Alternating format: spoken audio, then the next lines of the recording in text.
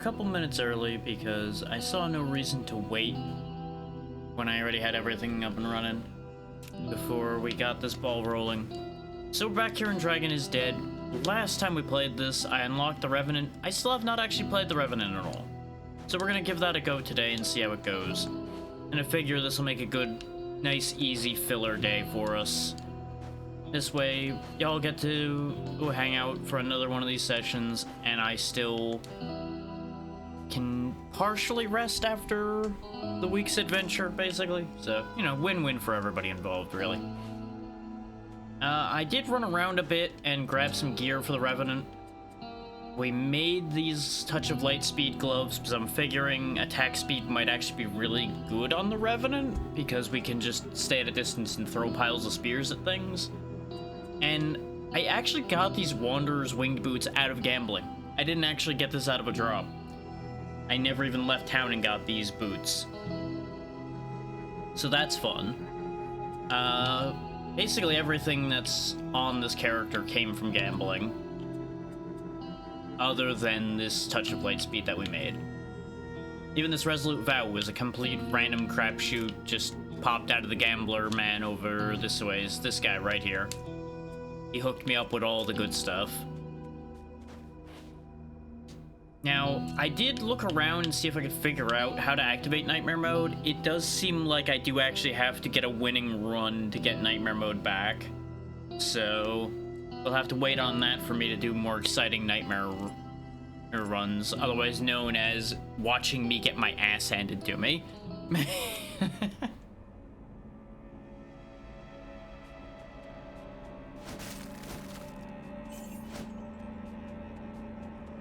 Now, this gear's not as thought through or set up as my other characters are, so I'm betting once we get out of the early game, we're gonna start to struggle a bit, unless I find some good stuff. Okay, there's a bit of auto-aim to the spears, because that aimed upward a little bit for me when I was a little under my target. And this is doing way more damage than I thought it was going to right out the gate. But, you know, we do have a decent javelin, so that makes sense. You have throwing knives and javelins, it seems, so far with the Revenant, so you have your one-handed option in the throwing knives and your two-handed option in the javelins. I didn't get any good throwing knives, so I kept the javelin.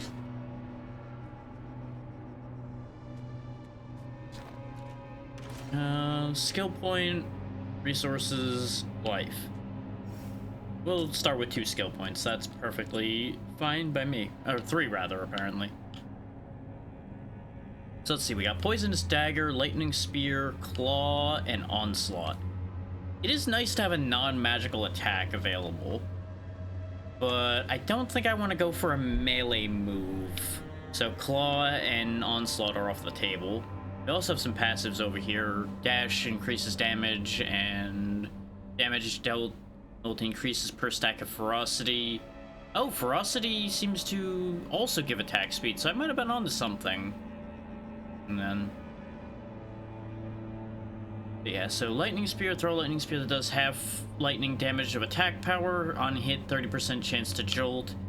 Or Poisonous Dagger, which deals 35% damage of poison and makes the target poison for 5 seconds, dealing 25% damage per second. Let's go for poison, because we've really not interacted with poison in this game really at all, because nobody else has really had a poison move that I can think of.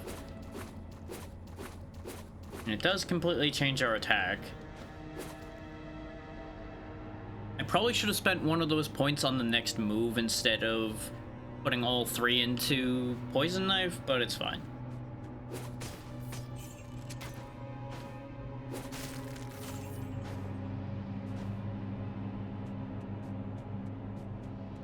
Now, another thing I want to talk about right quick is there are a couple games that are guaranteed to be getting played in the future from the Donathon, and I thought about it and I decided I'm going to do those, at least start doing those next week.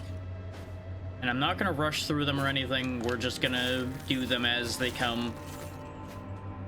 This way, you know, people get what they paid for, basically. Go ahead and grab our first artifact. Attack speed and crit chance. This would have been good if I had went for Lightning Spear, but we didn't, so that's not helpful. We'll just take Reconciliation for now. Just the flat 15% extra attack power will be useful.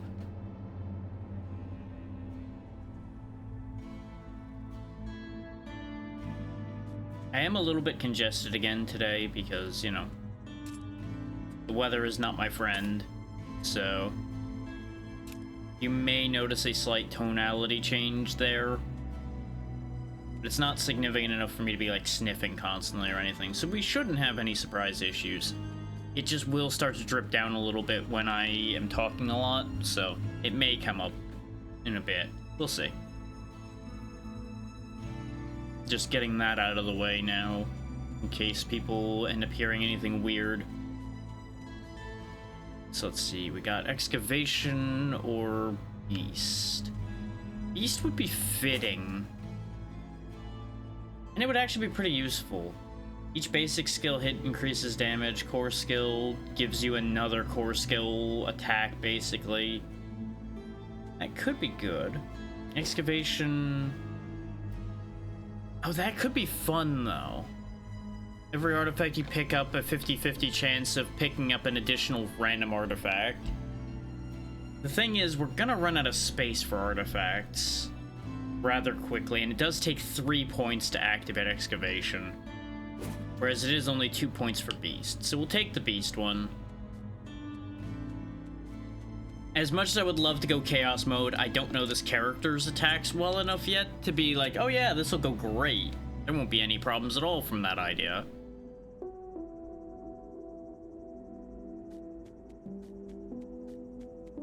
Hello, tree. What do you got for me today? Life and less resource. Extra potion space, less resource. Considering our life pool, I'm gonna take the health.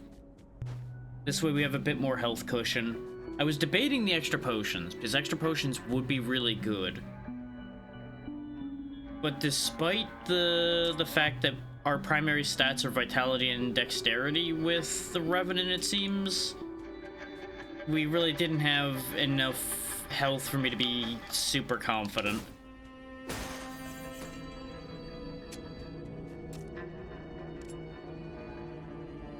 So let's see, we'll go ahead and grab Pursuing Snake, throw a poison dagger at 4 nearby enemies for 20 poison damage and make the target poison for 5 seconds. This poison only does 10%. So every poison is going to be different, which is interesting.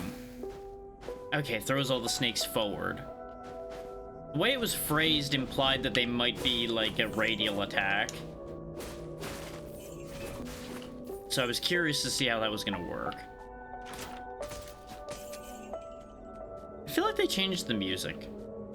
I don't remember this area having different music. There have been a bunch of small updates lately, so maybe that they added more music now.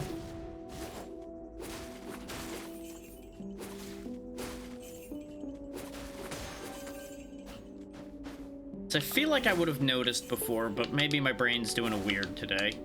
Wouldn't surprise me.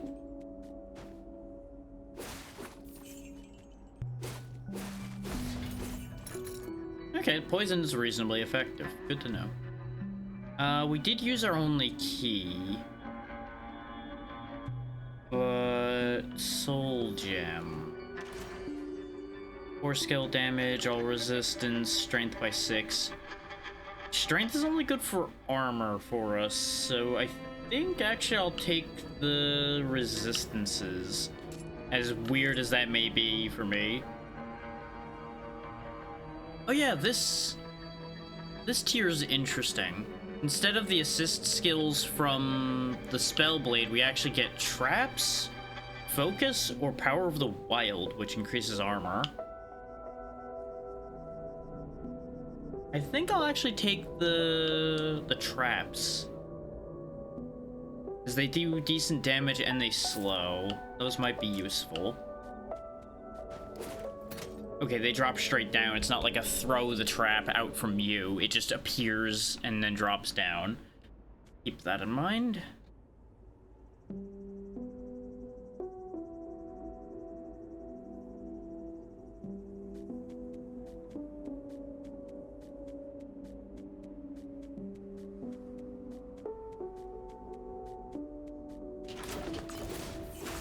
Nope.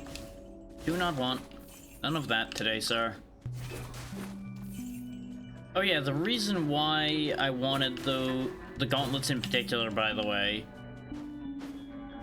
is as you can see, they are scaling up pretty quickly now that we have a decent attacking ability.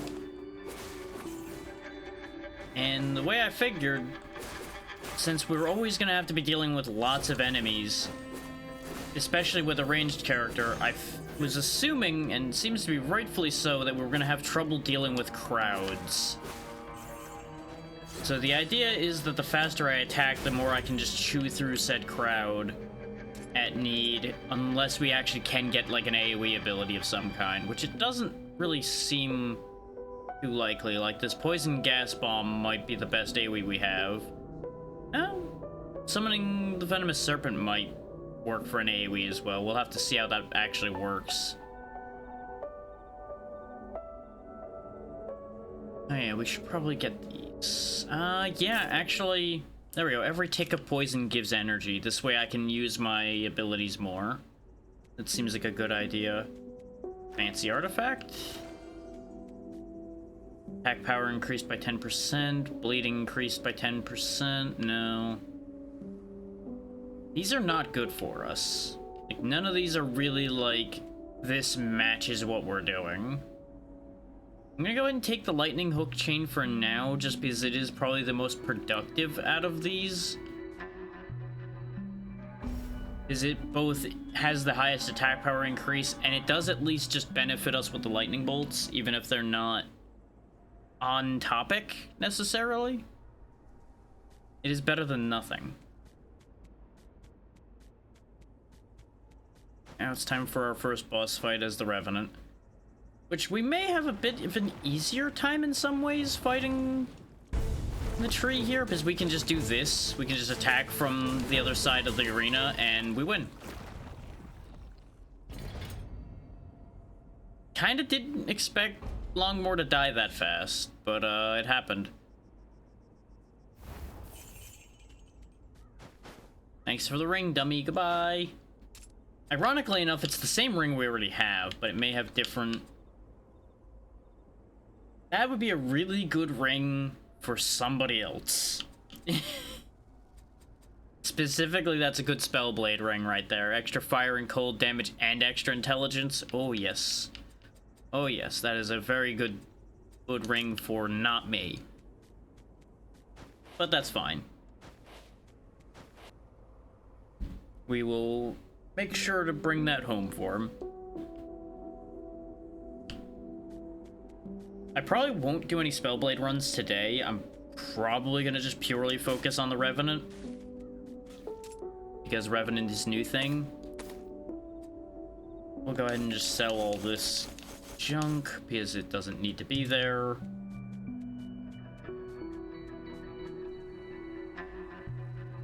Movement speed isn't bad. Amplifying Grimoire is not very exciting, but is useful. The Aesthetics Vow would get us Beast. And that's not a bad thing for us to have. This way, at least we have a synergy going. Oh yeah, for those wondering what the bottle I have over there on the left is, that is giving me more experience and making my resources cost less. I picked it up from the herbalist on the way out, but I grabbed it before the session properly started. That's why you wouldn't have seen what it did. Yeah, we have vulnerability, elements, punishment, and rampage other than the beast. Yeah, I think activating beast might be a good choice here, but let's see what the skill points are first. Nope, I can't afford the only one that's on the set I'm using, so Aesthetics Vow it is then. And honestly, extra health might be good. You would figure, since we're a ranged character, I would be aiming to avoid worrying about health, and ordinarily you'd be right. Ordinarily that would be how I would go about this, but since it's a learning run, I'm gonna be careful with my health. For now, at least. Like, the run after this, we're probably gonna go glass cannon-y and go crazy. Because judging from the damage we're able to output even when we're being reasonably cautious, the damage output on the Revenant's gonna be hilarious.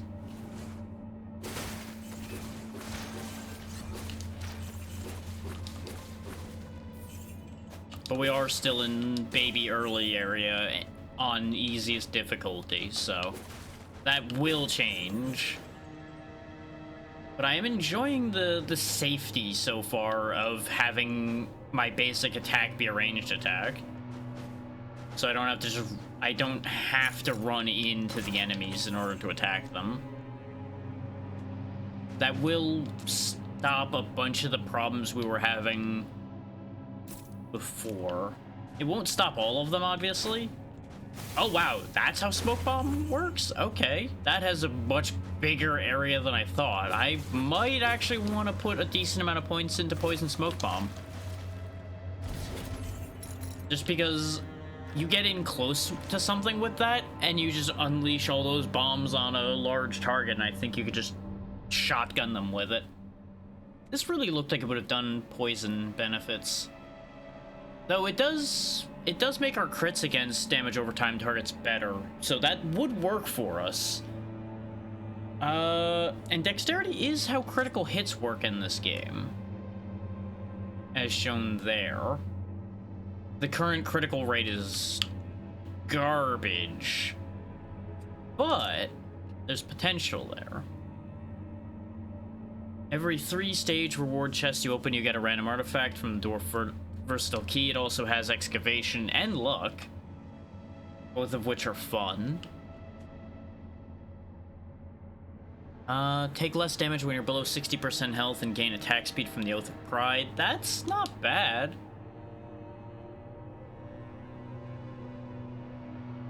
I'll probably be below 60% a lot. And then you can get Forlorn Hope as well, which will further increase your attack speed and power. I don't think that's what I want for this, though. I think that's something I would rather for the Berserker.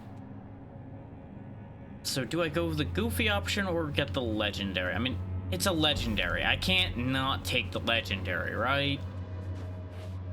Or Order of Magnitude usually says the rarest thing is the best thing.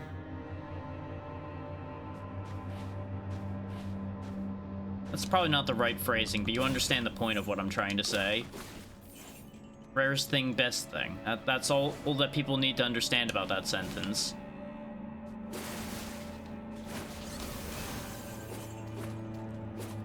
It's a shame that I can't manually attack upward, because I was trying to throw knives up at this bunch that's up here, and it just wasn't having it. You can only throw horizontally. But this being the only ranged character, it kind of makes sense that you wouldn't have something for that. Extra projectile damage is very good for us. The strength is kind of useless, but now we have extra armor, I guess, so not the worst thing. That does really seem like a belt, though, that would be good for the Berserker with the amount of strength it gives. What do these do? When casting Mastery Skill, increase max life. Garbage. Each successive use of Mastery Skill increases damage. That's not bad. Damage dealt by Mastery Skill increases by how much energy you have. All barrier values in Revenant increases by 10%. And damage dealt by Mastery Skill to enemies in vulnerable status increases by 10%. When casting Assistance Skill, activate barrier that absorbs 10% life. That's why there's a barrier skill up here. Okay. That's pretty useful. When casting Dash, have a 10% chance to gain 10 energy. When casting Assistance Skill, gain 10 energy. Or damage dealt by Core Skill increases 7% per 10 energy. Okay. Well, we're gonna take that rune thing, though that is gonna involve me remembering to cast my traps. That's gonna be the only catch to that idea. If I don't remember to play traps, I won't get my protection. So there is a trade there, but we'll see how it goes. Resource restoration on kill, fire damage, and a ton of dexterity? Yeah. And I do have to manually take that ring off, or it will replace the legendary ring, because it goes left to right with those ring placements. Specifically, it goes into the leftmost slot and never goes anywhere else. It doesn't like to listen. But that was a worthwhile side trip to make. Without a doubt. Whether it'll carry us through this run or not, probably not. but it'll be beneficial.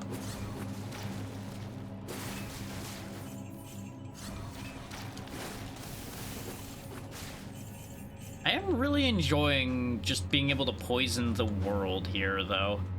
Poison builds are not something I'm usually super jazzed about, but it's been very satisfying so far, just having the field around me just collapse without me having to continue attacking. Dexterity increased by 12, intelligence by 12, armor by 30. We're taking the dexterity because that's our main stat. And now our dexterity is actually higher than our strength, as it should be. As you can see, the critical hit growth is not great. The critical hit chance growth off of the stat is abysmal. You do not want to rely on that as your means of generating crit rate. You are much better off getting skills that increase crit rate, artifacts that increase crit rate, and just anything other than the dexterity stat for crit rate.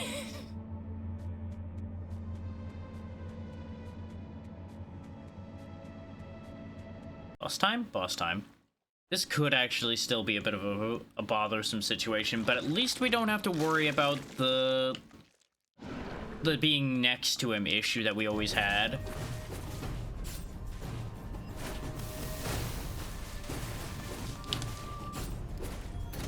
It's our barrier. That poison is doing work. There we go. Darkness cleansed. Yay. Why is everything Retribution of Iron Wall? I don't mind, but why is it... Okay, there we go. We got Resolute Vow as well. Very good. It's not a bad Retribution of Iron Wall, though. Flat 2% damage reduction is never a bad thing to have. So something's out of alignment here. There we go. I knew I forgot something. It's because I forgot to pop one of the windows back up. That's actually really good armor for a Berserker, potentially. The lightning resistance is irrelevant, but the 32 strength is pretty nice. I think that might be the highest increase to a stat I've seen. Oh no, the 35 here is higher. For some reason I thought that was 25. Doesn't matter. Oh yeah, in case you were wondering why I had so much vitality, it's this amulet that I gambled for. 21 vitality is very nice. In case anybody's like, wow, the Revenant just starts with a lot of vitality, huh? No, absolutely not. Now we can summon a serpent. Behold. Oh wow, it just straight up is just a serpent sticking up out of the floor for a while. Okay, very good. I thought that was like one of those, it was gonna like do a poison explosion in the shape of a serpent or something. No, quite literal, just poison snake out of the floor. Understood. I needed to learn how that worked, and since we were gonna be in here for a bit, it was the best time to go for it. Basic skill damage on those gauntlets is pretty nifty, but we would have to give up our legendary. Either I just never noticed the music before, or the music has changed. And the scary thing is I could honestly believe that I just completely didn't notice the music. But why would I be noticing it now is where the question mark on that comes from. Plague would be really good for us. And everything that's taking damage over time having a 7% increased crit hit chance would play into what we're doing quite nicely. Yeah, give me that. Give it. The goose statue's also not bad for the flat gold gain. Nah. I made the right choice. Let's actually take the pursuing snakes. Actually, yeah, we can take both. We'll just take both. What I was going to say is I want to avoid falling into the trap that I always fall into, where I just rely very heavily on my basic attack. But if we can just make both of them better, that's just good.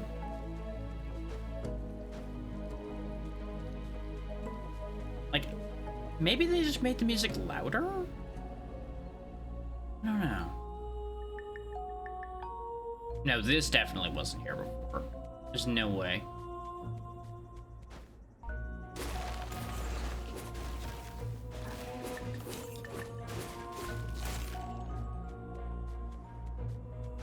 But I would have figured that music would have been something they would have added for 1.0, and it wasn't. I'm like 90% sure it wasn't there when we played before.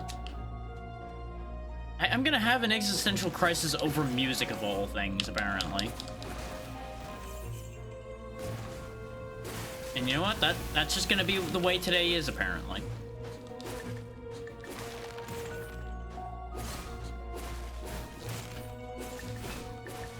Like, I was congested the day we played this last as well, but I feel like I wasn't so congested I wouldn't have heard music.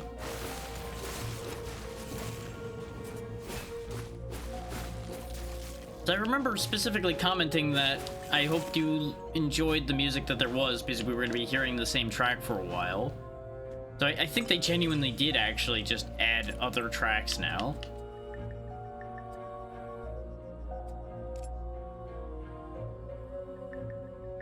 After casting ultimate skill, evasion rate increases by 15%. Interesting. When you hit with ultimate skill, there's a 5% chance to restore life by 5%. That could be good, because I assume that's going to scale up to probably like 25% once it's fully leveled. Movement speed increases. Damage dealt to enemies increased by 10%. Okay. Enemies are put in a vulnerable state near Kashar. The poison cloud on summon could be good. I don't think we need to increase Kashar's damage by 10%. That's not really that big a deal. What about this? Damage dealt to poisoned enemies increases by 10% per stack of poison. Yes! I'm going to assume that's only going to affect things that are in the smoke bomb, though.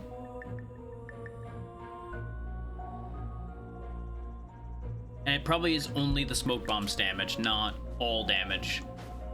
If it was all damage, that would be disgustingly good for us.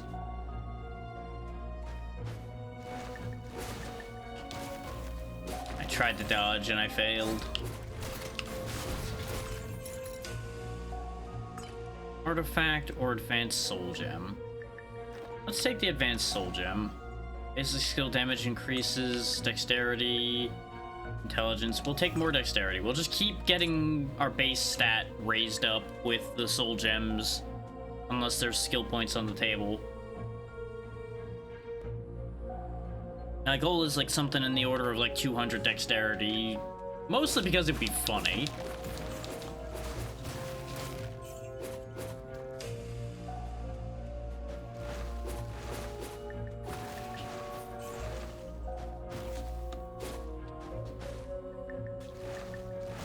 Our poison does just so much damage. I wanted to see in a vacuum just how much damage it did, and it was like doing 200 or so a tick. And our regular attacks are doing like 300. So that's a good amount. That's a good amount. Let's finish off our poison dagger though, since it is already pretty high up. There's technically one more point available in there, but we won't worry about that right now.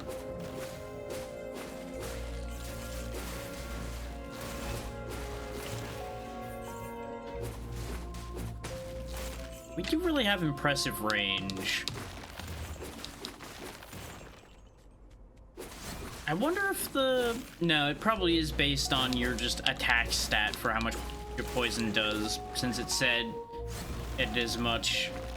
I was just debating whether the critical hits would actually make the poison applied on the crit do more, and I'm betting it doesn't. That would be really cool and really potent, but I'm pretty sure that's not how that works. That and keeping a calculation for that would be needless fiddle on the code side anyway. And that just doesn't seem like something that'd be likely to be done. Next resources, mastery skill damage, intelligence. Well, guess we're taking the resources. So I don't use the mastery skill enough. There we go. Now the daggers are maxed out. Remember when I said I wasn't going to do that, and then I just did that? regardless. Force of habit kicks in real easy sometimes. We could pay to remove all the skill points though and reshuffle them if I really feel like messing with that. Hello, chairman. I'm going to poison you and your chair. Enjoy wood rot. Yes, I know your chair has no wood in it. I'm gonna make it wood and then I'm gonna give it wood rot.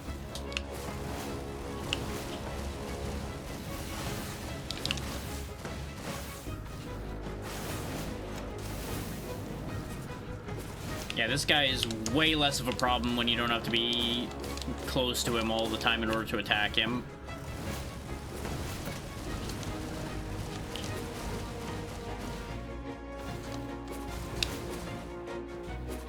Like, I don't think he even hit us. Because it's just that much easier to avoid when you're not in point-blank range. Crazy idea. Is this glove better for us? Mastery skill and crit chance. No, the projectile damage is too good. The 2% crit chance is actually not bad, considering crit chance is kind of hard to raise in this game. But I think we are better off with what we have.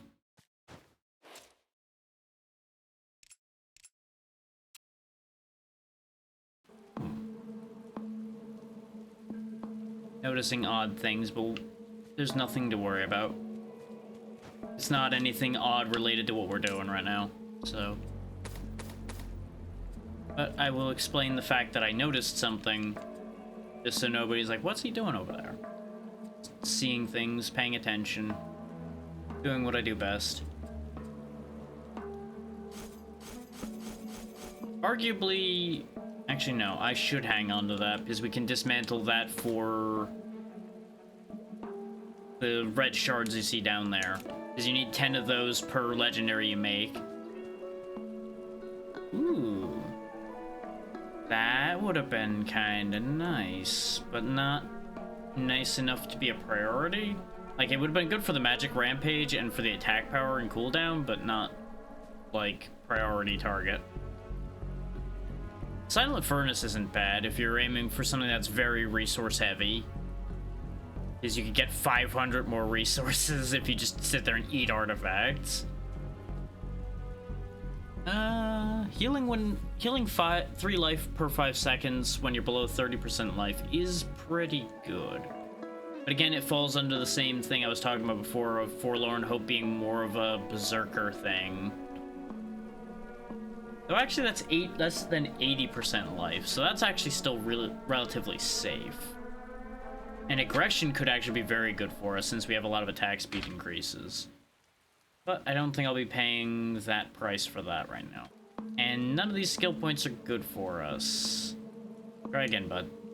Hey, pursuing snakes. Very good. If I had more room for more skills, I would absolutely grab more random skill points to have more random skills. Because that's just how I do things, as y'all have seen.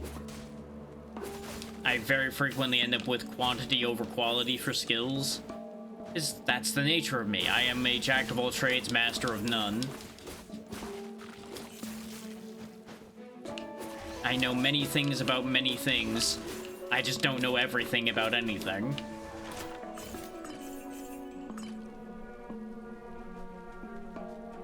But I have found myself decreasing in the amount of things I'm learning about, which is unfortunate. And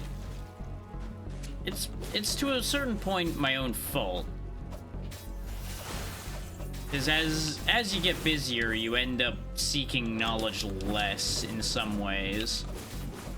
Because you're focusing on dealing with everything you're dealing with at the time. And anything that's not relevant to that ends up taking a back seat.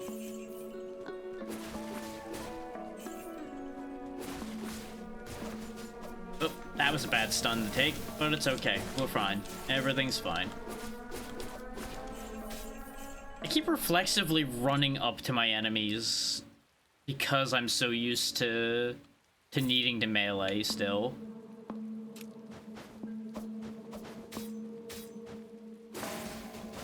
Yeah, since the snakes are homing, I can also just kind of let them loose. Apparently I should have just waited. We gained another level. Oh well. Soul Gem. Dexterity by 6, health by 15, armor by 15. Well, more dexterity. Most of the dexterity I have right now is from those stat gems at this point. Like, I think a solid half of it.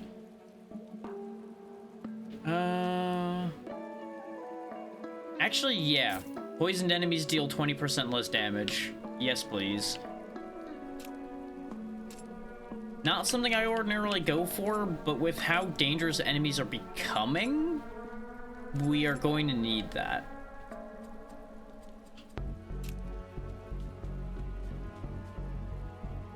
Like, that is going to become required, especially in boss fights. Because as we saw when I was playing last, we do eventually hit a point where you kind of have to go toe-to-toe with a boss, no matter how good your build is at killing quickly.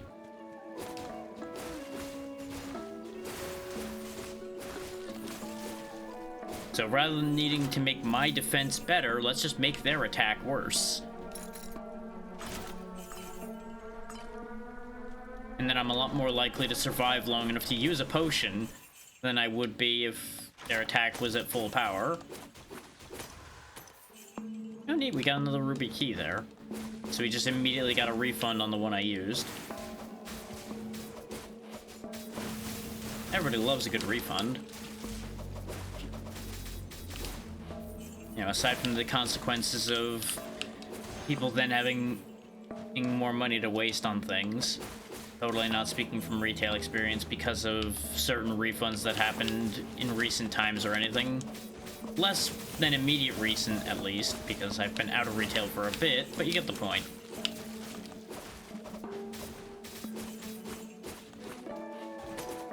Interesting. That guy just didn't get poisoned, or at least he wasn't visibly poisoned.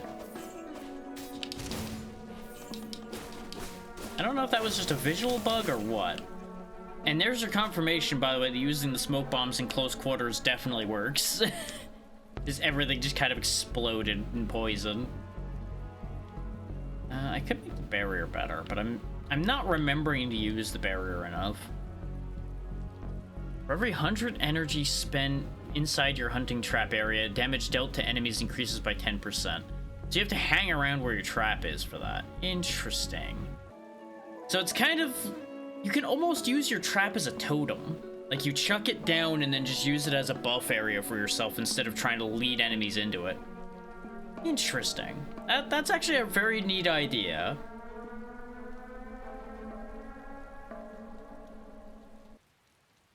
When hitting enemies in vulnerable status with Pursuing Snake, it deals poison damage equal to 50% of attack power, puts enemy in poison status, and healing 25%.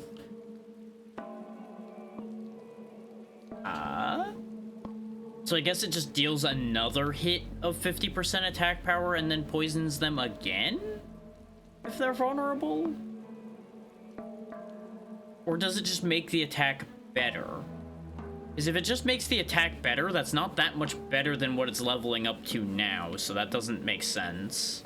I'm not really sure what that's telling me. We also don't have a reliable way of applying vulnerable, so I think I'm just gonna leave off the bonuses on Pursuing Snake for the moment and just max out the straight level for it.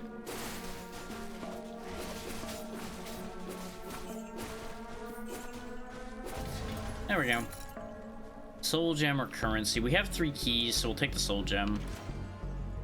Resistances, intelligence, mastery damage. Okay, take more resistances. I feel like I'm doing this backwards. I feel like the ranged character should be the one not taking the resistances, and I should have been taking it with the melee ones. But that would be if I do things the way people normally do them. When have I ever done that? These guys are just hanging out, and then they go squish.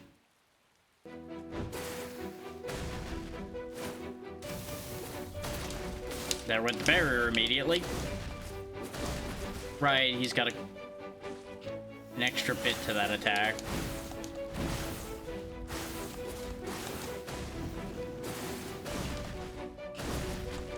I was hoping to get enough hover to avoid that. Turns out that did not work according to plan at all. This whole trying to hover away from his attacks scheme really has not been paying off.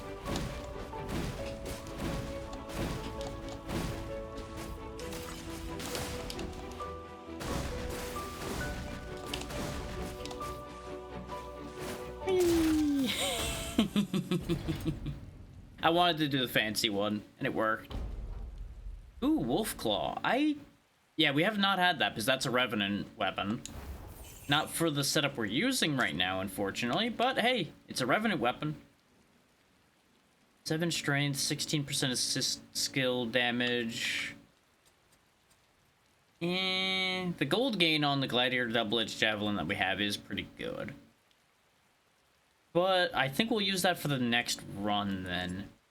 Is Wolf Brawl, I presume, is an ice. Yeah, it's an ice move. 4 ice wolves leap at 4 enemies, dealing cold damage equal to 7% of attack.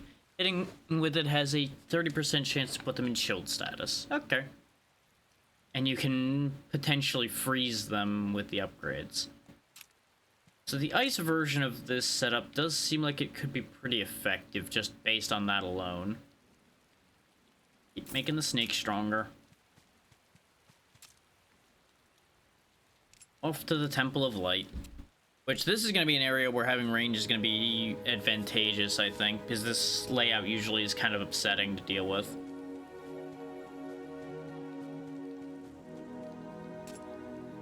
Go ahead and pawn off all of our non-magical little thingamajigs. There we go.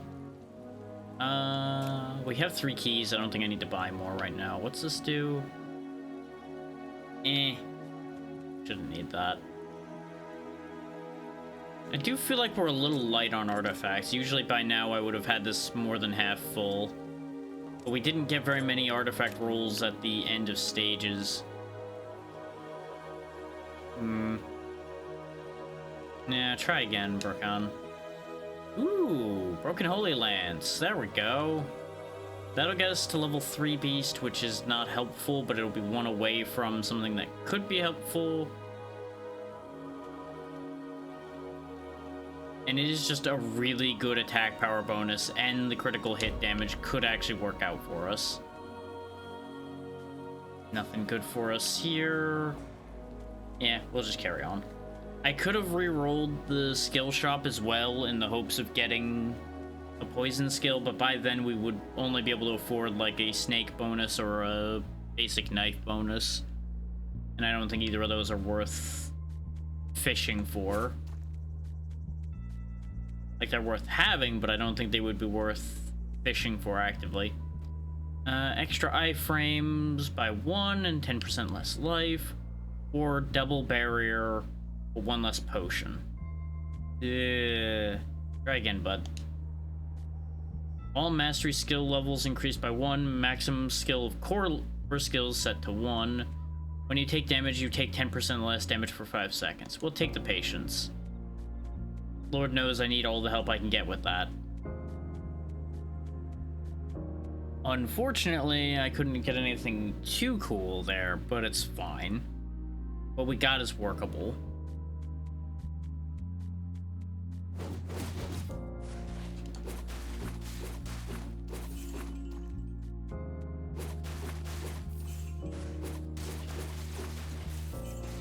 There we go.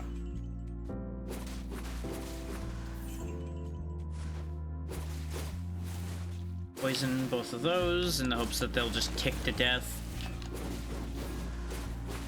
So it's not looking like that was gonna work out.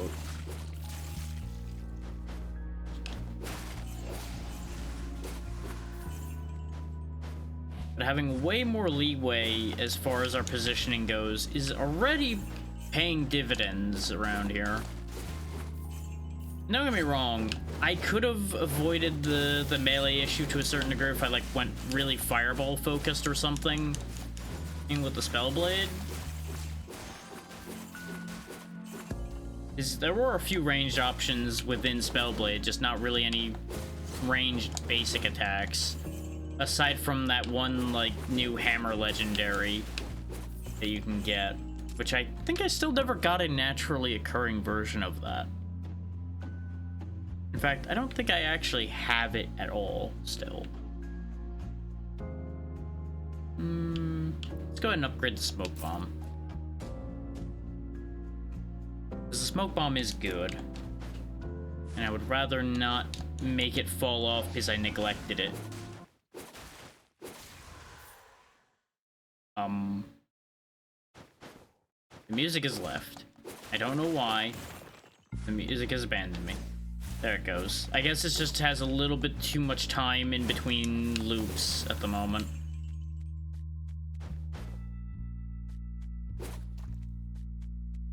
It was just a really noticeable silence for a second there.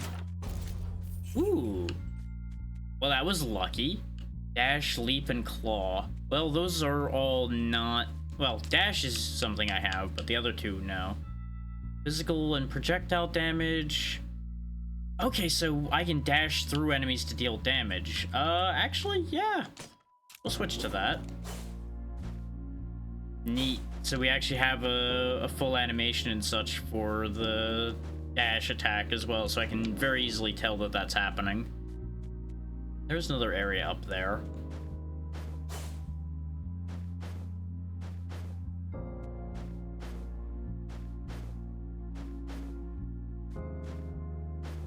Betting there's... Oh, nope, there's enemies up here, so I did have to come up here. I was gonna say I'm betting this isn't gonna be worth my time. It looks like this is where the exit was, so actually it is very worth our time. There we go. So we didn't have to go down below at all. We had to go up here. Interesting. Skill point by 1, max life, strength. Skill point then. Make our smoke bomb stronger.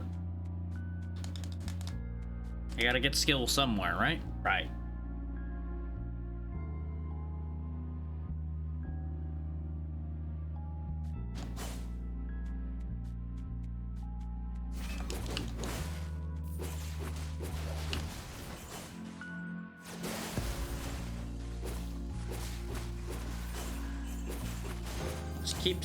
Just keep stabbing, keep it all rolling. One more point and smoke bombs will be maxed out. The fact that I can smoke bomb flying targets like that is actually really funny to me for some reason. Ow.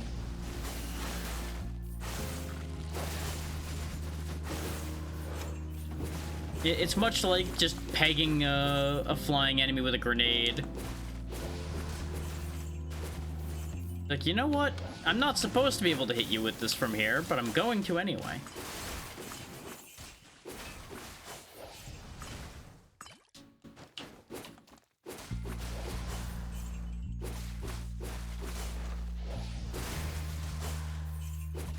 Oh, how words change over time, or at least your perception of them.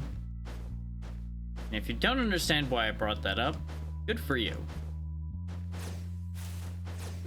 You're probably better off that way.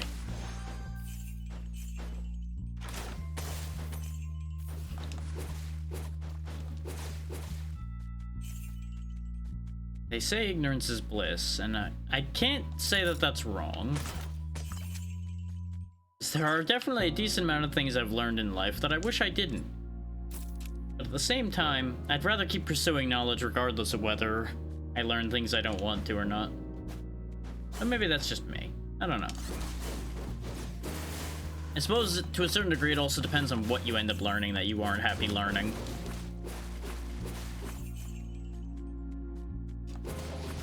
There's always degrees to everything. Yeah, I guess I'll take the artifact. Concealed Blade would give me level 3 Plague, which doesn't do anything.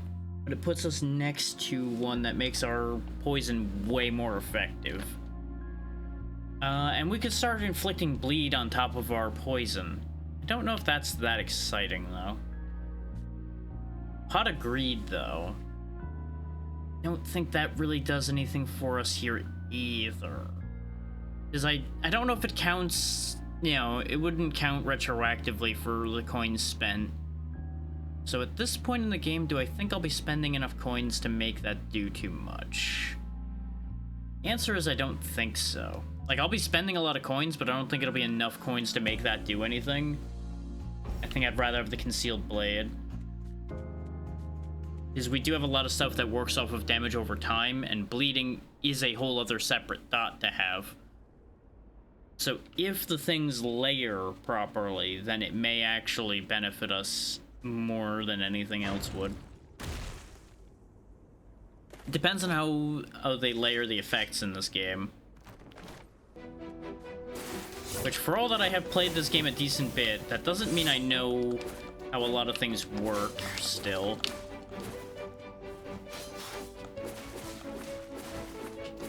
Poison is going to make Vandivus less annoying, but I feel like Vandivus is still going to be annoying. Because there's still a lot of, hey, I teleported away, hee. That's going to be happening.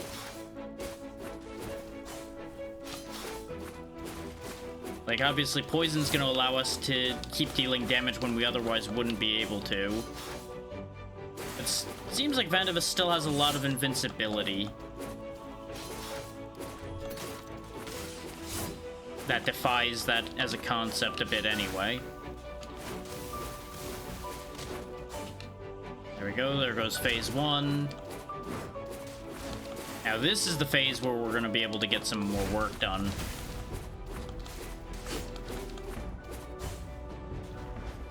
As Vandivus will stay still a bit more, and not just teleport away from every attack we're trying to do.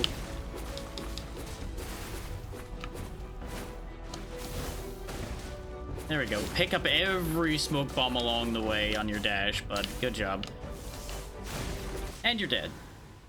That was a very big hit at the end there, too, with the crit. Hey, another touch of light speed. Hooray. Javelin of Darkness. Not bad, but not great. This is also not bad, but not great. Oh yeah, idols are our offhand, by the way, but when you're using a javelin, you can't use an offhand. His javelins are two-handed. So we would need a knife to use this Ward Engraved Idol, which is a shame, because the damage over time increase would actually be fairly useful. You know... Nuts to the vitality, long live the dexterity. When you're offering me increasing my main attack stat by half of the value I already have in exchange for losing most of my dexterity, not gonna lie, you got me at that point. You've given me a winning option.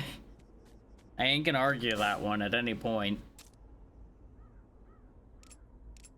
Off to the Black Plateau. Okay. Kinda dig the music playing here. So far, all these songs have been good. I could throw away 8,000 coins right now and get 10 levels. You know what? Sure, why not, for fun? I have 10 skill points to spend suddenly. Okay, we can further debuff enemy attack with the poison gas, or they could explode if they're vulnerable. Again, we don't have reliable vulnerable stacking, so we'll do that. But max out our mastery skill. So now all of our core abilities are maxed out. Actually, yeah, there we go. There's a reasonably reliable way to apply vulnerable. 17% chance, so I guess it'll cap out at like an 18 or 20% chance? Something like that?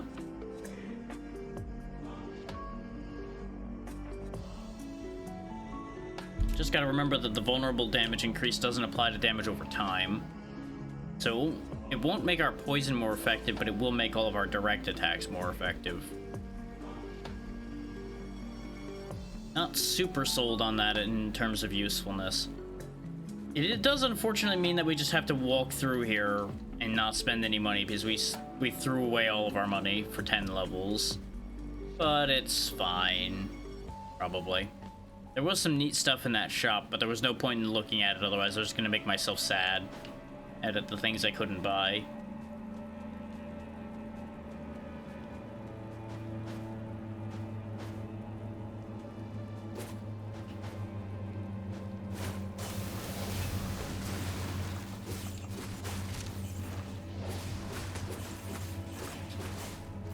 They're definitely getting way tankier. Like, even with 10 extra levels, they're not dying very easily.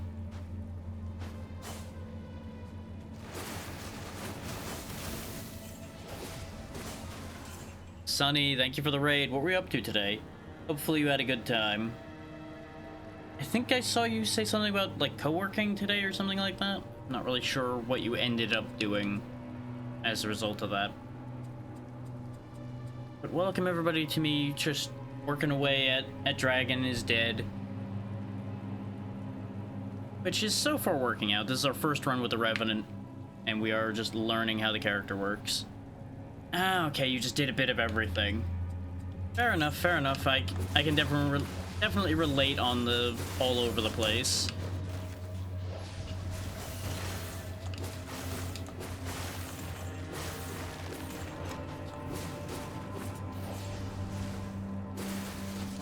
At the end of the day, as long as you had a good time, that's what matters. Yep. Ah. Which board game turned digital? Because there's a lot of them. And some of the adaptations are definitely better than others. Ah, okay. I think I have that, and I never actually did anything with it. Shocking concept that there's something I have that I didn't do something with.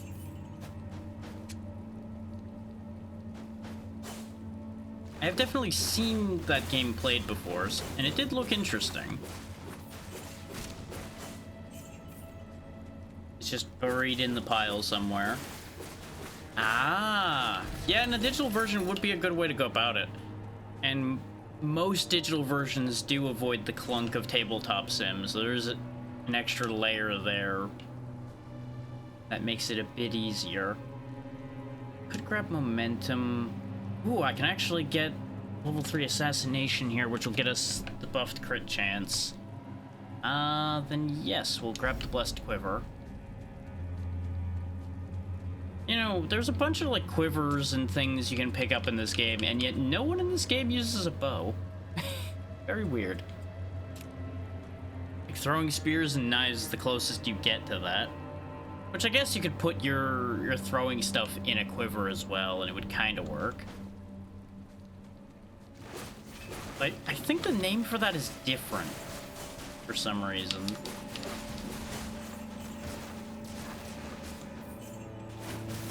Not really sure.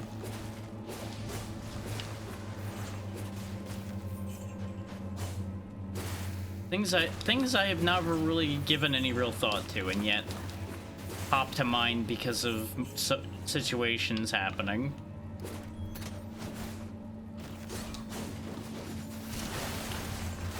Go, serpent, get them. Protect me.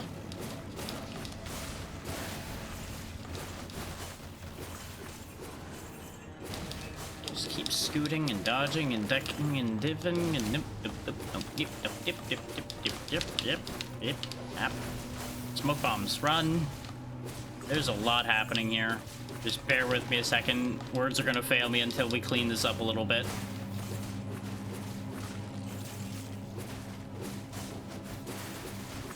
There we go. Okay, now I can think again. Otherwise, if I had stopped to really think too much, all hell was gonna break loose and bad things were gonna happen. Having a decent evade chance is weird to me. I don't think I've ever played a setup where I had decent dodge. So just seeing the dodge prompt popping up so often is confusing to me. Now that okay, yeah, it does cap out at 20. We'll go ahead and grab the 20% vulnerable, and then we'll actually go grab the stuff that benefits off vulnerable chance. Blessed Rosary, 15% critical hit damage. Oh, this does the same thing that the quiver does, right? Because it's another one of the talent items. I could start using that to get my stats up. Or we could get the baby leech, which will get us Beast 4. There's the versatile key again, but at this point it's too late to go for that. I would have had to go for it in the previous stage that we saw it. Because it requires 3 stages is worth of reward chests, and we're running out of stages in this run. I'm gonna go ahead and take the Blessed Rosary, though.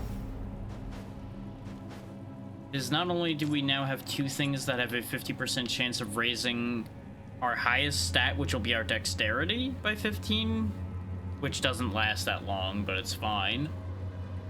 We'll also be gaining stats hand over fist as we level now.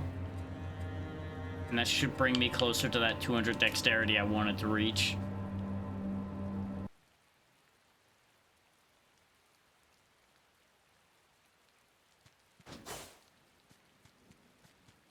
Of course, now we gotta get through another boss, and this is probably gonna be the one that will kill me if any of them are going to kill me. This is the one we've always had trouble with. But I can more readily avoid his attacks now because we're fighting at range instead of up close and personal.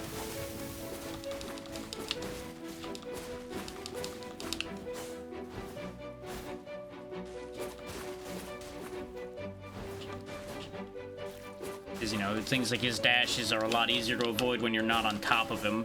I just need to not throw one too many attacks when he goes to do it.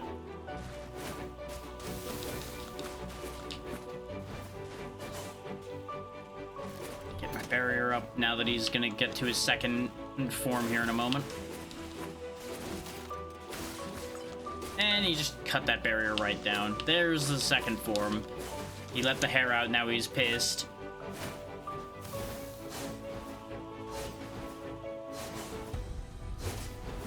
Right, I forgot that you keep throwing them at that point. I did it. Gotta be really careful about electrocute attacks because you get stunned for a really long time.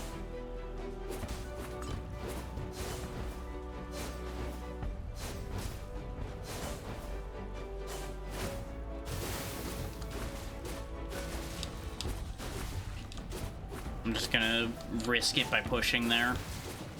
Got it. Okay. That could have gone really badly. If I didn't drink a couple potions there, we probably would have lost that attempt. And we already had Gale Spear, but that might be a better one. We'll take a look in a moment here. Or as soon as we clean up. There we go. Let's see. So current Gale Spear is 166% when dashing, 6% physical, 17% projectile. That is a better dash attack, and it is good damage over time. So I trade my immediate damage for much better poison damage. Which we are very poison focused on this set.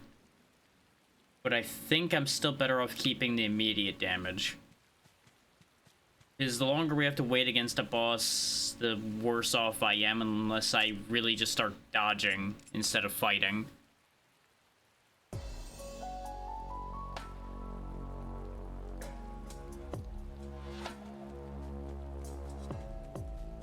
Didn't make that much gold on that route either. Merciless Destroyer. That could fulfill that beast requirement again. Aggression we just really don't have. We don't really apply enough debuffs for that to be consistent.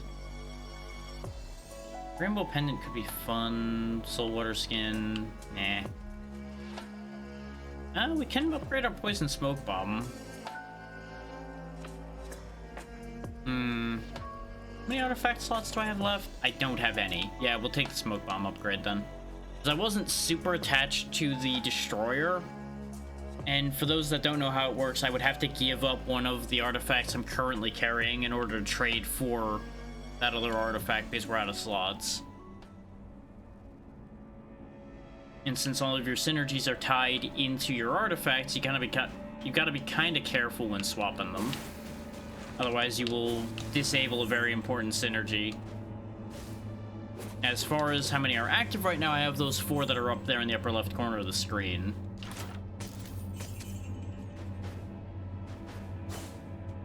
And they are very important to this character functioning as effectively as they are for me to have them.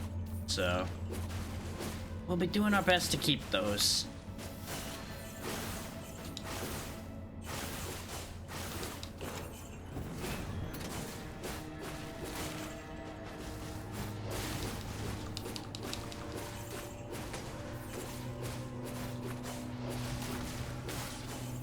This game is equal parts your capability as a player, your gear, and your synergies.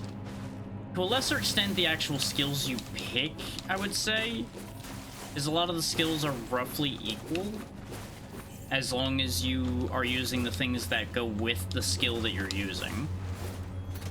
Like, if you're just trying to use just whatever, you're probably not going to be that effective compared to if you actually use all the support that the game has built in for the various sets of skills.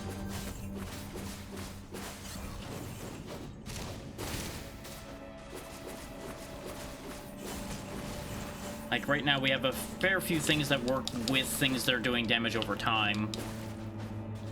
So our basic attacks are much more effective while things are already poisoned, for example, as opposed to just relying on just the straight damage we're doing or the poison itself. It's all mixing together. But, you know, not really breaking any new ground with statements like that, but this is what's making the setup we have what it is.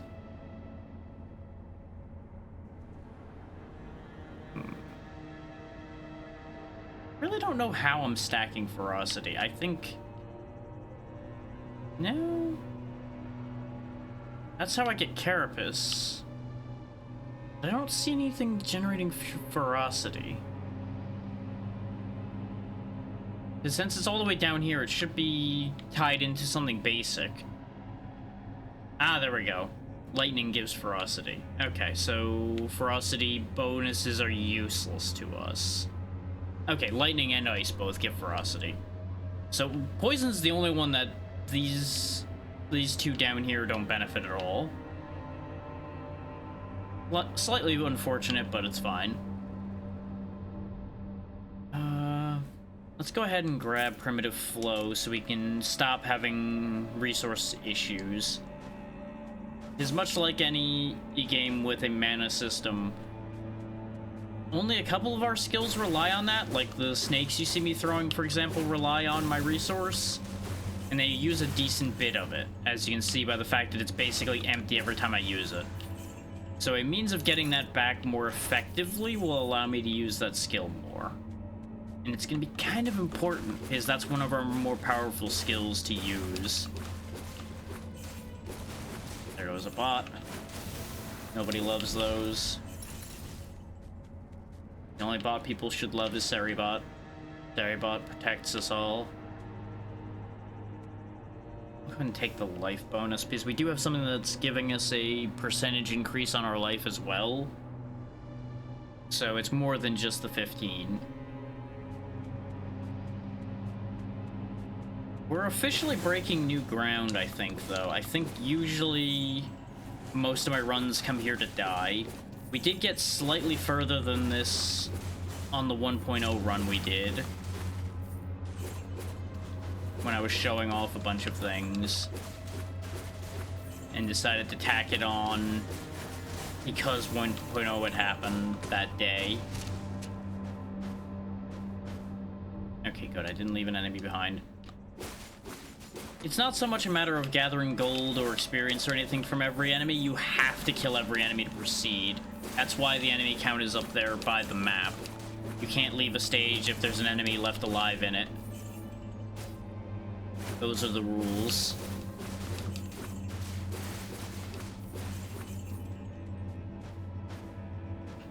As you can see by how high that count is, the enemy amount does get really, really scarily high after a while.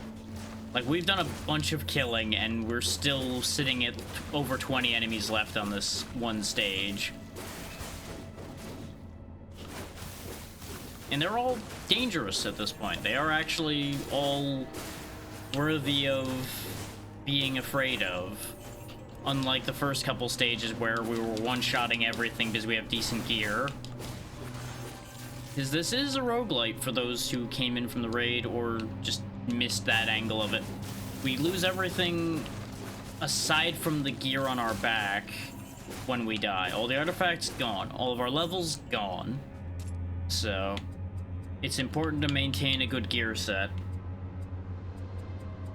so that you have a good, strong starting point.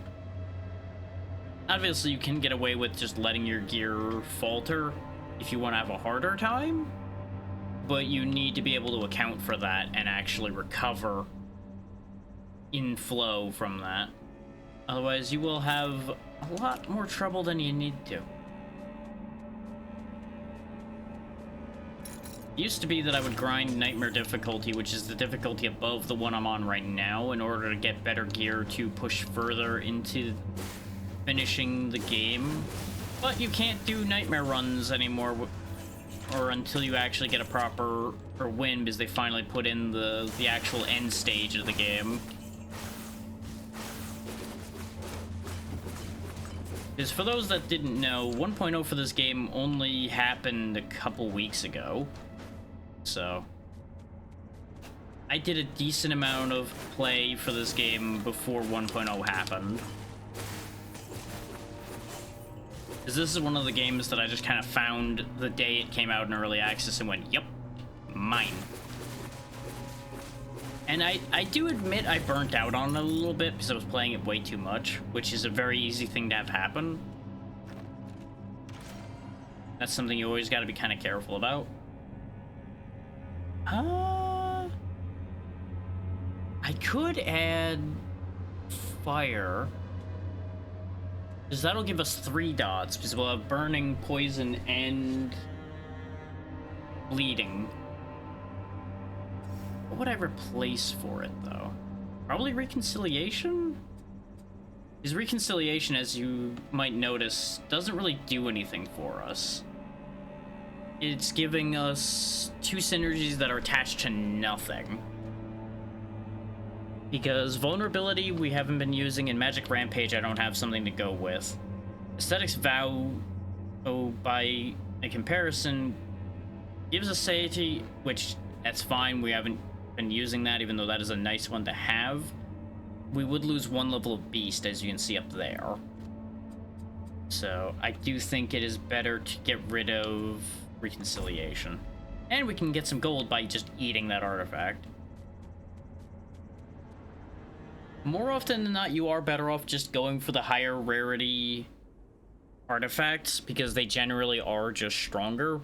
There are a couple edge cases where there's a lower tier artifact that will be more effective, but that depends on what your very specific setup is and what the needs of said very specific setup are. Yeah, this is usually the boss we died to. We have beaten him once.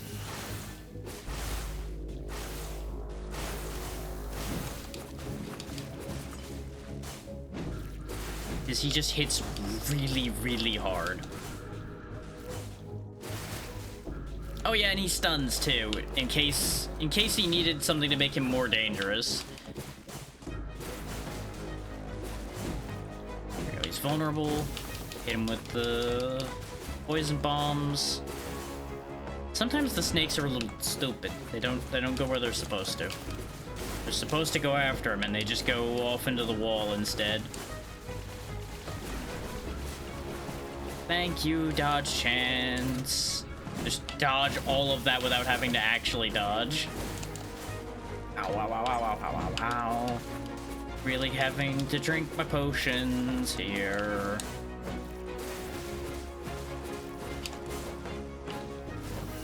Go, my serpent. There we go.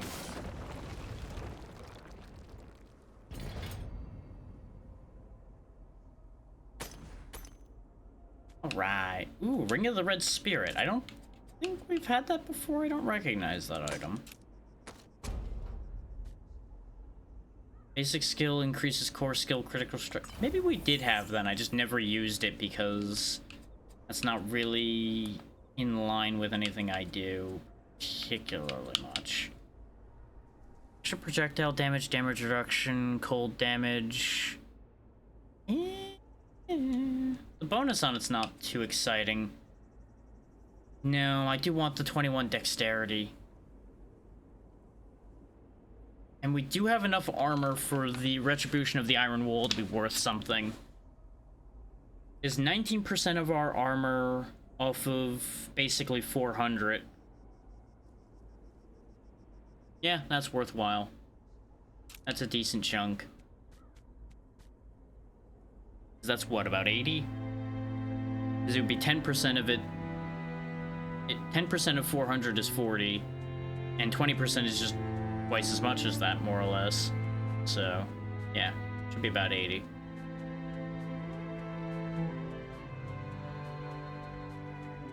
Sometimes when you use shortcuts in math, though, things don't end up lining up correctly.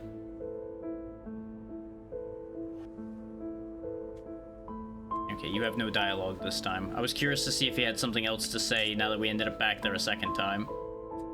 But on the note of our inventory being full, time to clean out everything that isn't legendary again. And they do have the bulk sell options, but I very rarely think to do it. That is an amulet we've never seen before, I do believe.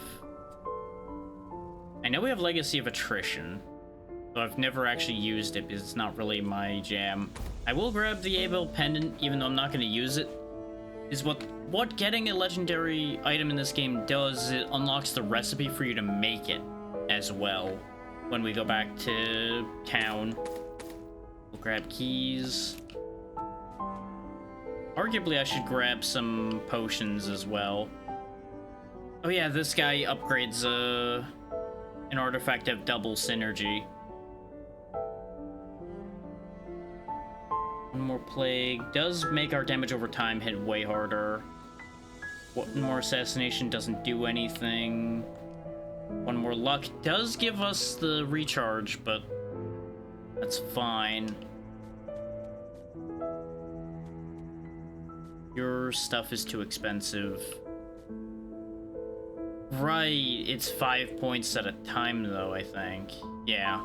That's why this is so expensive. He'll just straight up give you 5 skill points in something. So we could just learn maxed out Lightning Spear right here, right now, for example.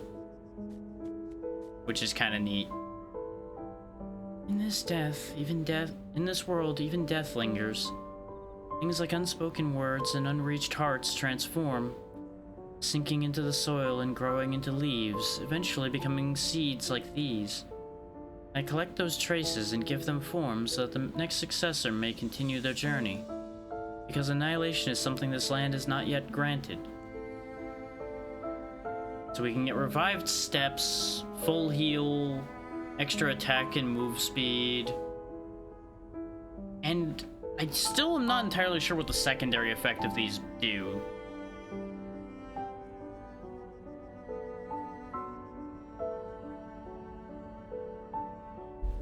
So I think I'm going to leave that alone because that is expensive. It may be in my best interest just to get the upgraded Concealed Blade. The problem is Concealed Blade is only a magic artifact, so I'd be better off replacing it. But we also have like the Lightning Hook chain that's not attached to any of our skills, and the 2 normal artifacts as well. So yeah, we'll go ahead and upgrade that so we have our 80% extra damage over time.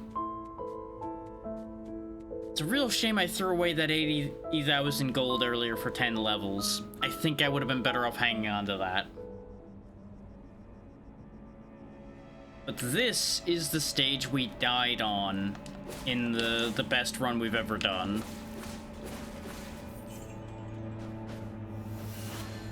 Because we technically had gotten a winning run before they added the stages. So technically the only win we had ever gotten was Undone.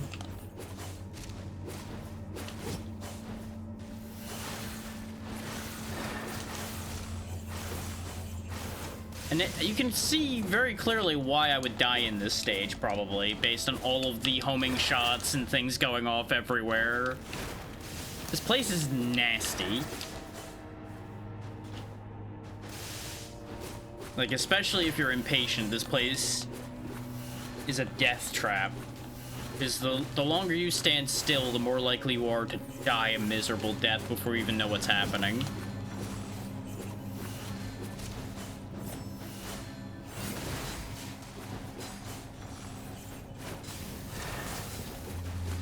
Oh yeah, and there's also tanky guys like that will block all of your shots. Like, they've got everything covered. Which makes sense. This is like the last bastion of the enemy forces here. So they are really ready for you now.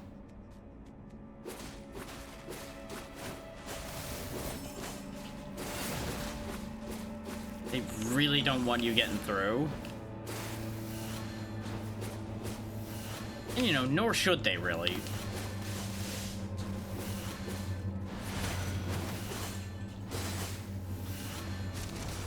I pressed the button to summon the serpent. There we go. I had to press it twice because I think I got hit when I tried to do it, so it didn't take. Oh boy. Oh boy. Oh boy. Do not want. Here, have some smoke bombs. And some snakes. As you can see, the hit stun is what makes this really bad, because you can end up just getting chain stunned. Especially because of, like, those lightning spears that these guys throw.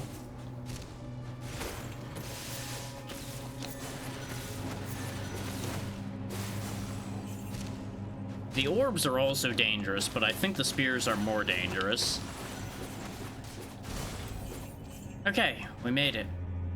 We are officially, I think, further in than we ever have been, because I think I died in this first section when we got here the first time, and we never been back since. Oh boy. I didn't gain any skill points. Right, this Resolute Vow had strength, which is not what we need. Because for those who haven't played this, the three classes all rely on a different one of the three main stats, strength, dexterity, and int, for their attack power. Revenant, as you might imagine, being a ranged character, relies on dexterity, Spellblade relies on intelligence, and the Berserker relies on strength. Everybody shares power from vitality. As you can see here, everybody gets skill damage from vitality, so if you just want to be, like, super tanky, they actually support you doing damage because of that. And there's also side effects to all of the stats, like everybody benefits from armor from strength, everybody benefits from crit chance and evasion from dexterity, and everybody benefits from magic resist from intelligence. Just to lesser degrees. Legendary gear or a skill level. Let's go ahead and grab the legendary gear. Mara's Belief. Actually, that could be really good for us. Not as good as it could have been, but still better than this helmet because cold and ultimate skill damage aren't really that important for us. But our critical hit chance is actually decent now. It's 34%. So that'll boost our damage output, which might be enough to push us over. We'll see.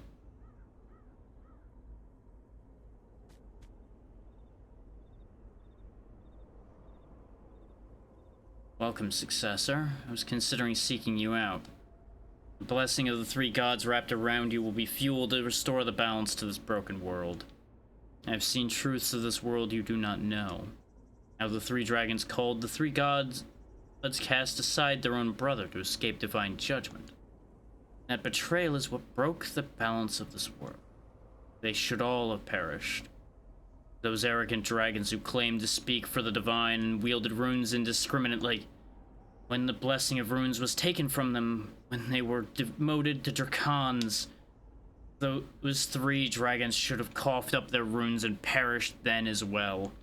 They should have handed over those runes to other creatures. But they used Gurnian as their scapegoat and survived as divine agents. Bitterly betrayed, Gurnian died while cursing the divine and those dragons. And that's where the horrors of imbalance began. That's how the Rune of Annihilation became trapped in the realm within the rift. The Circle of Dawn is a group of people who seek to make Gurnian's heart inside the rift whole to restore balance to the world of 4 runes. Successor, is there succession for this world or for those 3 dragons? Take up your weapon. I shall bind you to hasten the complete revival of the Rune of Annihilation. Oh wow, you're faster than I thought you'd be. Oh, and you summon Dawn Soldiers, huh? I should have expected as much considering you're the Enforcer of Dawn.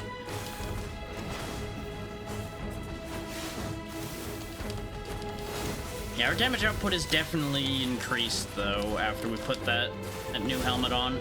Ow. I'm glad I barriered up right at that moment, because I wasn't confident I could avoid that.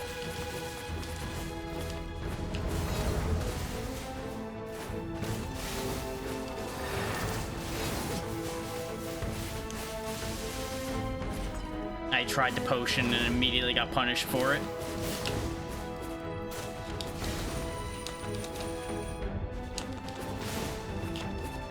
Our poison is doing a lot of work, and there, down goes Sirkin, first try. Alright. Dawn hasn't come yet. But you have gone. Iron Spear, maximum stacks of shell has increased by 8. The other half of that say... Max life increases by 3% per stack. Okay. A lot of vitality, some crit chance, and it's a decently strong javelin, just like our Gale Spear is. Not something I think I'd prioritize, but there is a way to make that useful, probably. Now, the question is, since this was the pledge room, is that the end? Or is there more? Nope, there's more. Didn't we just go through the Corridor of Dawn? I guess there's a second Corridor of Dawn then, huh? Oh, never mind. Okay, those guys just explode.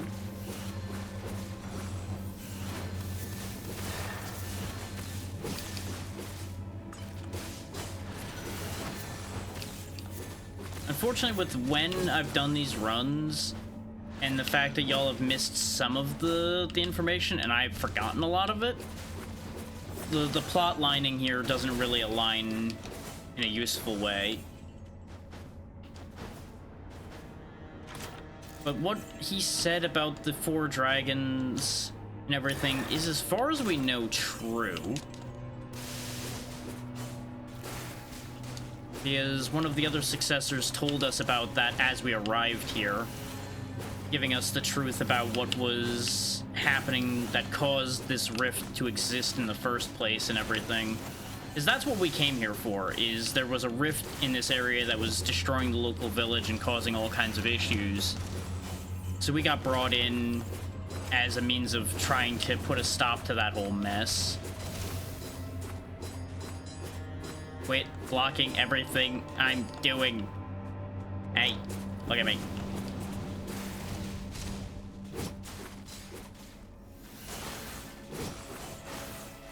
I'm doing a massive oversimplification there, but that's the main beats that I remember of that line of thought.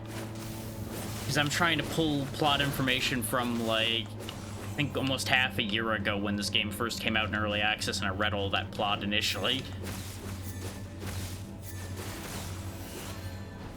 Which it actually came up through early access reasonably quickly, if you think about it. There we go, we'll go ahead and have that put all enemies nearby in a vulnerable state as well.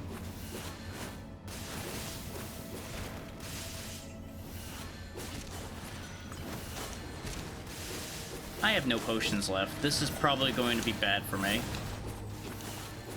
I need to stop just greeting through fights here, or like I had been doing in the past.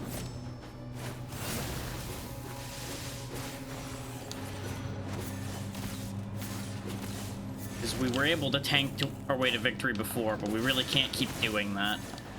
Because they do enough damage that I actually would need to keep chugging potions like I do against bosses to keep doing that.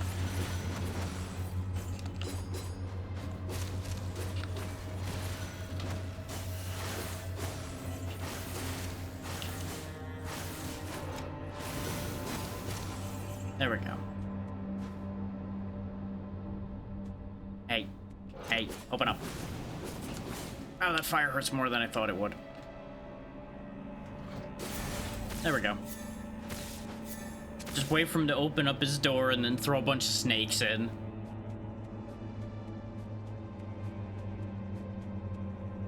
$5,000 magic stones, which that's or purple currency down there. That's for in-between runs mostly, and buying legendaries during the run apparently.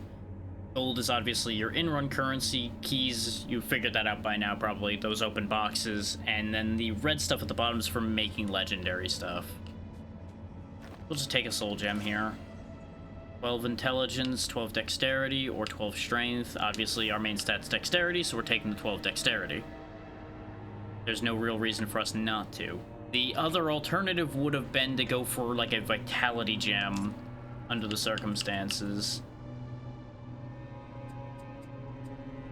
I don't think we're making it through this. I think we're gonna actually lose the run here because I don't have any healing left. Unless this is a really easy fight, which I doubt it will be. Successor, I see you've made it to the heart of the Circle of the Black Dawn. Let me ask you a question. What is it you seek here? The Rune of Annihilation? The end of the birth of demons? Do you really think your succession will end once you kill me and destroy Garnian's heart? The world's balance was already broken. There are only 3 pillars left to sustain the balance and will never be restored without the 4th one. And to restore the Rune of Annihilation, become a pillar myself. Then I shall recreate a new balance for this world failed by the 3 dragons, with me at the center. Successor, do you think my plan is wrong? My ambition is not wrong. It is those who couldn't give up the title of gods even in a wretched world like this. That vain authority and ignorance are true arrogance. See if you can stop me. Keep trying all you want. Just like I can't completely put an end to your succession, you will never be able to wholly stop my ambition. Because that is a thing. Successors are immortal, technically. They just keep coming back. If you think about it, it's really unfortunate. It's kind of a shit existence. But in a world like this, it's kind of necessary. Okay, those do cross back over. Yep, I knew I was dying there. Because I didn't know his pattern well enough. The fact that I cut through most of his first health bar with that shield, I'm already pretty happy. I expected to just get walloped immediately. But now we know what we're getting into. Though obviously I'm not going to just do another poison build, because that wouldn't be very interesting. Let's go ahead and put all of our legendary stuff away for the moment, so I can clean up a little easier. This big gentleman here is how we make legendaries. As you can see, we have a bunch of them available to us, but not all of them. Any of them that we have not held in our hands, we cannot make. So I swear I've had Relentless Cycle before. I think some of them ended up getting reset, and since I didn't have one on hand, I couldn't actually... Oh wait, no. It's showing an X. We don't have the rune for it. That's the problem with that one. Is you get those runes by defeating the bosses, but some of them are locked behind beating them on Nightmare difficulty. So I have some runes that technically I shouldn't have, because I did play some Nightmare difficulty before they finished the main progression of the game. So little bit of a sneaky one there, because you see you can only craft legendary gear you've previously obtained. But we could make our own Iron Spear, we can make our own Wolf Claw now. But you have to have existing non-legendary gear in your inventory to upgrade into legendary. And then they carry over the abilities that they had before that. So ideally you want to like upgrade yellow gear into legendary because it has the most bonuses on it already.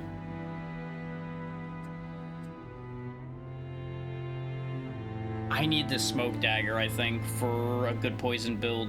All poison skills have a 3 to 10% chance to cast poison smoke bomb. Then I don't have to worry about actually casting that skill myself, and it takes the cost of it off the problem there. Though Venom Fang dagger chasing enemies would also be really good. Like, we just didn't get lucky as far as what legendary weapons we got. The weapons we got just don't pertain to the skills we were using.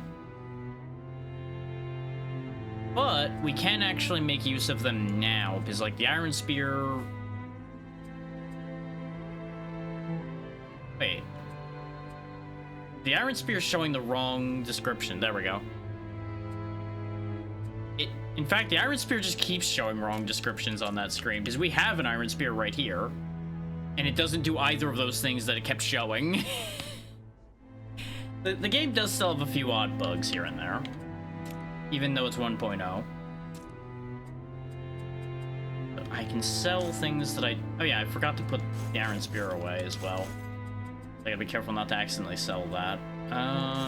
There we go. Sell everything that isn't legendary. And we'll figure out what I want to do here. Is we definitely don't need the damage over time now, because we're not going to be going poison again. I could take the cold damage and go for the ice options, because we could use the Wolf Claw that we have as well, and then see how Wolf Brawl works with no cooldown. Though the affixes on that Wolf Claw are kind of meh. What we can also do before we do that, though, is do a bit of gambling. Everybody enjoys a bit of gambling, right? Is you'll notice we have a chance of getting legendaries here. Turns out this can, in fact, roll legendaries you don't have, because that's where we got the boots I'm wearing from. Case in point, there's the Eagle Spear, which we didn't have before. So if I just roll a bunch of times, there's the Smoke Dagger as well, which would have been great to have earlier, but, you know. It is what it is.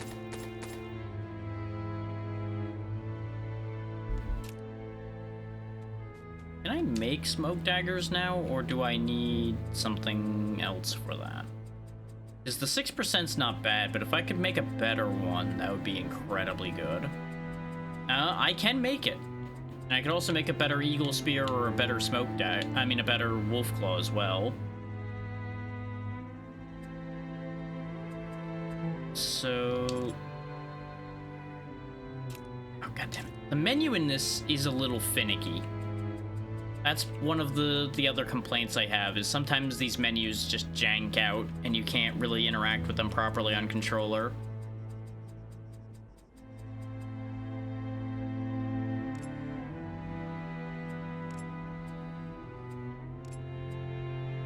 There we go. So our valid options for that would be any of these javelins. This one has 34 dexterity. That's a tempting one, but what about this? Vulnerable damage and cooldown reduction. Mystery skill damage, all magic damage, vulnerable damage. 23% projectile damage is pretty good, because everything we do is projectiles. Actually, no, not everything, because the ice is going to be things like claw and such, so actually, we want the dexterity definitely then. And now our eagles... Oh no, but this is a lightning one though, not the ice one. So we do want the projectile damage for this one then. Where was that one? Sorry, confusing myself. There we go. The bonus will carry over to the legendary version. So we'll go ahead and make that better Eagle Spear. And then we'll use the dexterity boosting one to make the... Oh wait, no. The dexterity boosting one won't be good for it, though, because it's a javelin, not a knife. I need a good knife. 16 dexterity isn't bad. It's a shame that the lightning damage is on a knife. Yeah, I think we'll just take the stat boosting then.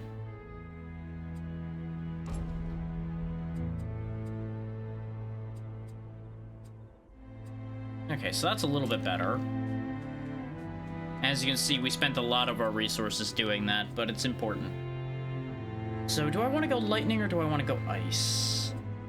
I do kind of want to do the ice one just because I feel like it'll be a much different setup, especially since we can also have an offhand with this. So I'll need to buy an offhand because we don't have any good ones. You know, whatever that is probably going to do, but we'll take a look before I commit to that idea. No, actually, that's pretty bad. Hey, we got a legendary one. Damage dealt to enemies per stack increases by 6%. Okay. Just grab a couple more just in case. Because the bonuses on this are kind of meh. That one gives a bit of dexterity, but is otherwise pretty mid as well. Thing is, I don't know what it means by damage dealt per stack. I'm gonna assume it's relevant to anything that stacks and deals damage, so it might even be for like poison damage and such, so it might actually be good to pair that with Smoke Dagger. Which this Smoke Dagger is not great. This basic skill damage is nice, but the 38 strength is useless to us. So I think for now I will go ahead and just wear this Primordial token. And we've got a bunch of inventory cleanup to do after our gamble extravaganza.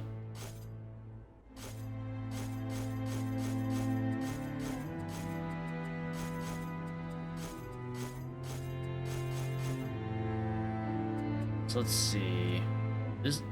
Oh, then again, the Eagle Spear we started with has 26 dexterity on it to begin with. So the one I made actually is worse, arguably. And it's also one level lower, so... So no, I'm doing the wrong thing again here. We get rid of our legendaries here. Gale Spear... I'll hang on to that. I am going to get rid of that because I'm not going to use it. We'll make a better Smoke Dagger in the future. We'll chuck the Eagle Spear in there. And I hit the wrong button. Oh wait, no, it was this, not the Gale Spear that I wanted to get rid of. Is what you gain by dismantling them in here is you get back some of those soul shards that you use to make legendaries. If you don't get those soul shards back, you're gonna eventually run out of them and then no more legendaries for you. Wouldn't that be a sad day? At some point I should also go back in here and sort these out and get rid of the extra ones that I don't need. But I don't need to do that on camera. Y'all don't need to see me sit there and fiddle fuck around with that.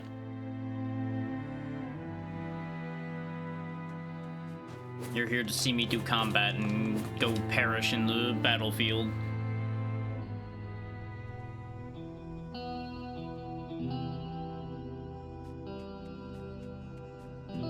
Now, I have a sneaking suspicion that ice is not going to work out as well. Oh yeah, here's where you would swap to either of the other two characters, by the way, just at the camp, at the edges of town. They all have their gear pre-equipped, so you don't have to worry about changing out what you're carrying to switch characters. It will carry over what's in your backpack down here at the bottom, but anything up here that's actually equipped will be saved to that character and trade over. So you'll have like a full Berserker set, a full Revenant set, and everything just waiting for you, as long as you've been that character at any point. If you've never been them, then their inventory will be empty other than like a basic weapon. Alright, so Claw. Yeah, that's what I was afraid of with this one. That's why I'm not sure how effective this is going to be, since our basic attack becomes melee again. Though the durability of the Revenant seems to be not too bad, so it might be okay. I probably should have rethought the rest of my equipment as well. But I didn't want to sit there and just ponder that and do a bunch of stuff there right now. Just understand that it would have been a better idea. Because I could have swapped out for like armor that gives me a bunch of free skill points on stuff and things like that. Which is what I usually do. So I think that's still on the Spellblade. So I would have had to go unequip it from him. So probably not worth the effort anyway.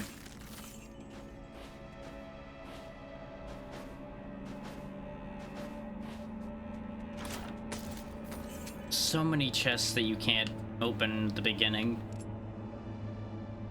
Let's see. We'll go ahead and get the Stack of Ferocity when in attacking. His attack speed will probably make the claws actually reasonably worth it. And the best part is you don't have to worry about stacking it by hitting something. It's just casting. So you could actually like swing at the air to prepare for a fight. Which seems silly, but it would work. Extra life, 2 skill points, 12 dexterity. Let's take the skill points. Start making headway early.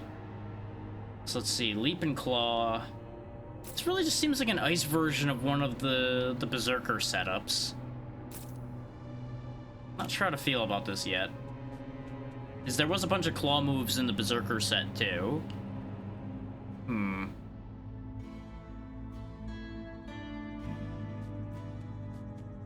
But we'll see how it goes. I'm not gonna be like, oh, I guess I'm just gonna get rid of this and try something else. Because there's still a chance that this could prove out. I'm just suspicious of it. Laz the Ice Wolf would be nice to have, but we can't afford that. God damn it, it's only Ice Wolf. Never mind. We'll just save our money for the moment. Which is a weird choice for me to make, I know. Me hanging on to my money. But nothing I saw there was particularly exciting. What do you got? Excavation or Rapidity? Rapidity is cooldown reduction. We're gonna actually take the Excavation. We'll go a little goofier this time. And it might pay off. It might also backfire miserably. Who knows? The only way to find out is to try.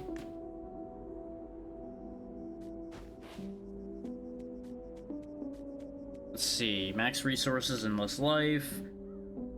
A lot more life and 1 less potion. That would be double the health we have, but I'm actually gonna tell the tree to reroll what its options are. Extra potions or extra life. We had the extra life last time and it didn't work out. We're actually gonna take the extra potions, because that's what killed us, is we ran out of potions.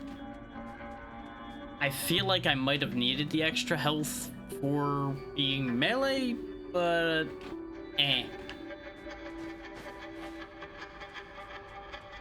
When have I done things that make sense, right? Right.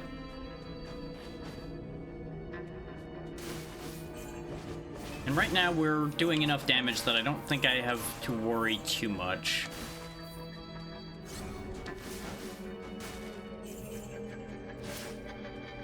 Okay, so the leap attack is the same as the attack we were doing when you were dashing with the other thing we had. So that's interesting. No. Okay, so we picked up 2 skill points. Based on what we're doing here...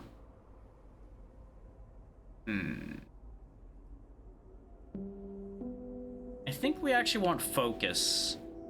Is we're gonna want the movement speed so we can actually close gaps to use our melee attacks better. And the extra evasion rate might save our life.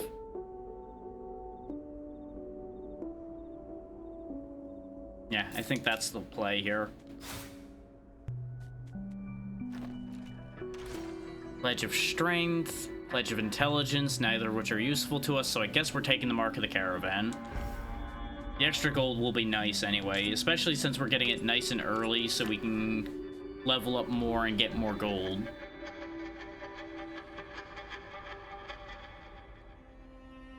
is getting it later on when you have longer times before you level means you just get less gold. It's a lot less effective, as you might imagine.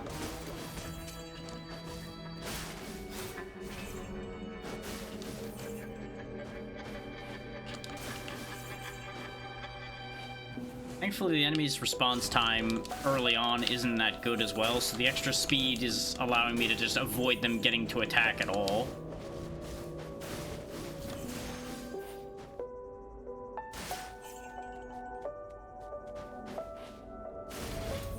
Honestly, this is what the Wolverine from that X-Men game we were playing the other day should have felt like, just running around clawing everything and just ripping and tearing through all of your problems.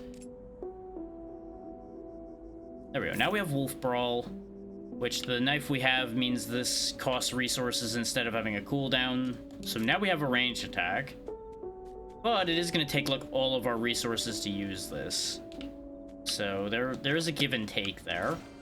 Attack power increased, life increased. Pledge of Intelligence comes back again, as if I want that. I think I'm actually going to go ahead and take the Satiation because we already have one thing towards that. And this will raise our max life.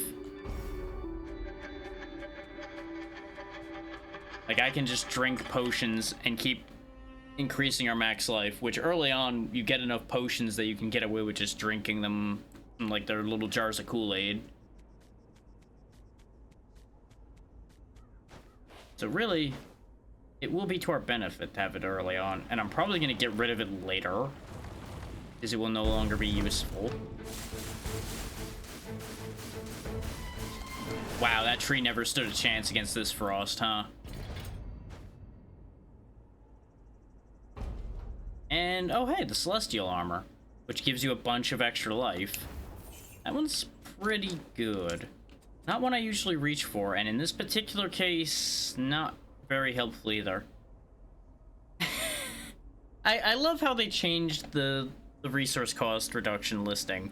It's now plus minus 3%. I seem to recall it used to just be minus 3%. And I guess people thought that was confusing. So now it's plus minus, which is totally less confusing. Absolutely less confusing. The stat bonuses on this are kind of useless to us, so we'll go ahead and actually swap for this. Yeah, that gives us a solid, like, 80-ish more health. So that's not bad. We're gonna need all the health we can get, after all, because slashy instead of throwing things.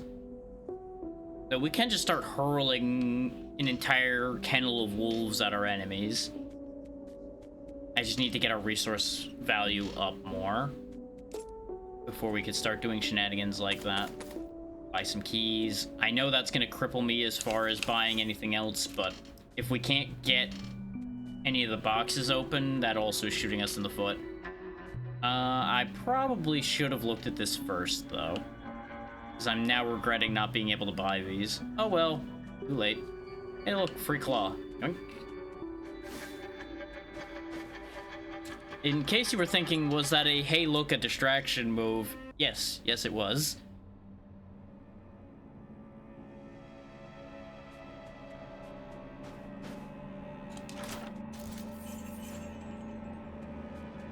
I will say that this is a very sleepy day for me, and it is warm, so I don't know how long we'll end up going for, but I am going to at least try to win.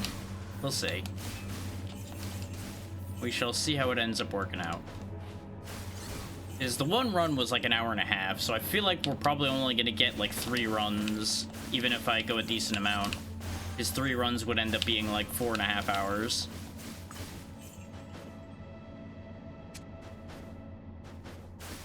But it also depends on if any of these runs just get, like, immediately bodied. Sure. Allow me to freeze things. That seems useful.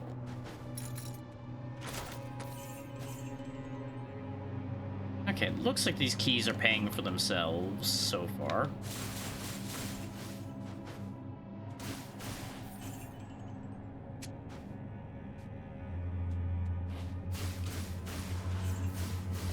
we go. Soul gem or an artifact. How many artifacts do I have? I have 2. We need more. Oath of Pride could be good for us. It actually works pretty well here because of the fact that I'm playing like a berserker, but we do have the protection of the Archmage as well. 30% chance to automatically use barrier skill when taking damage. Obviously it's useless if you have no barriers.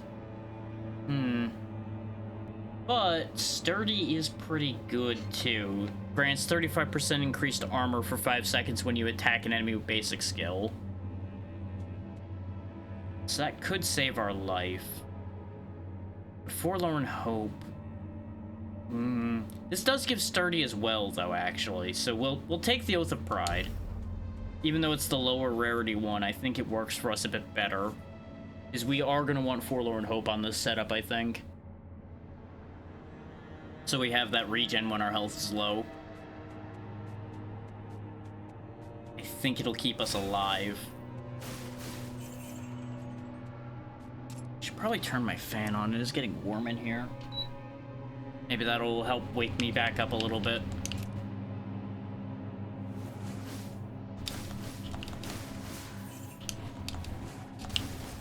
I thought I was gonna kill him quick enough. Having 2 moves that consume resources is biting me as I feared it would, so Wolf Claw might not be the one for an ice build, just because it does conflict with itself. It's either that or, like I said, I need to get a lot more resource generation or resource capacity, or ideally both, really.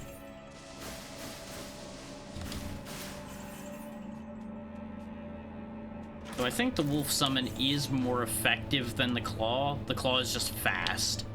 So it depends on if you have to deal with something immediately or not. If it's not an immediate problem, the Wolves are better. If it's an immediate problem, the Claw is better. Assuming the Claw can kill. Like, that's gonna be the catch at the end of the day, no matter which way you look at it. Now we have our AoE. Advanced Soul Gem or currency, obviously Advanced Soul Gem. 20 resource, 2 skill points, 12 strength.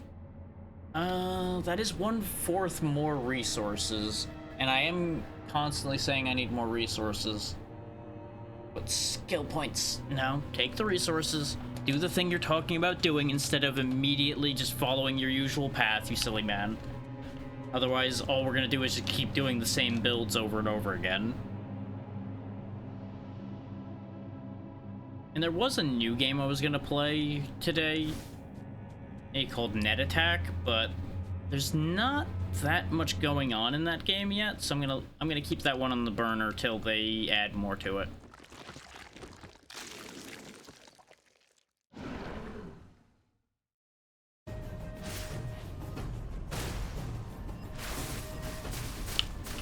Get him, Ice Doggo. Get him, other Ice Doggos.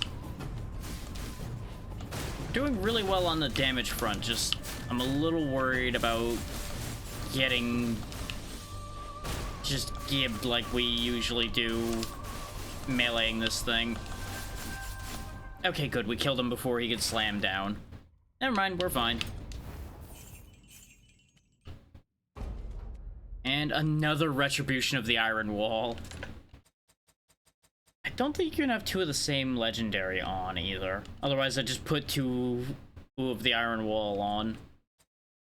Dodge chance, mastery skill, assistance skill. I would lose the 4% crit chance, though. And 4% may not sound like much, but when you only have 12%, it's kind of significant. That's 1/3 of my crit chance I'd be throwing away.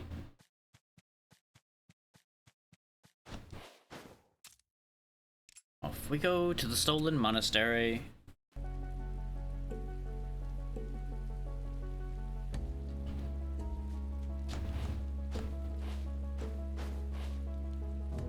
I don't need more keys, though I do only have 1 left. Heart of Frost Golem. We do arguably want that because we do chill damage. And it would make make anything that we chill take extra damage if we get the winter effect. Huh. Bosses now grant vulnerable instead of frozen. I'm not sure how to feel about that. Obviously, we still don't need the Pledge of Intelligence. We could get the Frozen Moss, though, instead of the Heart of Frost Golem. Because the Frozen Moss does give us a 50-50 chance to chill. Which right now, I think our Claw has a worse chance than that? Yeah, our Leaping Claw doesn't have that at all. It's this one. Yeah, it's 30% chance right now. So I think it ends up meaning that it would roll twice. Like, it rolls a 30% chance and then it rolls the 50% chance.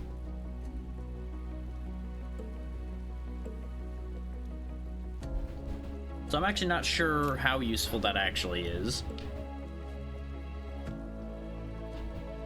These both do the same thing. If I could afford both, we could actually get both Winter and Rapidity right now.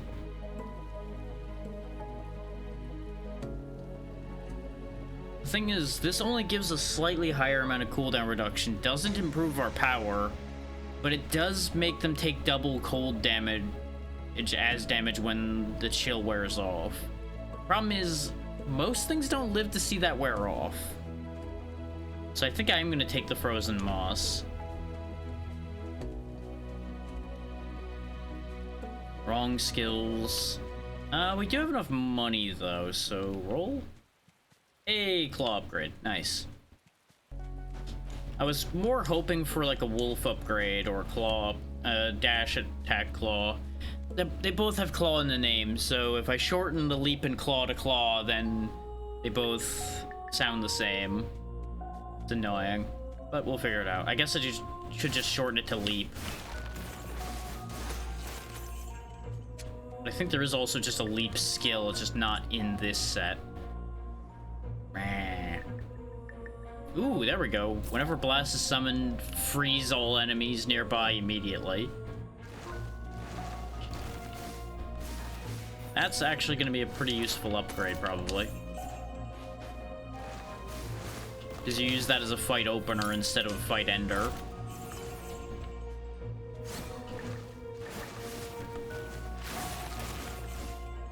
Of course, right now it's not going to be particularly useful because they just die. You know what I didn't realize thinking about it, though, with the extra chance to chill enemies? We do now have increased stack potential here. Is if it is rolling twice, then there's a chance potentially for them to get chilled twice per attack. And if they get chilled twice, then that's twice as much progress towards them freezing. Which is why we're seeing Frozen so much more. But at the same time, enemies were also dying a lot faster, so it's hard to prove that thought out. Put enemies into vulnerable as well as being frozen. Ooh, deals the same damage one more time as when summoned. So it would do another 550% of attack power on its way out. I think that's better than putting them into vulnerable status. Makes it a lot more worthwhile to summon him. Which, he only goes on cooldown, so it's not like it costs me anything to summon him. But more value is still more value. Obviously, we're taking the Pledge of Dexterity for the time being.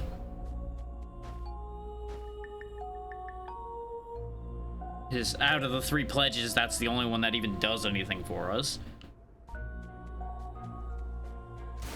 Oh, technically the Pledge of Strength would give us more armor, but it's fine.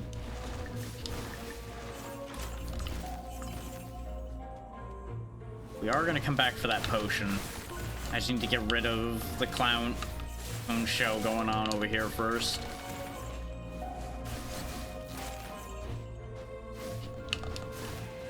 I'm so glad you have natural double jump in this game, or flying enemies with melee attacks would be such a nightmare. Which is why you have the natural double jump, I'm sure, since most of your early kit is melee. since you start with only the Spell Blade until you unlock the Berserker and the Revenant. And the Revenant's the last one to unlock, so... Ow. You can see how that would be a problem. Drink potion, grab potion. This way we keep getting that extended health bar.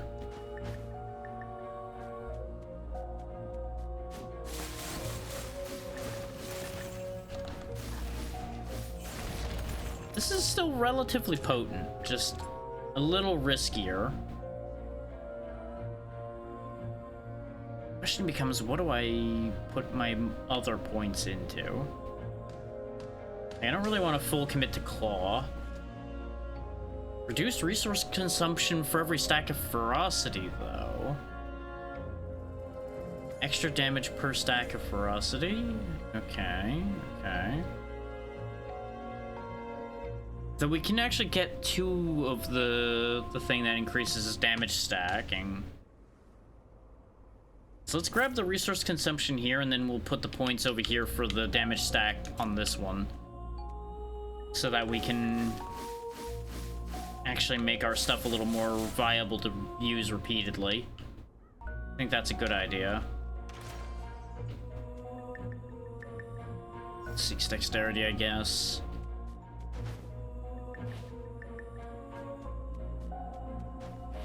Just gotta get out of this room. There we go. I don't really know why they give you such a long hallway there that leads nowhere except to the exit. It just exists.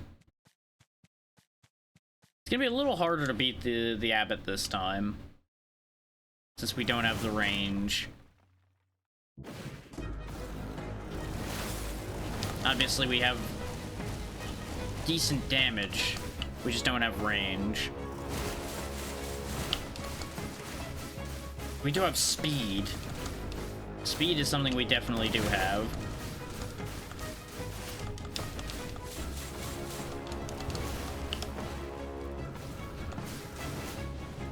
Like, attack openings, for example, can be hit or miss.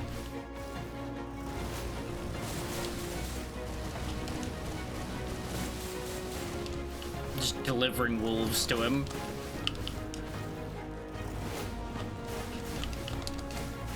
Though the dodge chance is actually, like, really proving its worth here.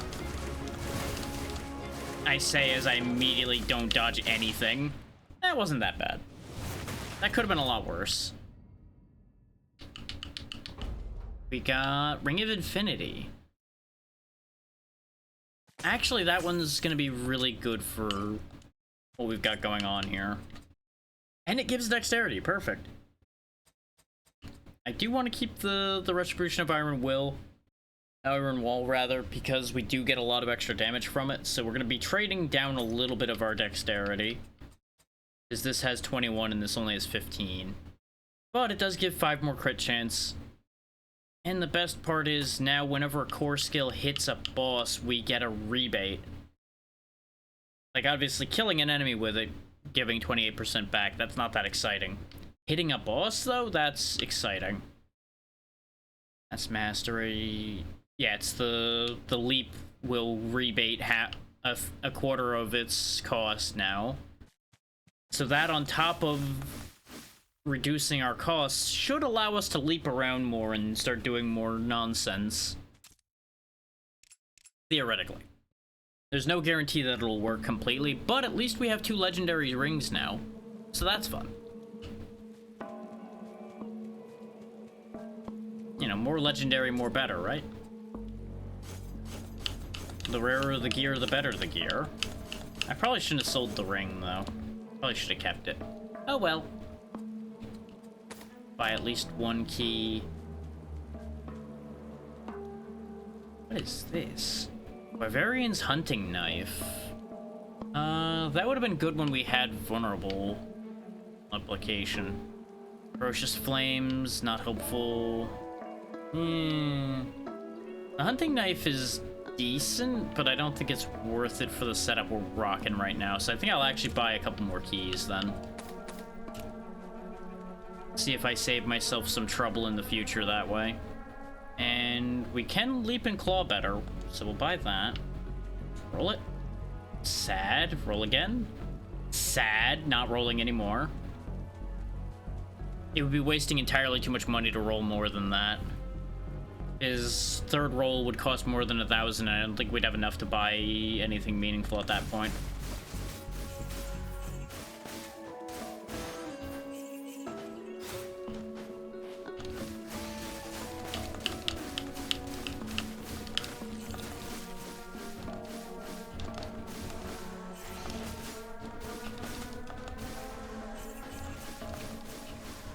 There we go. Champion's Helm. What do I want for this skill point? Probably just go ahead and do the thing I was talking about. Just grab the Spirit of Ferocity straight away. Because that's 25% more damage as long as Ferocity's full.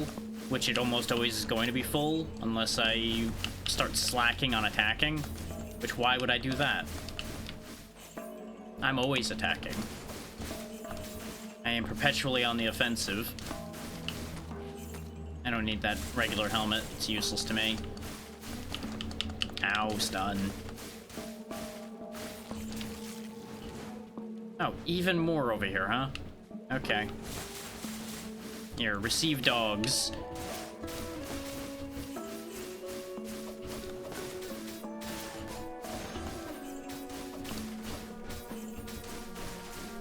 The cold doesn't matter. I am the cold. There we go.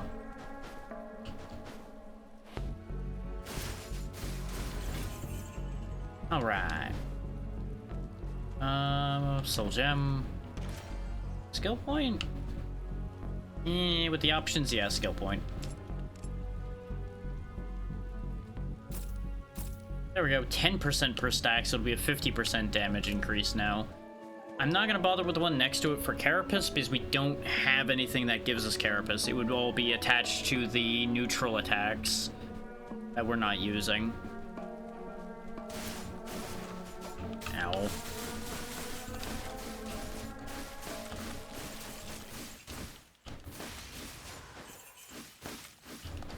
Get frozen, weird spirit.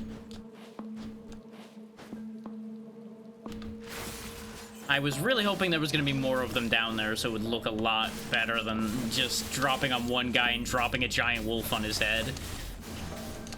But at the same time, it still looked pretty good. You really couldn't tell how many enemies there were once the giant wolf covered everything, right? Right. It's fine.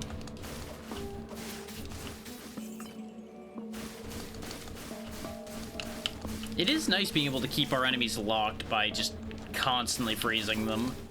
That is the biggest upside to this setup so far. It's just the freeze locking is actually pretty effective. It's not the fastest time to kill we've had so far, for sure, but it's safe-ish as long as I can get the freeze off quick enough.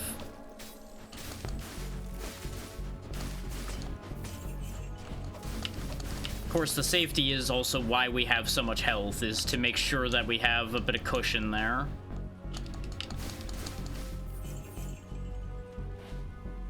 Because you kind of need all the cushion you can get.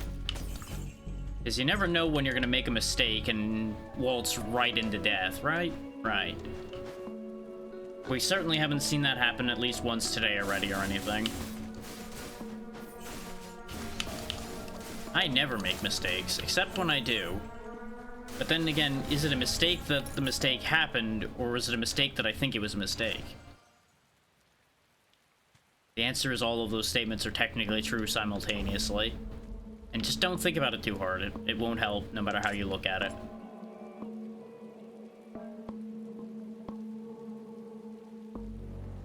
Let's go ahead and max out Spirit of Ferocity. So 5 times 15 is 75? Yeah. Because 5 times 10 would be 50, and then 5 times 5 is 25, so yeah, 75. So once we max out Ferocity stacks, we just start really chewing. Hey guys, how you doing? Be a real shame if somebody fell on you. It's almost like this has happened a few times or something.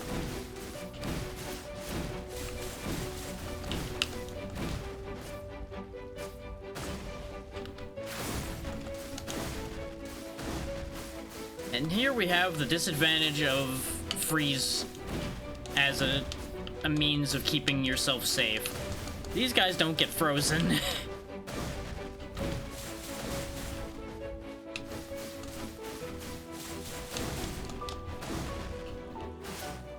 It's a good thing I'm not half bad at dancing. Oh, I really thought I was gonna clear that. Really doing that again, huh? Okay.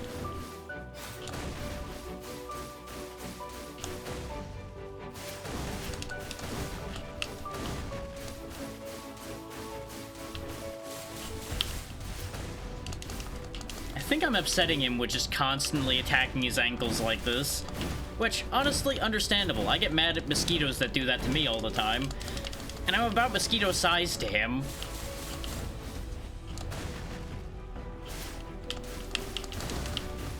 There we go.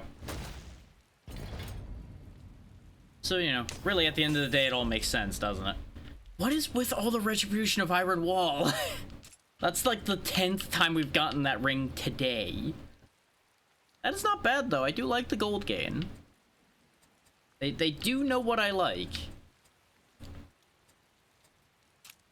And what I like is gold gain most of the time.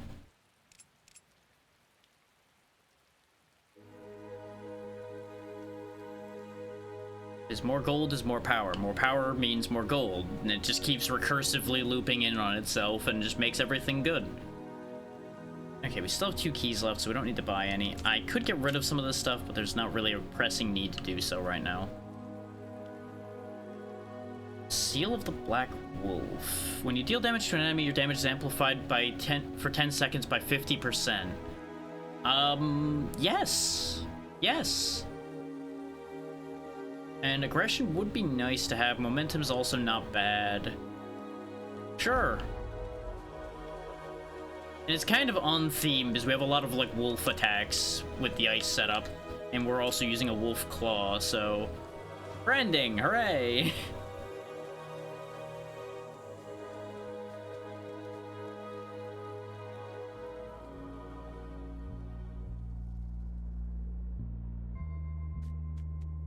First we grab our buff over here, then we go tearing through the temple. What do you got? You got Guardian Seal and... ooh. Actually, I think I will take that because as nice as Blaz the Ice Wolf is, the cooldown is kind of long, and our core skill is proving more useful than I thought it would be now that we have a way to make it cheaper. We can just like tear back and forth through enemies. So yes, I think I do want that. Because now this is +7, it does nearly 400% instead of just over 200% damage. We may be able to use that as just a way to fly around the field and keep ourselves a little safer. As long as I don't drag myself into death doing it. He says, knowing full well that that's exactly how this is going to play out, but shh, don't predict the future. Just let it happen.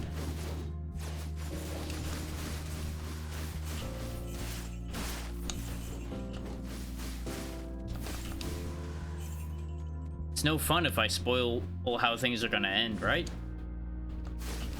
Even if I'm no more knowledgeable about how this is gonna end than you are. I know myself too damn well. I know exactly the mistake I will most likely make. That's not to say that anybody that's been watching for a while wouldn't be able to figure that one out on their own anyway. It's almost like I have a clearly defined patience weakness or something. It's a good thing all these ice abilities haven't given us a fire weakness. That would be really unfortunate, wouldn't it? I forget what it was that I was playing that had a system where the more skills towards something you had, you actually gained like an affinity for it, but a negative affinity for its opposite. There's a couple things that have done that. I just cannot think of what they were off the top of my head right now. It's gonna bug me now.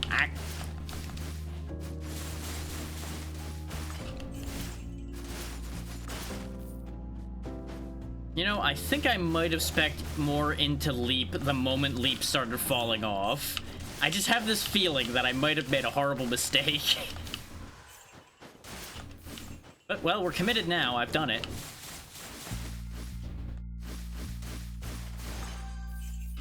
And that's not to say we can't make it work anyway, because we absolutely can. I've made worse things work before.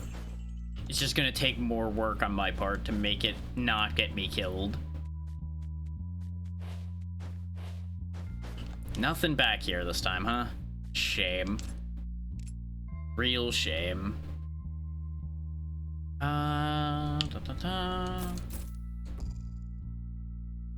So it's +6, so we're currently at level 3 for it. Which, that probably wasn't helping, is the fact that we had, like, no points in it before the +5. There's only so much something like that will make something better. It has its limits, you know?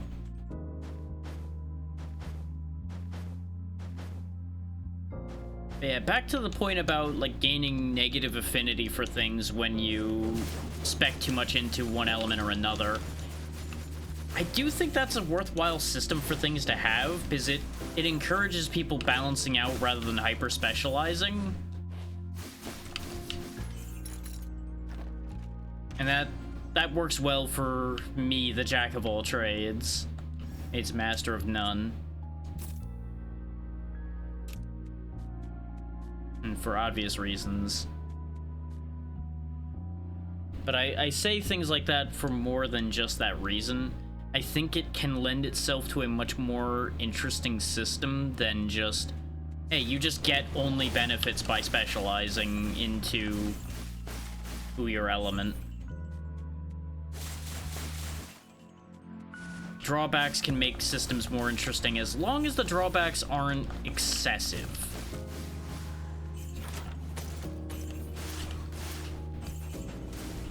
Is like ordinarily in a lot of systems you actually have to kind of go out of your way to give yourself drawbacks to make things more interesting. Or like in my case where I am my own debuff, I don't need more. Because I know I will make a decision that will get me in enough trouble eventually that I don't need to worry about making the game harder.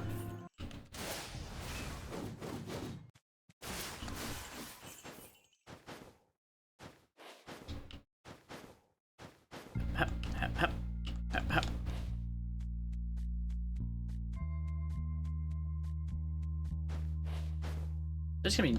Okay, I was gonna say, there's gonna be nothing at the end of this hallway again, is there? And I was gonna be upset. There we go. We have maxed out Leap and Claw based on what we have now, and it does 500% cold damage. That's not bad. That's not bad at all. That's basically equivalent to using our ultimate skill once. We can use it a lot more. Drink a potion, take a potion. It's a much less fair version of take something, leave something. I suppose we're leaving the empty bottle behind, but we're probably doing that weird thing that heroes do where they just smash the bottles on the floor for some reason every time they drink something. Never understood where those bottles all go. I have to assume they literally just smash them. Why are these enemies spawned all the way over here? Why are you like this?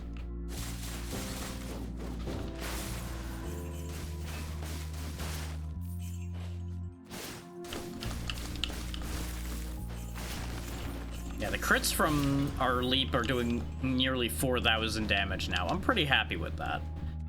I just need to get my resources into a position where I can do that repeatedly now. And we can start really doing some work here, I think. Speaking of, 10 more resources.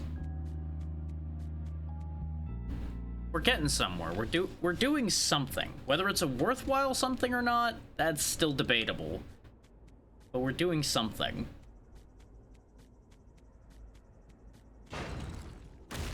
This fight might be a little rough. Because we don't have the advantage of having a dot on him to work him over while he's teleporting around like a jerk.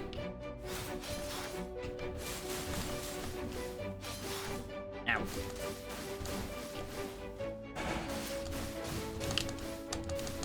On the bright side, I can stack ferocity on his little totems.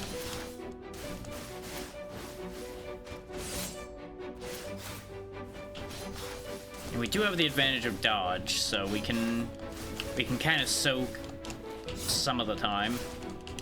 And our claw attack does allow me to cross the gap to catch up to him pretty freely.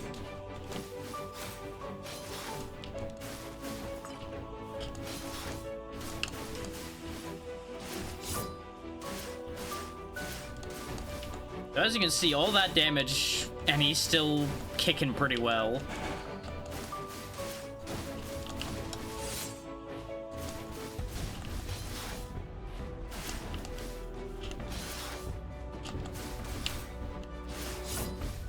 That was a greedy move, but I'm trying to move this fight along.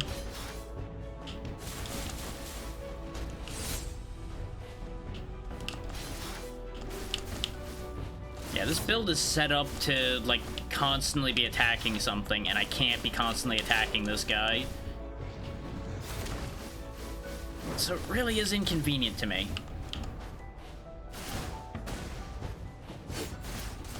Thankfully, there's a secondary strategy I can employ within this.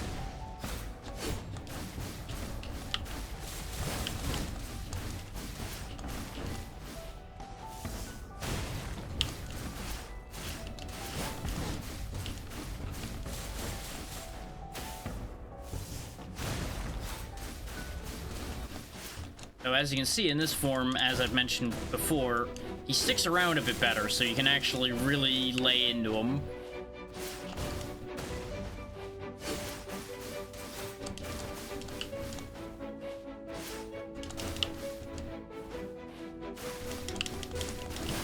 Oh yeah, he starts summoning those bone piles. I don't remember what they do, because he's never lived long enough to use them, unless he's killed me first, which means we still don't see what they do. Another Chimera's Belief. That could be good. Depends on what it's got on it. It compared to ours. All magic damage up and cold resist. I think cold damage does count as magic damage. So that's arguably better than the one we're wearing right now. Not by any significant margins, but it's, you know, technically it's better. So I'll take what I can get, I guess.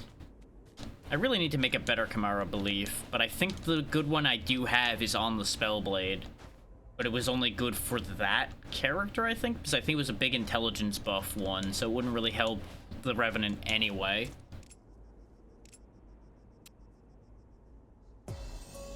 We're already further along with this run than I thought this one was gonna get. I really thought it was gonna get to that guy and die. Attack power increased by 50%, armor decreased by 25.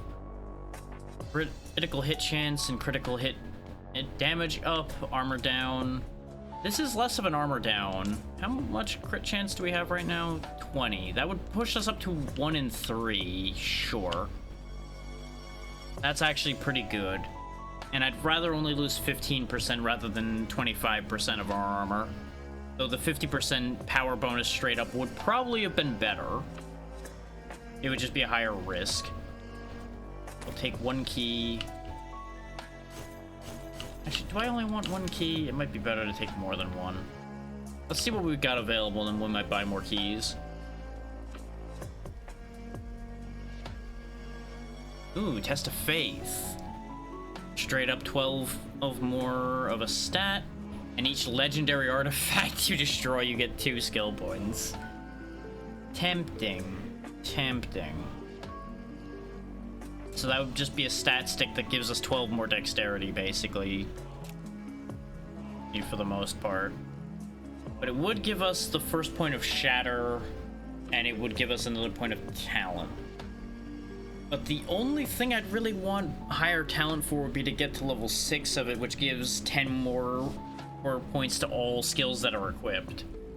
So all the 4 of those skills down there would be 10 levels higher, which is very strong. But I don't think I care about that enough. Mark of the Great Merchant. 50% chance to not have to pay refresh cost is pretty nice. Basic skill that deal damage has a 50% chance to deal an additional 100% damage. That's really good for us, because we do spam our basic attack quite a bit right now. Sensor of Intelligence would be wonderful if I was using intelligence, but Unga Bunga Claw the Thing doesn't really do intelligence. That would put us 1 point away from getting a damage bonus from our attack speed as well. I don't think it's worth 5,500 though. This is more tempting. Is the gold gain, again, leads to more power, because more gold means more power. It's really a shame that we're still not going to get excavation in time, really, because we're already here at the plateau. So we don't really have much more time for shenanigans. And, well, guess we're buying some keys. Sure, I'll take the damage reduction as well. I really should have been buying food more because the satiation bonus kicks off of food as well as the potions.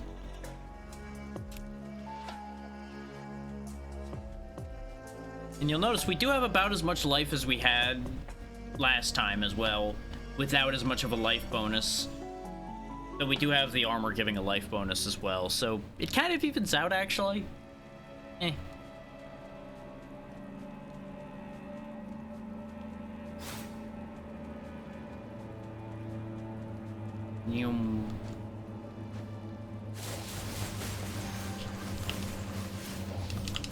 That was greedy, and I really was worried that I was going to die for that greed.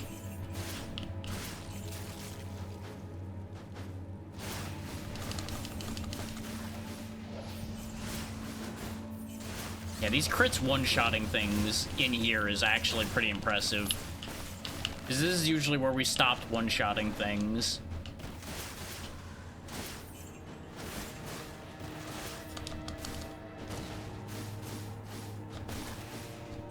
We're also super mobile because our attack pulls us around.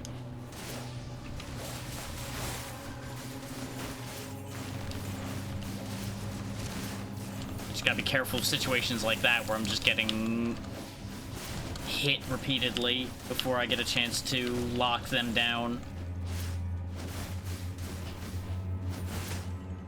Just rip that guy's head right off.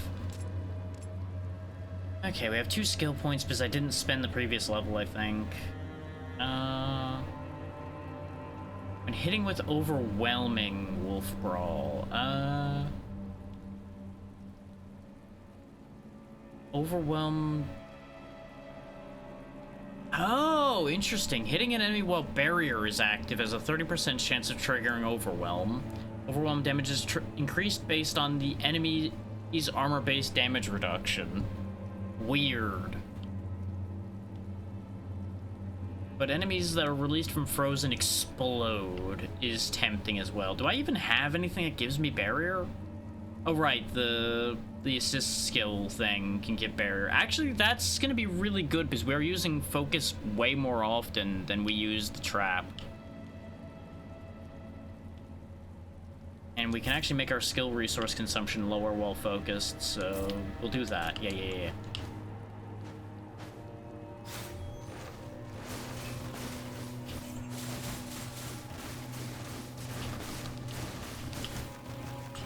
Pain, misery, woe. Ow. I just walked right back into that explosion. Why? Soul Liberator's End. Attacks that hit when you have 120 or more resources have a 30% chance of reducing the cooldown of your mastery skill. Not really a thing for me. You might wonder, well, why is that not any good? Our mastery skill costs resources rather than having a cooldown, so it just straight up doesn't work. So that's useless to me. Dragon's Fang could be good for us. In fact, it's the only one here that is worth anything. So now we have a chance to inflict vulnerable for free. So that could help. Because once again, vulnerable makes them take more damage. And we do attack a lot.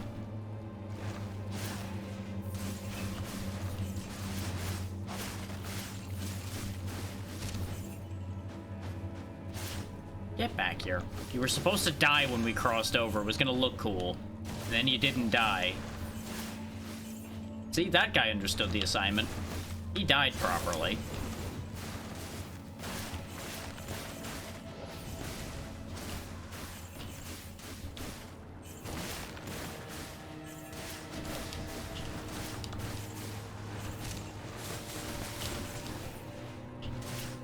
There's a lot of bad in this room, huh? Not a fan. Not a fan at all.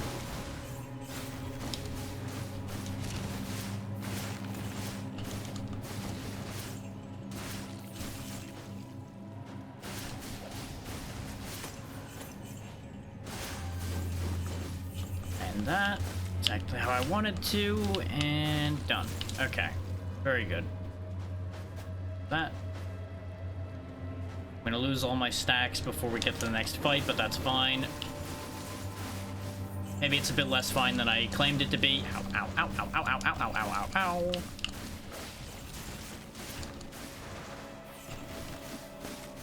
Remember, half the time when I say it's fine, it probably is not in fact fine in the slightest. Mark of Regret is pretty good because we do get lots of experience from it. And more experience means more levels means more power. And that would give us the sturdy we've been looking for. The Northern Red Herb is nice because we would get more health and dealing extra damage when we heal. But that doesn't really help us because we don't have an on-call means of healing to trigger that, so that doesn't really do anything. The essence bead's not a thing, so I guess, yeah, it is the Mark of Regret. Right, we're out of space. Well,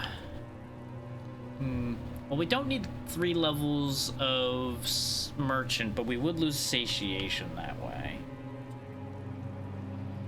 No matter where I look at this, I'm losing something I want. Sucks. I might actually get rid of the frozen moss at this point, but the extra chill. We can't get rid of the Oath of Pride, otherwise we don't get our sturdy. Obviously, we're not getting rid of the Seal of the Black Wolf. We could give up the Dragon's Fang, because it doesn't attach to anything we're using right now. No, I think actually just giving up the 1 point of talent is fine.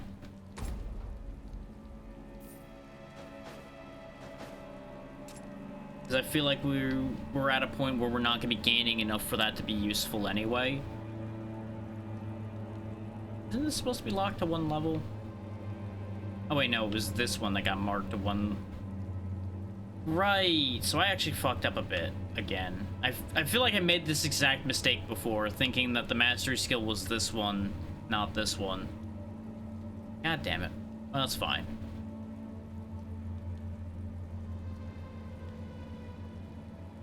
Like, I just somehow keep making that same mistake over and over again. And I blame the naming convention for it, even though it is my fault at the end of the day.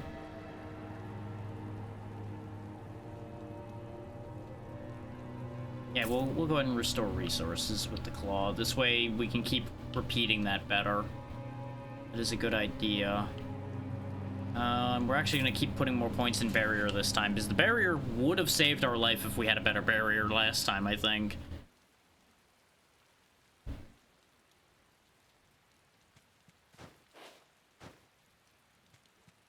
Now, am I going to get through this guy? That's the important question. Because he's a similar problem of you can't really keep a grip on him.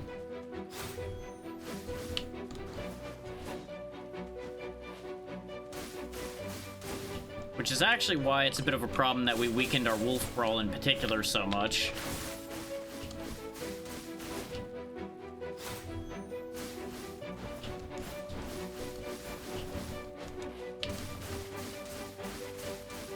Because the Wolf Brawl would be the solution to keeping hold of guys like this. Because we can just Wolf Brawl him whenever he stops.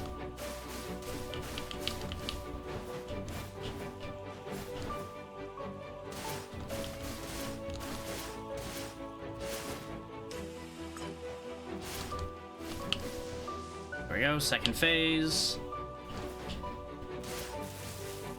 Really, that counted over here, huh?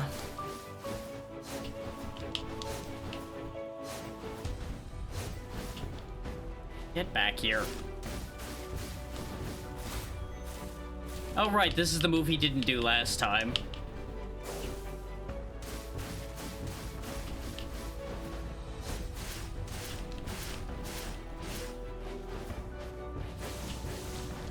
Nope, not falling for it this time.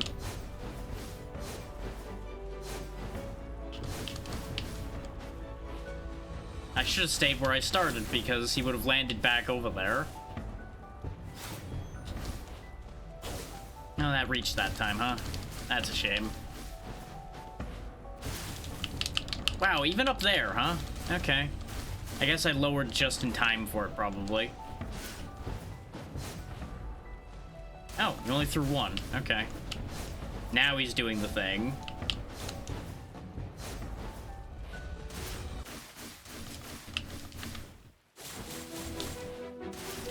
Yep, you're gonna stun me for a bit again, which is just delaying the inevitable at this point.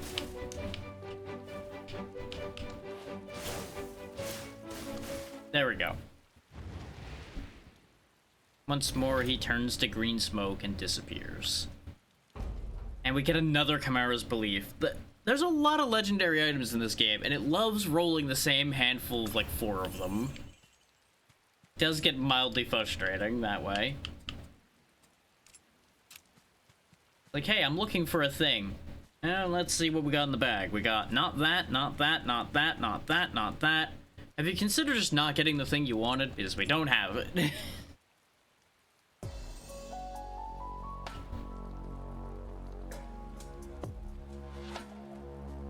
Actually gonna buy a couple potions this time.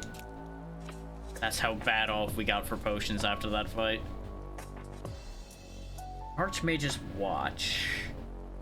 Ooh, that would have been good if I left the Wolf Brawl as a cooldown skill. Because we do have a means of making enemies vulnerable. Destroying an artifact and replacing it with another one on a 20% chance is actually really cool. Which sadly doesn't help us at the moment. Whenever you drink a potion at full life, deal 2% more damage up to 50 times, so you could deal up to 100% more damage that way. None of those are skills I use. There's my claw. Take that. Not gonna worry about buying Blast's bonus because it's just too damn expensive for what it does. Well, there's the leech.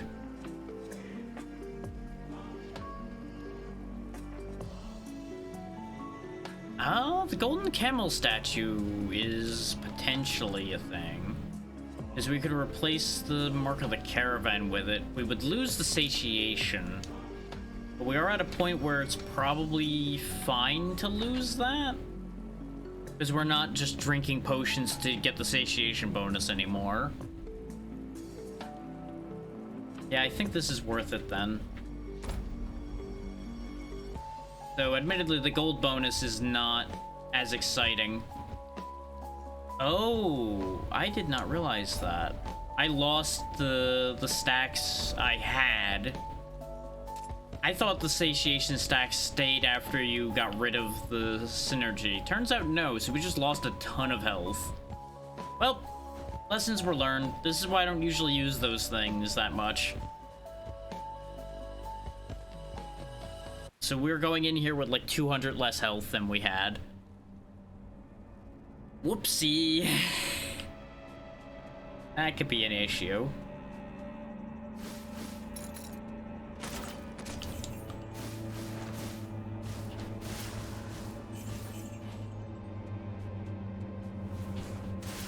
Well, well, well, if it isn't the consequences of my own actions again. We gotta stop meeting like this.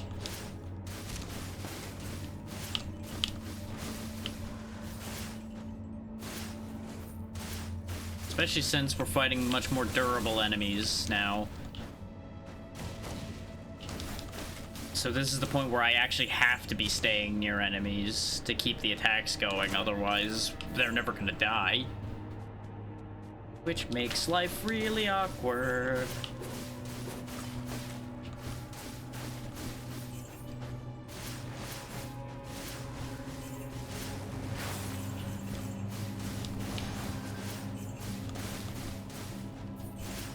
I am curious about the lightning set, so even if this works or doesn't work, we'll be learning about the lightning skills soon. Is success or failure, this run's ending before too much longer.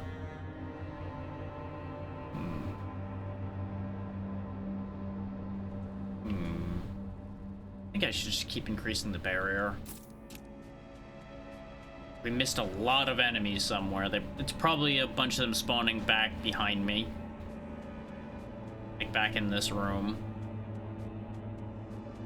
No? Oh no, I was right, just a little further back. Just jumped right into that bomb for some reason. I'll save you, enemy. Boom. I am the real hero here. Aha, dead.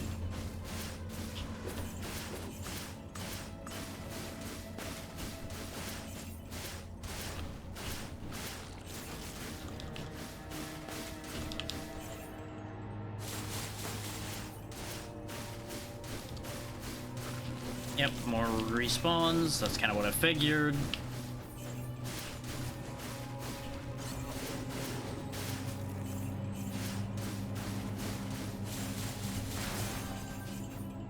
With that many piled up, it made the most sense to just hit them with the big dog.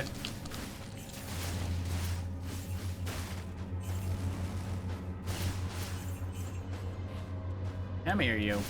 You're the last one. Now you aren't. Figure I'll just max out the barrier. Yeah, now we get an extra 100 hit points whenever the barrier's up, so that's decently helpful. Should probably start increasing focus itself as well, so we get more speed and everything from it. Because we could definitely be moving a lot faster, based on the way that read before.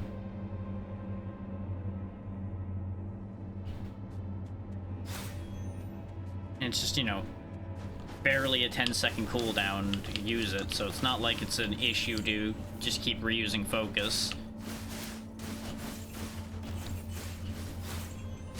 It's mostly a matter of I just need to keep remembering to push the button.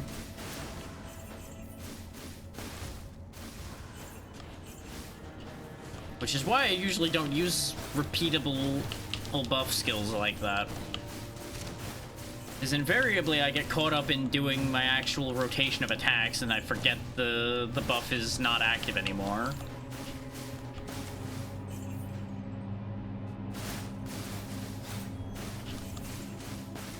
As you can see there, it can be very important to use sometimes. Buy yourself a little bit of breathing space to heal or something.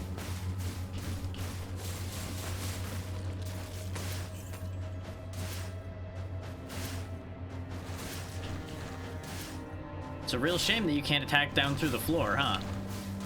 Nah, nah, nah, nah, nah. Was it rude? Yes. Was it deserved? Also yes. Just to hell with that guy and his lightning nonsense.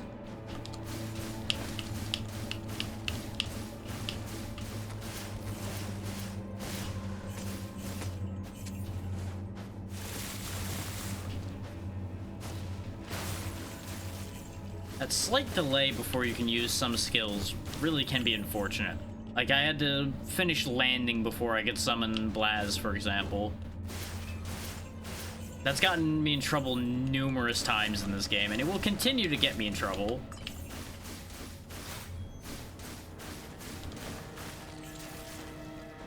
Because basically, if it can't be used in the air, you have to absolutely be on the ground before it activates.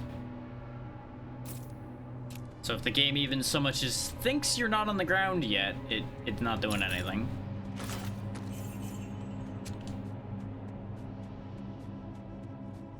One of those very unfortunate little bits of fiddle that are kind of unavoidable. Like, I'm not blaming the people who made this in the slightest as far as that goes, because that's just part and parcel with this type of game.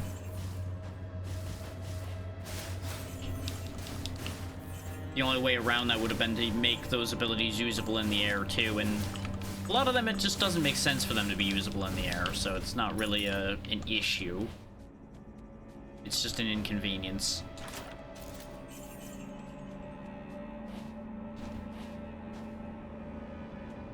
Artifact or soul gem. We are full on artifacts. Our synergies suck, just to put it bluntly. I'm gonna take the soul gem anyway. We'll try to rework our artifacts when we're in the shops. And hope for the best.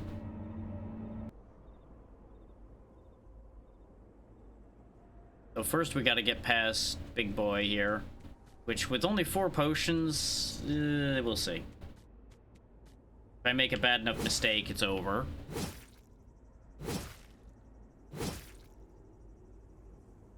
Knock, knock.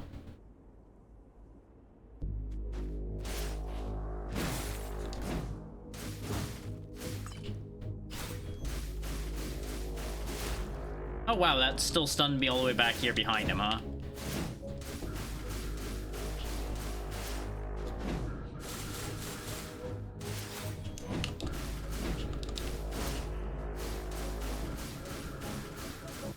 But here's where our slash counting as an extra dodge, aside from the iframes, can come in. Because we can dodge through 2 of his attacks and then slash back in. I just gotta be careful of my timing so I don't just get hit. But you see what I mean about the potion problem, I presume, already. Because we've already used a lot of our potions.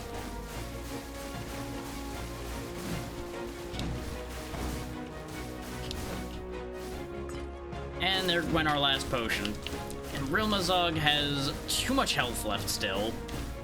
So I'm not happy.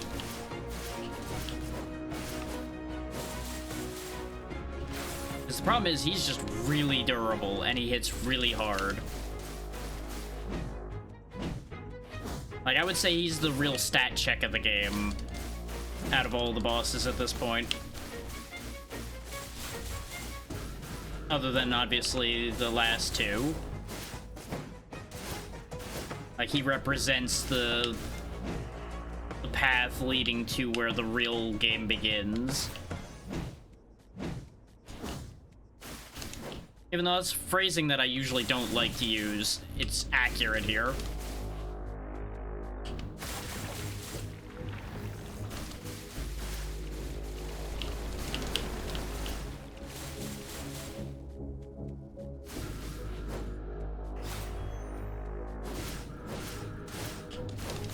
Got him. Barely, but we got him.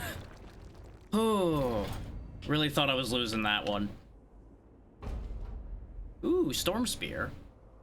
Hitting with Lightning Spear is... Ooh. I'm glad we got this one before we did Lightning, I think. Hitting with Lightning Spear is a 45% chance to spawn 6 lightning bolts from that enemy's location that fly to nearby enemies for lightning damage equal to 105% of attack power. That seems like it's gonna be really good. There was another good lightning one that we had, the Eagle Spear, that sounded interesting, which was off Penetrating Spear. So it depends on which of those 2 skills is better, really, at the end of the day for us.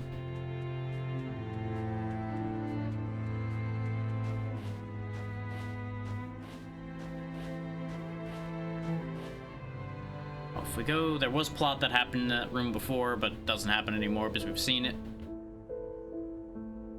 And now the path to the finale once again. I do want to take a look. Which one's Penetrating Spear? Lightning Feather Storm, Lightning Eagle. That's Penetrating Spear. Okay, so either your core skill or your basic attack, it seems, as far as weapons for lightning goes then. Okay. We are gonna have to buy a few potions because we are in shambles as far as potions go.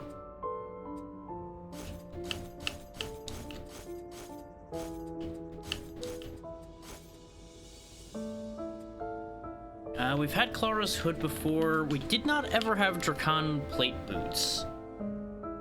That's not that exciting, but I'm gonna buy it anyway because it's a legendary we never had. And the Ring of Unity, I think... Ooh. Values of artifact synergy possessed exceeding 2 will increase by 1. That's really good. Give me that. That actual ring is not that good, but the effect is really good. So we can make that do something in the future. Okay, that increases our critical hit damage instead of increasing the synergy. That increases the attack speed. Can you reroll this guy? You can. That gets us more aggression, which still isn't enough. That gets us... Thanks, game.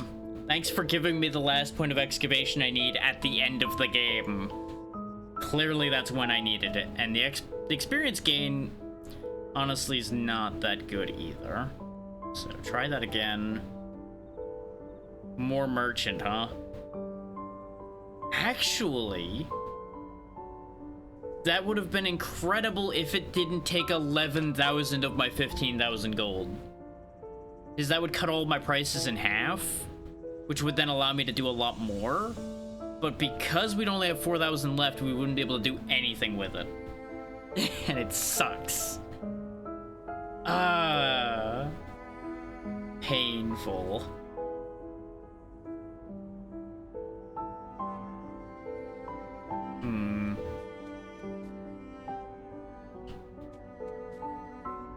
I could just get 5 more levels of claw.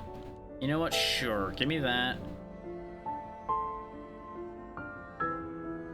No. No. We can afford one more try, and nope. But, as you can see, we now have +8 on our claw. Did we really never level that up? I feel like we leveled that up. Either way, claw is now a lot more worthwhile.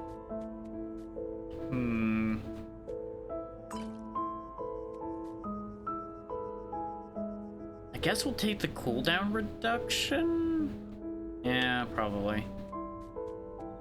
Because it'll help us keep our barrier up. And our claw is way more effective now, so worth it. Because our claw was falling off quite a bit, and I guess maybe that's why, is because I didn't put points in it, even though I thought I did? That would make sense.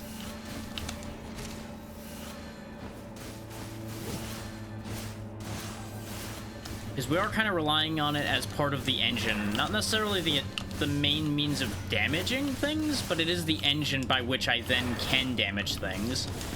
Oh god. That right there is what happened to us as a Spellblade, is I just got caught in a mess and just kept getting chain hit from there. Because the problem is, in order to melee enemies in this game, and really in most games, you have to stay still in order to keep hitting the thing you're hitting, unless you really hit and run it, which we can only do so effectively with the moves we have.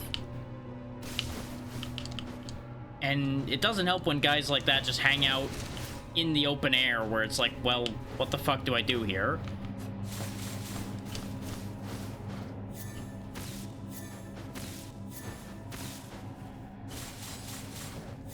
Yes, that's clearly what I wanted to do to target game. Oh, and I have not got enough resources left. Oh god, flyers are the worst.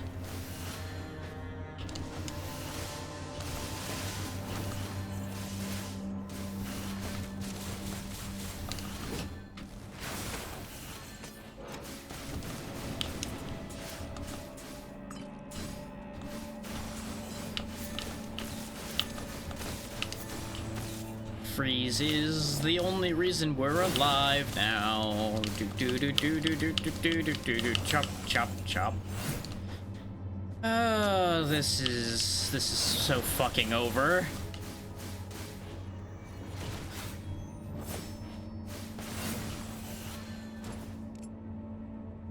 I think I might need to just sink those points in the claw at this point, just because it's reliable.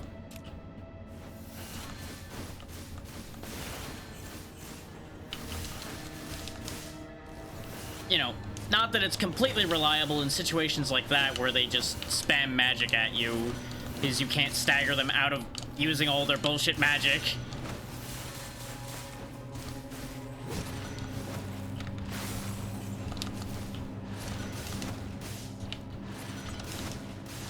That's our last potion. Fucking die.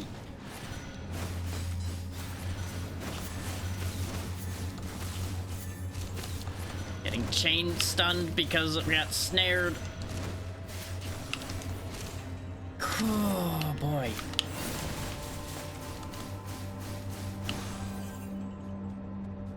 It'd be really nice if I gained any health when I leveled at this point. But I don't have the thing that heals you when you level. So, we're in a bit of a spot of bother at the moment. Just a little bit. But we made it through the level. We have no potions and no health left, but we made it.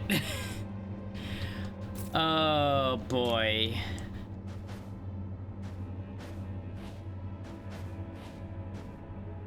On the bright side, y'all got to see what happens when I really apply myself. I start dodging 1,000 attacks. I just can't get anything done.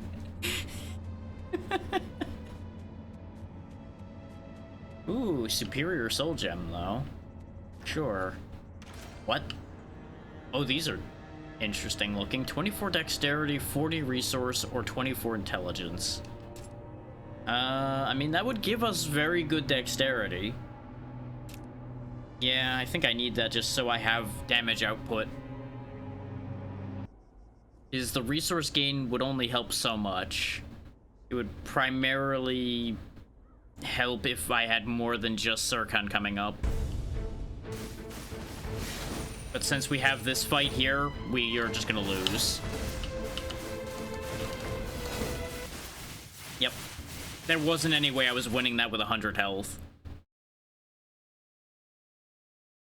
There was just no way I was gonna be able to dodge for long enough to kill him. That's such a shame. That build was shaping up pretty well, just we couldn't maintain it because it almost feels like you do almost have to have range or some real stability when you get to that final area. Because there's just so much hit stun and nastiness in there that there's just very little you can actually reasonably do anything about.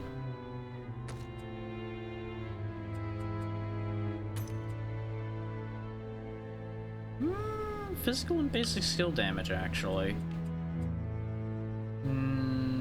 No.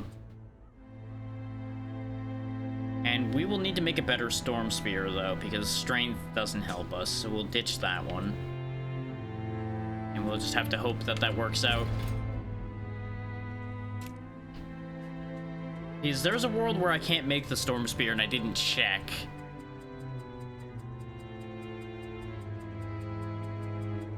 Nope, we can make Storm Spears. Okay, very good. We have the runes for it. I just need to go get a spear to upgrade into that then. I actually should probably break down these plate boots too, because the modifiers on this one are just kind of meh.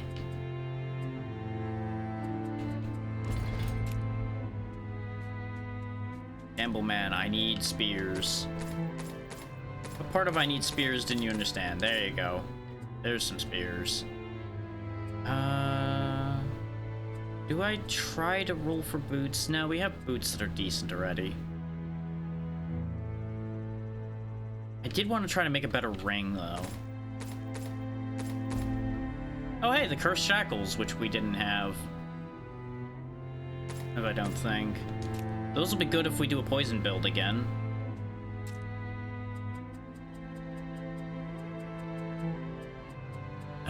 Can I even make the ring I wanted to make, though? I didn't actually look. No, I can't make Ring of Unity because I don't have Rune 20. Damn it. Oh well, that's fine. So, we probably aren't actually going to use all those rings I just made him give me, but shh, don't worry about it, it's fine. So let's see, best spear for us right now. 26 dexterity and 25 projectile damage. Yep, there it is. Don't even have to look at the rest of them. Give. Yup. Yup. Yup. Yup, yup, yup, yup, yup, yup, yup, yup, yup, yup, yup. What other rings can I make, actually? Also, the Red Dragon scale armor wouldn't be the worst thing. Better Ruan's Will would be nice. Surging Passions. Ring of Infinity. Ring of Infinity would have been good for what we were just doing with dashing through enemies. Which I think yeah, that's the one I'm wearing in the other hand. The one next to the Retribution of Iron Wall. Yeah, Joy of Life is the one that would heal me when I level. No, I don't think there's any other ring I would want to make, so I just wasted a bunch of currency buying a bunch of rings that end up not actually doing anything. RIP.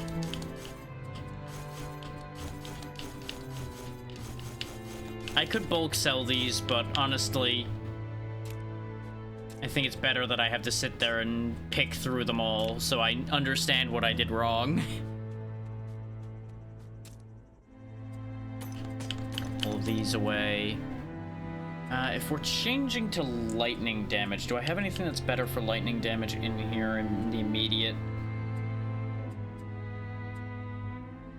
That Retribution of Iron Wall actually does more lightning damage. Yeah, actually that's a way better one for this purpose. God damn it. You would think it would equip it, but it doesn't. There we go. When you swap it from one side to the other, it'll equip it. I don't have a Ruon's Will left anymore. The only Ruon's Will I think is on somebody. It might be on the Berserker right now. So I don't think the Ruon's Will's on the Spellblade, because I'm pretty sure I have either a Celestial Armor or a Resolute Vow on him. So we could try playing for a Ruon's Will for skill points, but I don't think I would want to sit there that long right now. We will just instead make a go of the lightning build and see how it is.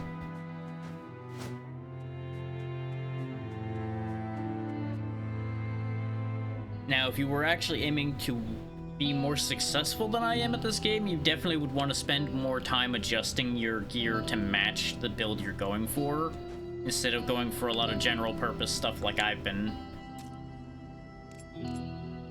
His general purpose is all well and good, but there's a lot of benefit that you could have to things that are more specialized to the build.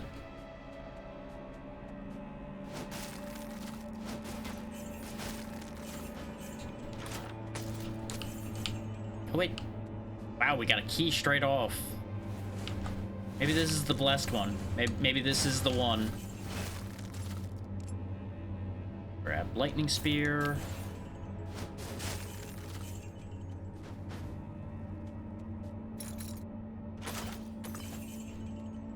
Shame we can't really make any serious use of that potion, but it's fine. Area clear. Artifact or soul gem? Let's take an early artifact. That statue, attack power by 15%, bleeding on enemies, you get health back. That's great and all, but we have no real bleeding. For the moment, we'll take the evasion hood, because we do actually gain a decent amount of evasion rate with the Revenant here.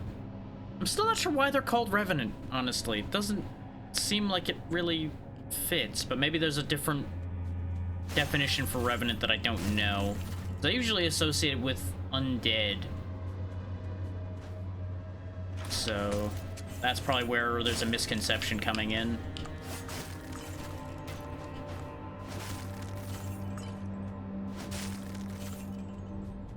It might even be a different spelling, and I'm just not aware enough of that. And get Ferocity, because Ferocity is good. We learned that last run where Ferocity was basically carrying the run for part of that. This would be really good if I was doing the poison build, but we're not. Yo. Really just getting the short end of the stick on these artifacts right now. But that's what I get for taking the low-end artifacts, which is why you usually should be taking the soul gems early on, I think. But I decided to gamble today, and the gambles aren't paying off. So let's see. Tear of the Goddess. That would have been useful for the last run. I'm not super jazzed on it for this one. Crit chance and cooldown reduction, not bad. Crimson Cactus. Better against bleeding enemies, which we have no bleeds, so none of those are particularly useful to me. None of these help. There we go, we can at least get a lightning spear upgrade. We want the chalice. Not really. So I think we just buy keys and we move on. I was holding off on buying keys so I didn't screw my early build increases.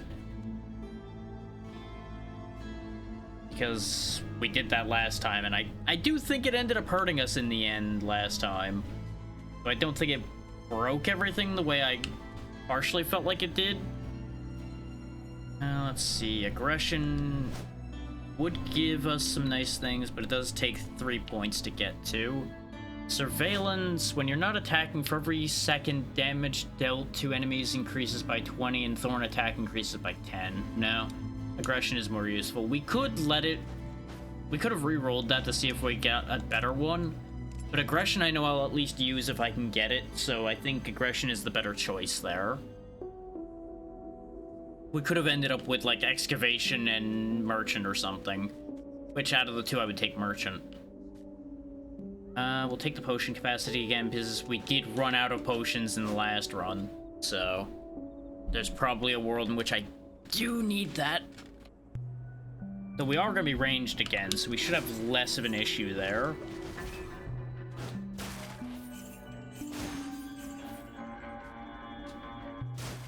So the throw on the lightning spears is way slower than either of the other attacks. So I'm going to need to be mindful of that. Because it is unfortunately a javelin and it uses the javelin animation instead of having a different animation. Because when we did the poison build, we were still using a javelin, but it swapped to a knife animation because of the fact that it was a poison knife move. So you can kind of have your cake and eat it too, to a certain degree. Because while the attack speed is still the same, the animation speed is different.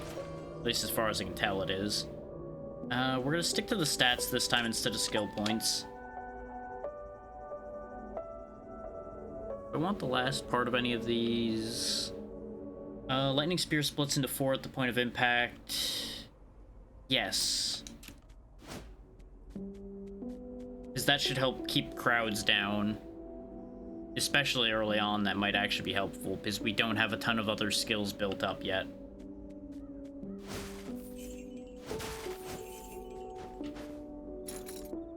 What's in the box? I will say, it is unfortunate how useful legendary weapons and such are in this game, much like any other game with legendary things, because you stop picking anything else up after that point.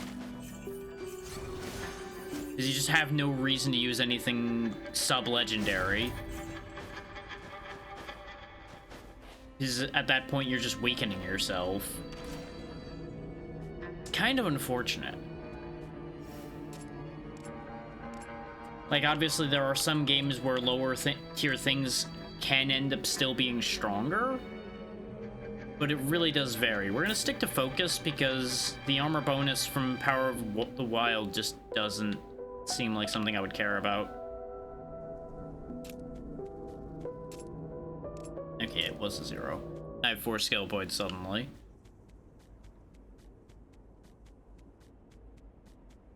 Time to zap a tree.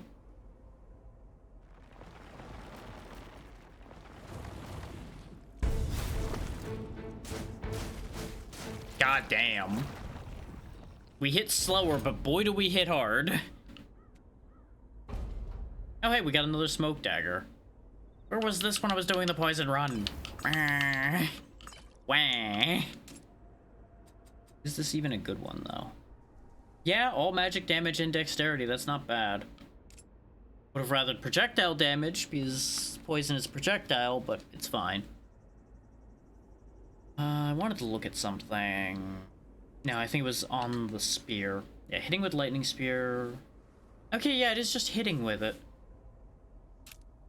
Okay, right, it is basically chain lightning, though. So I probably have been confusing it for Jolt going off, and that's why I haven't noticed the lightning spear bonus happening. I was a little confused by that.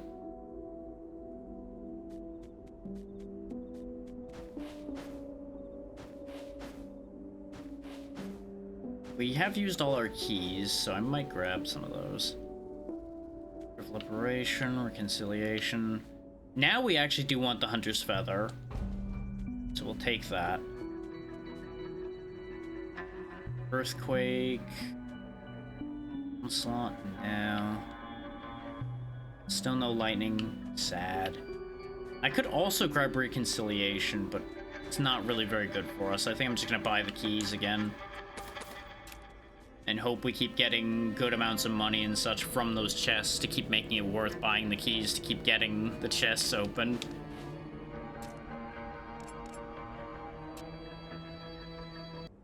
Just keep myself in the proper loop there, you know?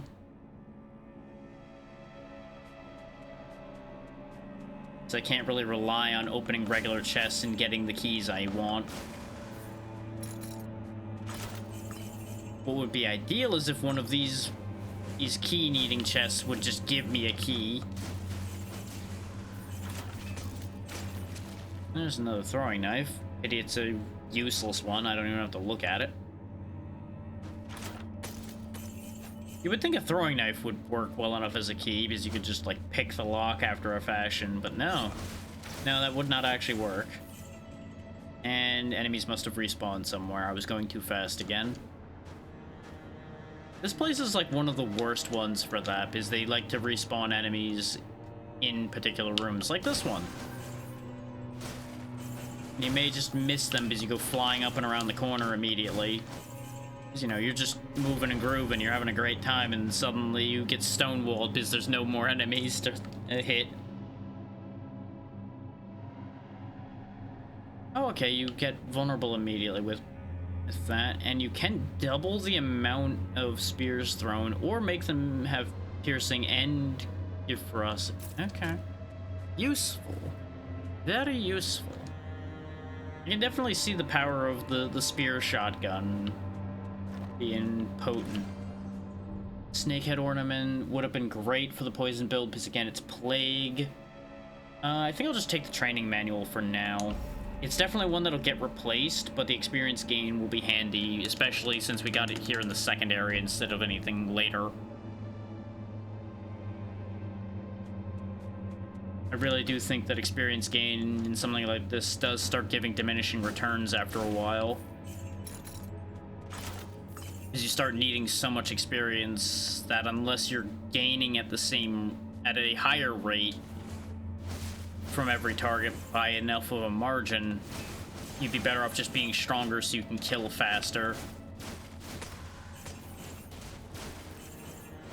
Is killing faster then nets you, potentially at least, a higher rate of experience gain than the experience bonus would. It's a lot of finicky numbers, and it really is very situational which one ends up being better at the end of the day. It very much really ends up being a taster's choice type deal there. Whatever suits you best is the best choice. Yeah, we'll take the basic skill damage since I am probably going to be throwing a lot of those lightning spears. Now we give them the Void. Applies at 4 enemies, dealing lightning damage equal to 100%. It really does seem like all of these are... Well, now, half of these are the same. The wolves and the birds seem to be more or less the same, and then there's Earthquake and Poison Smoke Bomb that are probably going to be fairly similar. We're probably not going to do the plain physical build, unless this run either goes super fast well or super fast bad.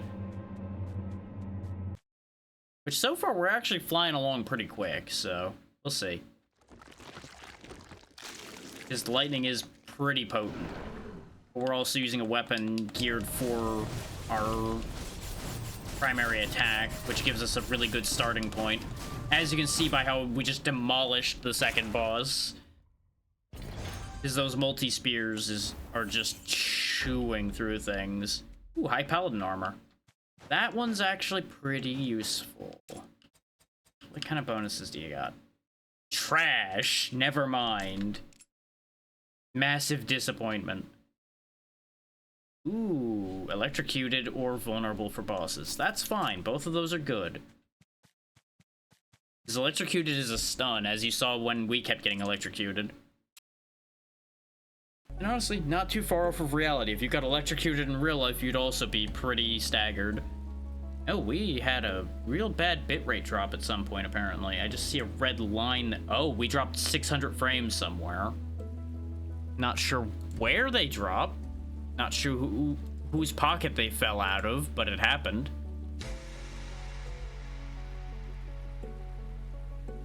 I just happened to look at the bitrate health monitor and just see a giant red straight down line. I don't quite know when that was, though, unfortunately. Because it doesn't, like, have a timeline on it. It wasn't super long ago, but it can't quite tell.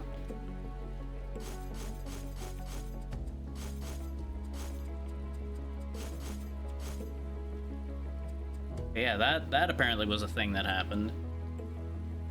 So, apologies for that. I had no idea that happened. Hopefully it did not ruin anybody's experience.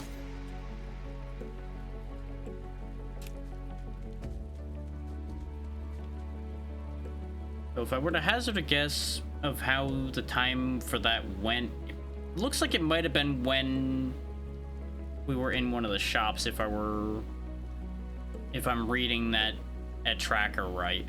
There's no guarantee of that, of course, but that's gonna be what I'm gonna tell myself. No, Fury won't really help us because I don't think I attack fast enough for Fury to be good.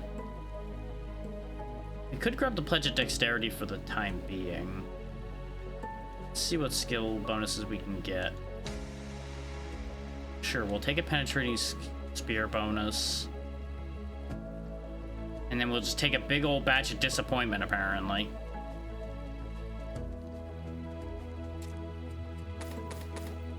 Just buy more keys. So I realized I was out of keys again. And that's why I keep convincing myself to buy the keys, is because I keep using them all. So as long as I'm using them all, then they are doing something.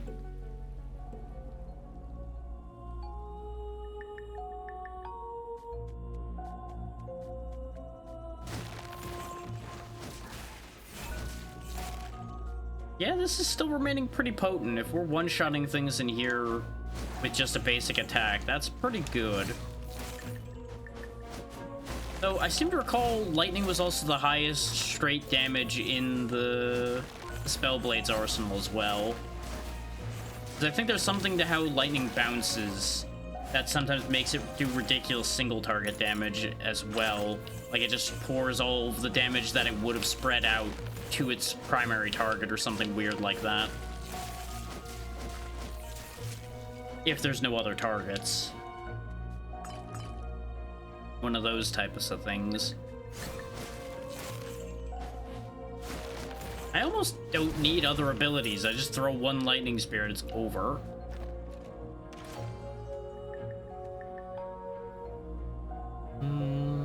Wyvern's Wing Leather. The dash reset could be useful against, like, the butcher guy we died to, whose name escapes me every other time I think about it. Really just getting shit artifacts this time. Yeah, I think I'll just take that for now. Again, it'll probably get replaced. Lightning Feather Storm. Unleashes a lightning plume downpour that lasts 3 seconds, dealing 35% lightning damage of attack power to enemies in the area every 0.3 seconds. Seems really similar to Thunderstorm.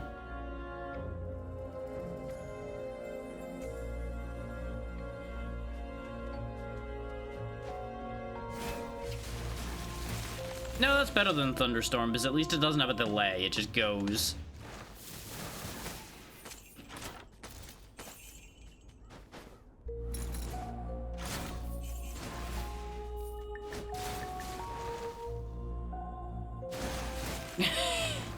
Throw one spear, room dies.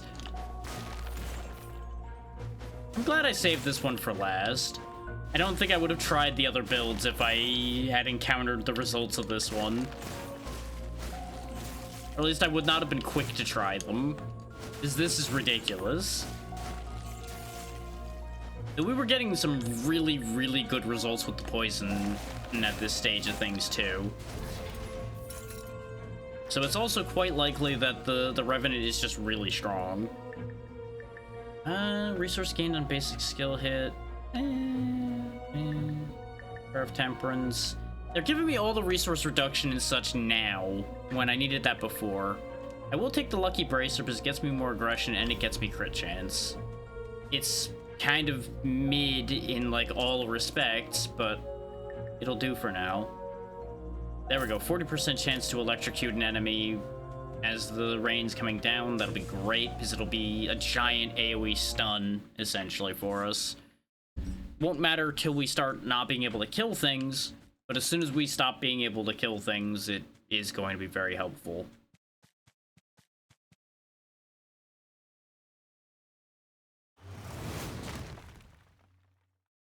You and your golden throne, I'll really make it rain for you. There you go. That's how you do it.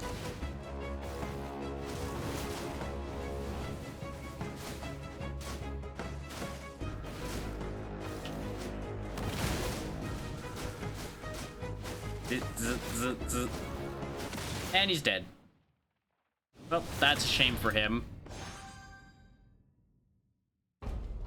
Ooh, Guardians of Eternity. When life reaches 0, you become invulnerable for 2 seconds. And then heal for 12% of your max life. So you just get a second chance. Oh, but that's a lot of dexterity to lose, though. Other than that, this thing is incredible. That's a third of my dexterity I'm giving up. Tell you what, we'll put that on later. Like, if we start being in danger of dying, I could put that on. While Lightning Featherstorm is falling, charge energy resource by a 10 per second. And extra damage to electrocuted enemies. That's all fine and well. When hitting with Lightning Eagle, fast lightning strikes for 100% lightning damage of attack power. Or Lightning Eagle damage increased by 30% against Jolted. Over here again. Right. Double penetrating spears. That's actually a very scary spread for that to have, too. A large target's just going to get rinsed by that, and it'll be great. That will be very effective under the right circumstances. We have a key left, so I don't need to worry as much about buying them. Frozen Rose? No. That would have been good with the ice build, but not with this one. You really are just disappointing me, Brooken. Try again. That's not bad, actually. We don't have either of those synergies, but that is still not a bad artifact for the moment. We could have gotten Lightning Spear. Oh well. It's fine. We'll just truck right onward.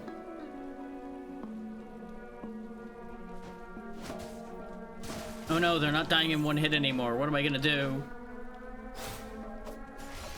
Lightning Storm! There we go. I did it. The amount of reach we have with these is also very silly.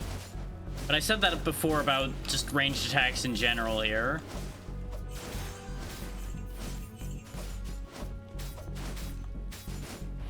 But this has even more range because it'll bounce from target to target. Get him, birds. Oh god, getting stun locked. Remember, we are still very vulnerable to dying. Is for all the power we have, we are pretty glass cannon-y compared to the previous 2 attempts. So if I do something stupid like standing in the middle of them like that, bad things can happen. Enhanced artifact. Ooh. Sure. What's this one again, though? Yeah, that one's not that good for us right now. Extra vulnerable duration would also not be bad for us. Especially if we actually get 2 points of vulnerability, then we can actually just apply vulnerable on hit without needing to use the spears, the piercing spears for it. And balance wouldn't be that bad either. But this would get us our boost from aggression, and it would get us beast. Yeah, we're taking that one.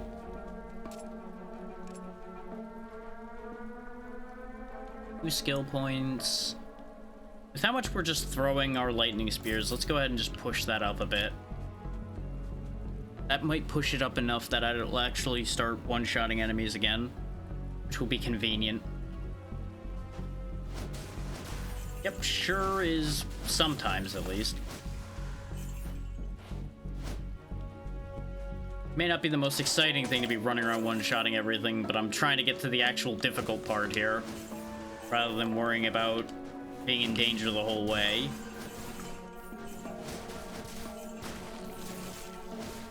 And this will certainly expedite getting through here.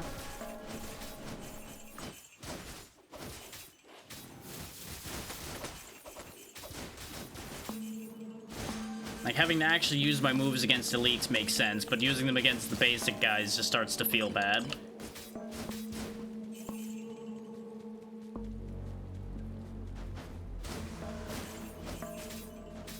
Because, you know, these guys are all just like the basic pleb enemies. They really shouldn't be surviving, particularly. Well, that wasn't that great a chest, but it did give a decent bit of money. So not a total loss.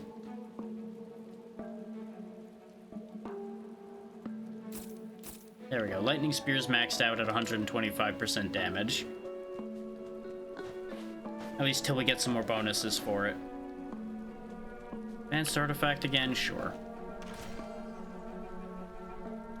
Actually, yeah, Drakon's Elixir could be good here, because we do have a way of making things vulnerable. But this does extra damage against Jolted, and we could get punishment. And we have a 25% chance to weaken Daze or Vulnerable with momentum. Yeah, as nice as the stun is, I think the Silver Cross is a better idea for us, actually.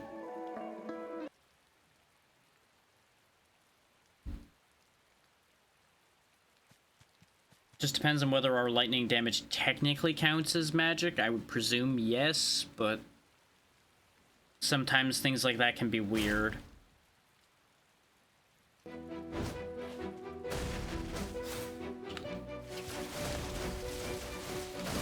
Fuck this guy in particular. Throw everything I own at him.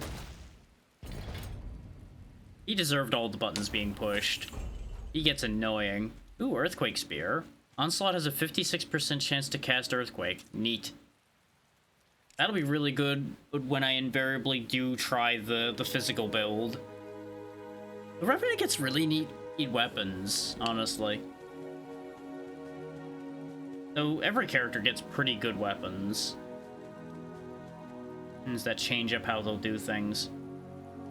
That could be good. How is our crit chance looking right now? 22%. The Orb of Chaos could be pretty fun. One more appears when a standard or elite class enemy appears, excluding bosses. Deal 25% of maximum life when the enemy has full life. Or this effect does not trigger if the existing damage exceeds 25% of maximum life. Does not trigger on bosses.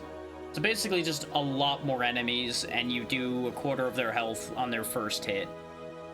Unless you would already do more than that. So it'd be a great way to make a ton of money. Is you combine that with, like, the camel statue, and you just boost the amount of money you make per kill, and just go crazy. But I think I'm gonna take the Kukri of Rapidity. Yeah, we just get rid of the Evasion Hood. It's not really doing much for us. Do I want the Pieces of Freedom? Not really. Slap. It's just so funny to me that you get a skill just called Slap. Nope. Not gonna waste any more money. I should buy keys.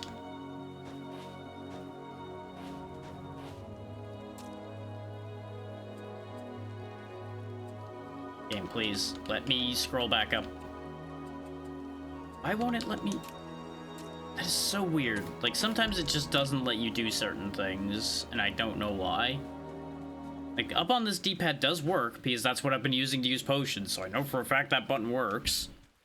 Otherwise, I wouldn't have healed any of the times I've tried to heal.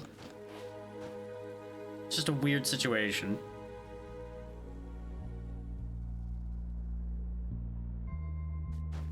Dum-de-dum. What bonus are we getting this time? Core skill or mastery skill again. What is... Core skill's the... Yeah, mastery is the eagles, which we only have 1 point in right now.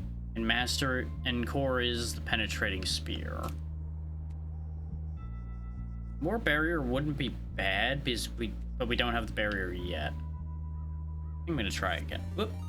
Lark, thank you for the raid. What were we up to today? Hopefully you all had a good time.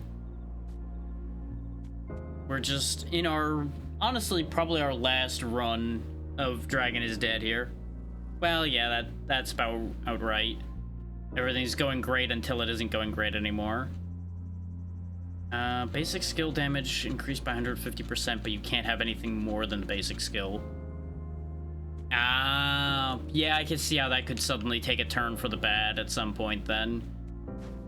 And then the run just ends up getting thrown out because you get stuck on something, whether it's something you should have gotten stuck on or not. Like, something could break or any number of weird things happen.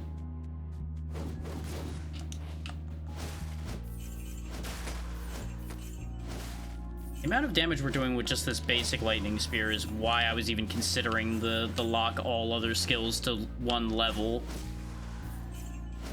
Is this spear, thanks to the legendary spear we're using with it, just trucks things.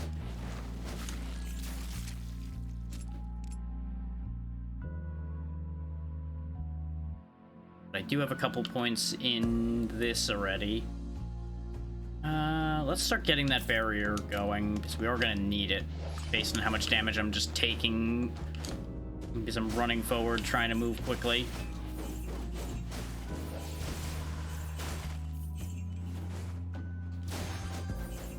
Up.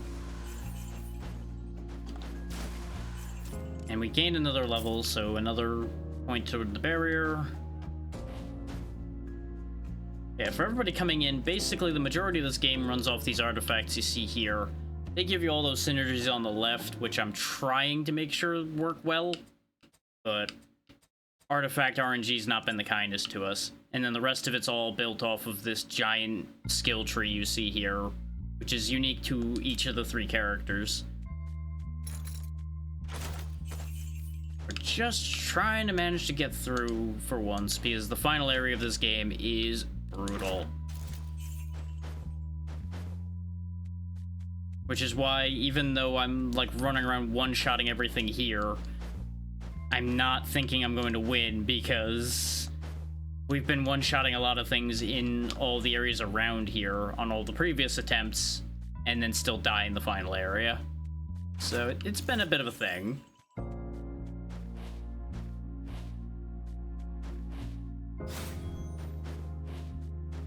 Use my barrier because it also makes me run faster. There we go. So this is arguably the strongest basic attack we've had. And more resources, 15 life, 10% core damage. Nah, we'll take the life. This is also the lowest health we've had on any of these runs, so I'm a little worried about that.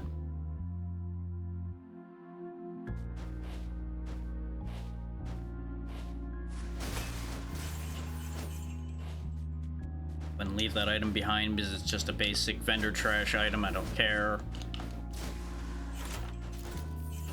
Because we can't make gold during the run by selling items, so I'm not that fussed about it. It only makes the purple currency, of which we have a lot, so I don't really need it. Like, even when I've been going spend crazy, I end up going down by only like half of what I have. Okay, my double jump just didn't want it that time. Which I need to remember, if you fall off a ledge, the double jump doesn't take. You have to jump off for it to work. But it's an easy thing to forget because the rules change from game to game how those work.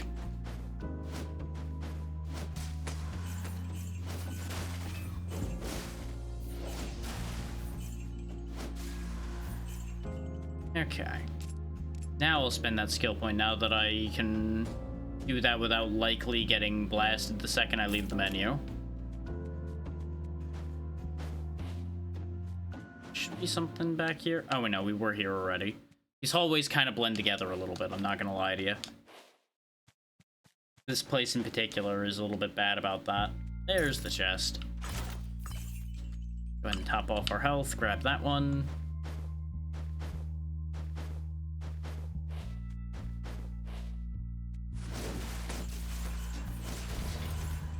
I do really appreciate the little bit of aiming that the spears can do. So you get cool moments like hopping up and then just spiking a spear down into them.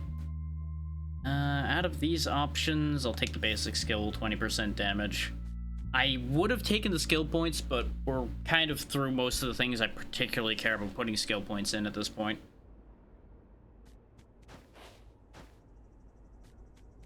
Time for the next boss. This might take a minute or so, we'll see.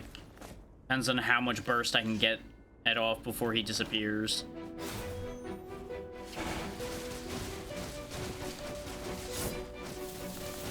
First phase. I threw that spear too early.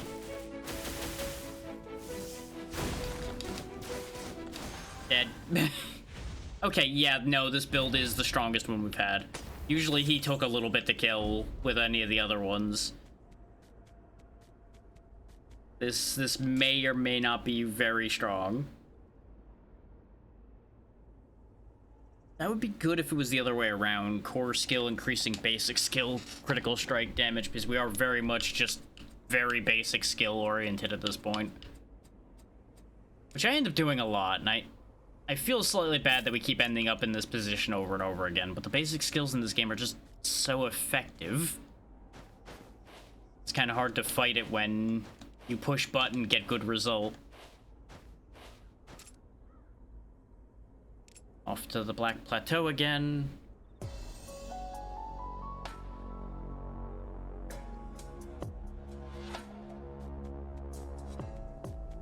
So let's see. Enchanted Goblet, all skill damage increased by 50%, max life decreased by 10%, attack speed and all skill damage up, attack power down.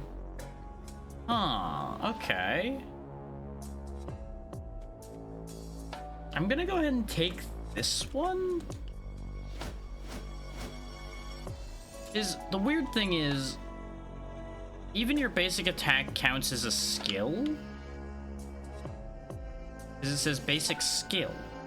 So presumably, all of these abilities do 50% more damage, but our baseline attack power is lower. So I think we still come out ahead on that? I would have to see the actual numbers to know whether we come out ahead or not.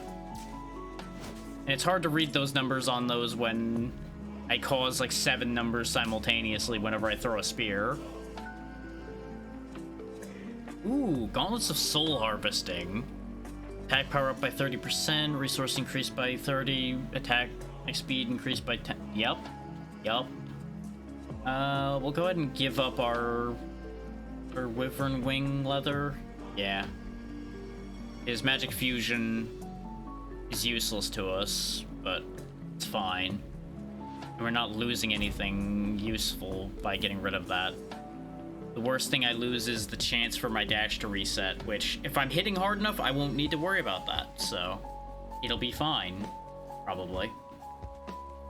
Ooh. I'll take the spear upgrade. I do still want to have a couple keys on hand, otherwise I would have bought the bird upgrade. God damn it, it did the thing again. Like, for some reason, you just can't come back up from the rebuy menu for some reason. The second you press down one too many times and end up down there, you're just stuck there. It's very upsetting. It's one of the weirdest bugs this game has. Like, I could probably have gotten out of there by using the mouse, but eh. It's also just as easy to close the menu and reopen it at that point.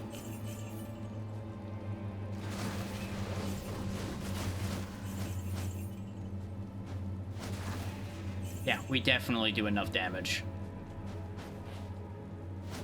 I'm interested to see if we will actually get a win with this nonsense we're doing here. The real tell will be whether the Dawn enemies we deal with will survive my shenanigans or not.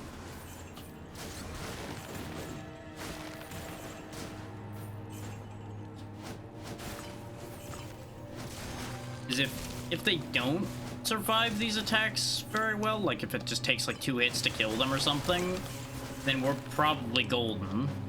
If they survive about as well as they did the other characters, we might be in trouble because the other characters were more survivable. So that could lead to a whole other issue. I could have rolled the artifact, but honestly we have no room for artifacts, so not really sure it would have mattered. And the currency would give me more gold than the artifact being sold would. It's really a shame there wasn't a soul gem option on offer.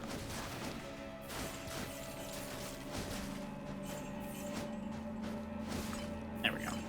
They're dropping way more potions this time, which is weird. Of course, you know, they're dropping them when I don't need them, so the second I do need one, I'm not gonna see one. We all know how that works.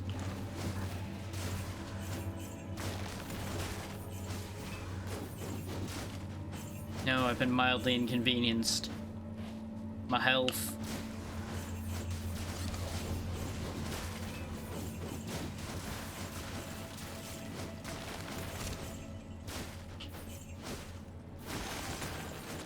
There we go.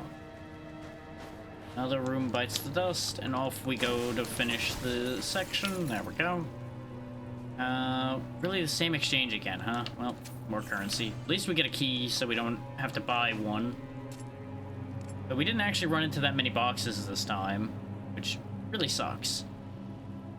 Go and grab the evasion rate, and this time we'll take the skill cooldown.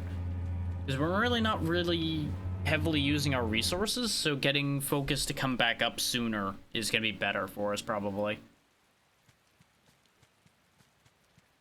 Dum dum da da dum. Now we get to show this guy who's really good at using lightning. Give you a hint, it's not gonna be him this time.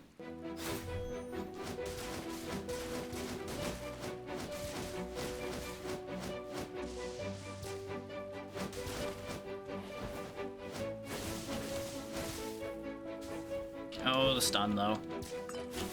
Oh, you're just gonna keep restunning me now, huh? I think he's upset. Die. That was actually really cool that he charged toward the edge of the screen and died, so he actually flew off screen. That's funny. Moments like that are great. Nope, not a good version of that bracer for us. Though, I think I didn't get the reward because he died in the void somewhere. We got the legendary, which is the part that mattered, but we didn't get, like, the money. Don't need to buy any keys since we have a bunch of them on hand. No. Try again. Mysterious coins, flaming flowers, frozen rose. No. One more time. What is with all of these artifacts to be good for anybody other than me? Come on now, game. Don't be that way.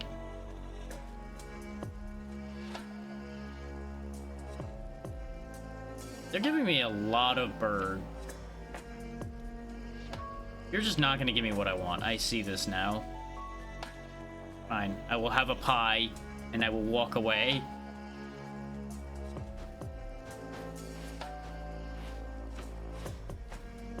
For all those that came in late, you might be wondering, why did he buy a skill point in something that's maxed out already?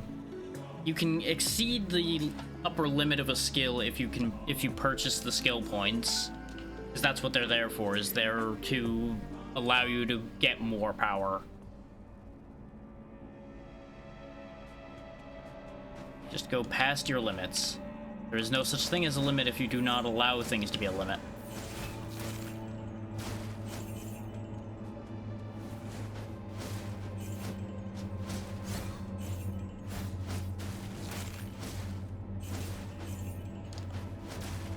Yep. Quit respawning enemies here. Spawn them elsewhere so I can move on.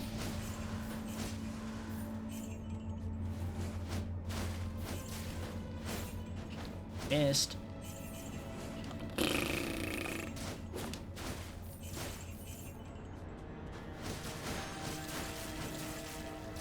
Part of me really thinks they would have been better off making these stages longer in terms of just traversal, rather than having like 7 waves of enemies spawn in a spot.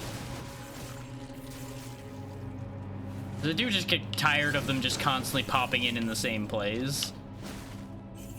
And it's not very effective for them either, because they'll spawn and just immediately die. Hey, we got another Earthquake Spear. Nice.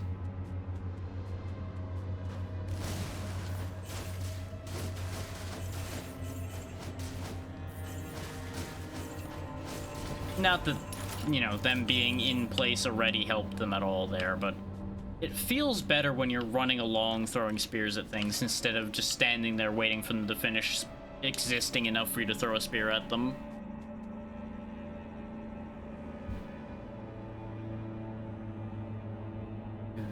The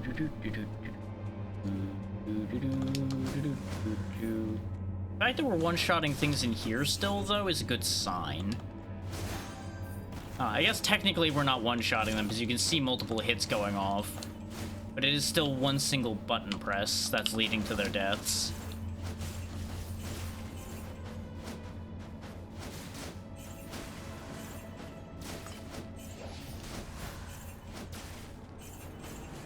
So part of that is, of course, most of these are critting, which helps.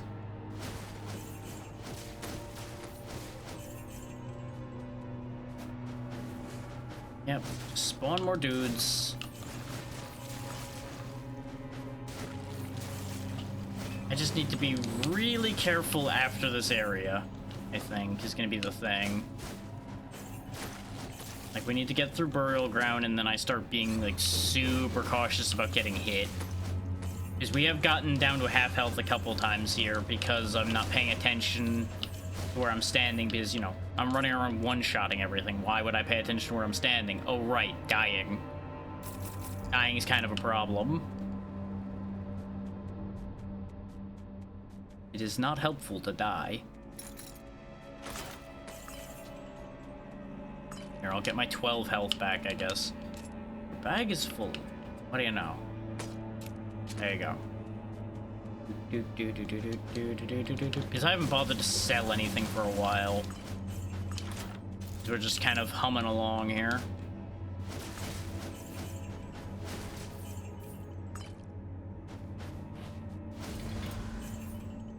Evil has been defeated. See if any of these are decent. Exactly. Just there you go.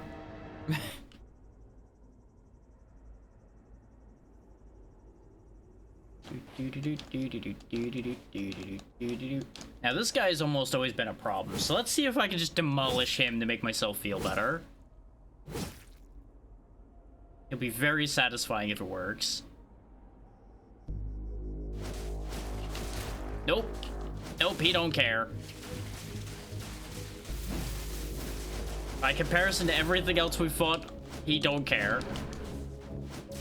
He's still dying, but he's not, like, getting deleted like everything else was. There we go. Still way faster than anything else we've had, though. We've definitely got something ridiculous here.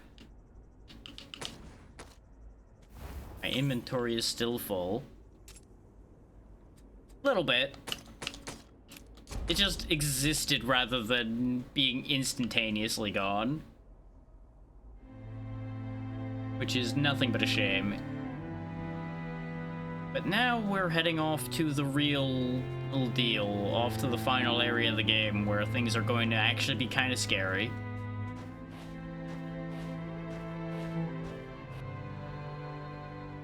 We're going to where builds go to die. First, a much better shop than we usually have had. I will actually get rid of stuff here, so we stop having full inventory problems.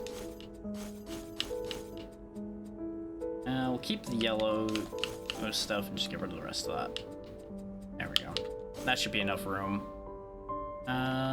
We've never had Vandevis's boots before, so we'll go ahead and buy that. There's the Rohan's Will that I was talking about before. All skills that are awarded points are increased by 3, so you just get 3 skill points for literally everything you've ever put a point in. It's very good. Relentless Cycle's also very nice. I don't think I've had a copy of that yet, so we'll grab that. This is costing meta currency to buy, so I'm not worried about buying it. We can upgrade one of our artifacts here. Really is giving me not great options for the upgrades. We could get balance for free here, though, so we'll take that. Because now every time we hit with my lightning spears, I'll speed up. As you can see, it just steadily goes faster and faster up until it stops stacking. So, you know, against something I can keep hitting, this is going to do horrifying things. Because we also have the bracers that are boosting our attack speed, among other things. So, yeah. The wheels just spin faster and faster until the wheels fall off.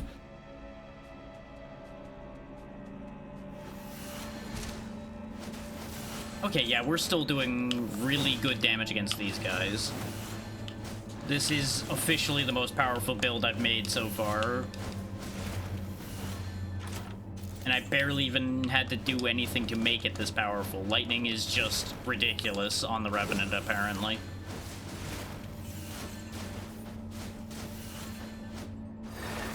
I just gotta be careful, because if they get too many hits on me, I am still going to crumple like a piece of paper. So we are very much in kill or be killed territory. More so than normal.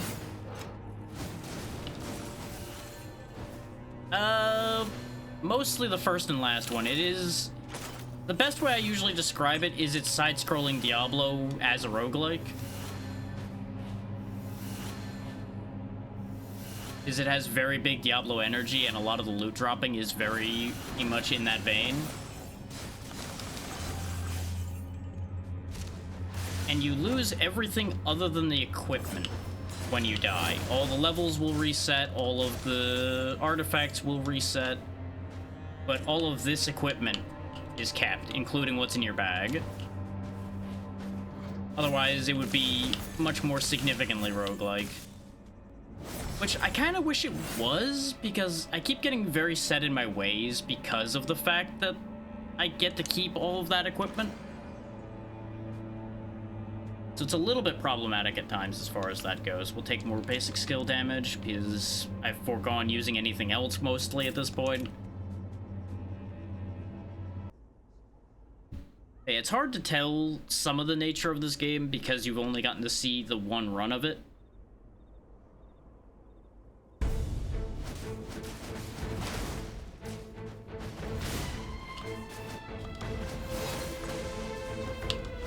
I'll get back to you on that when I can actually read without risking instantly dying. Case in point. This is what I was talking about of still being in danger. Okay. Yeah, basically. You'll notice, though, that unless I had kept using those potions and my barriers like I was, he would have deleted me just as fast as I deleted him. That's where it was getting bad. And he's not the final fight. There's one more fight after this. Him I've defeated with the other builds before. Oh, yeah. Except it's very, very thin glass.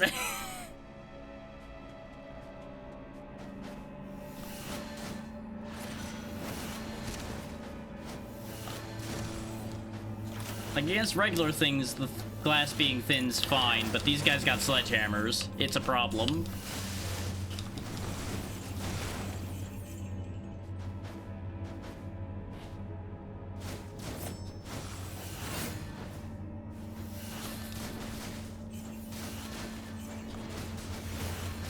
Honestly, this is a very satisfying bit of crushing I'm doing here after all of the pain and suffering I went through from these things with the other two builds we tested before this. Oh, God. It is our first time here with the Spellblade, which is the class I'm most familiar with.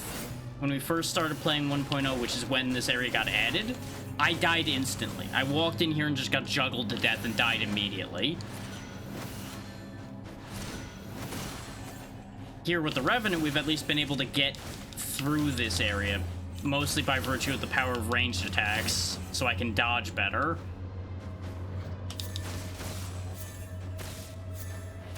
So that's why I say this area is such a problem, is it has been a thorn in my side all day. We'll take a skill level. Except it's not for a single skill that I'm even using, so you know what? Fuck you, it's staying there. I'm not even bothering to take it.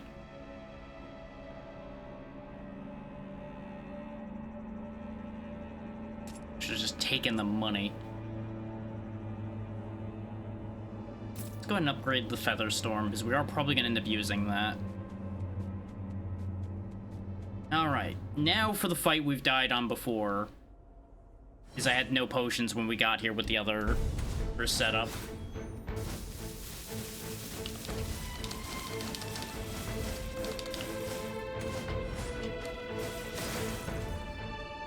Nope, we stunned him. Keep the barrier up so I don't die instantly to anything. Oh, I think he's mad. Yep, he's got his barrier back up again. Oh, wow. Wow, wow, wow, wow, wow, wow, wow.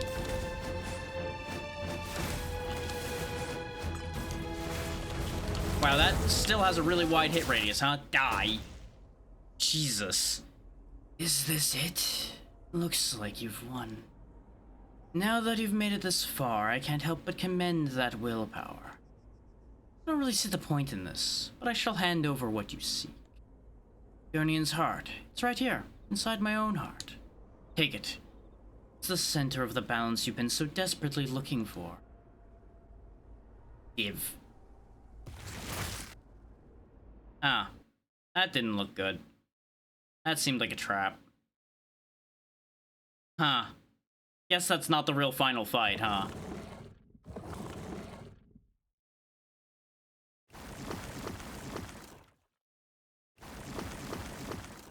Huh. How easy that was. You always believe there is a right answer. Behold, Guardian's heart has become mine now, and the three faces shall take the places of the three dragons. You cannot stop the newly emerging dawn.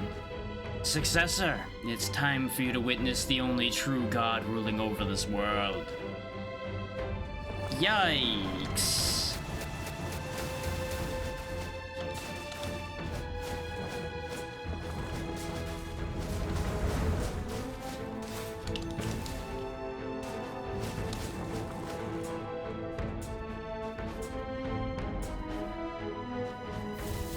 Oh, the heart itself is vulnerable now. Okay.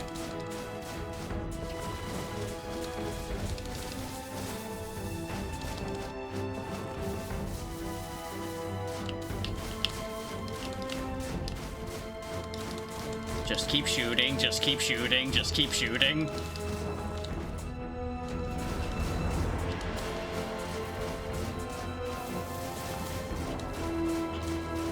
All right. Well, we've defeated him again. Whew.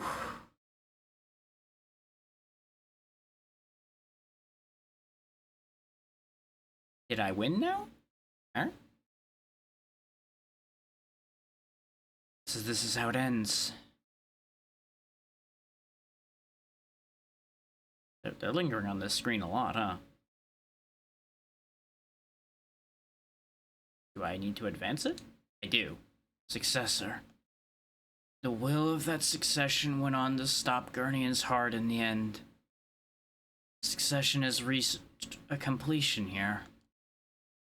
Would have been better to wait for a whole heart and a restored rune of annihilation. While I couldn't become the rising sun myself, dawn has already come. Face the new morning. I'll never let you have this rune. You do have a giant hole in your chest, so I don't really know how you're going to be stopping me.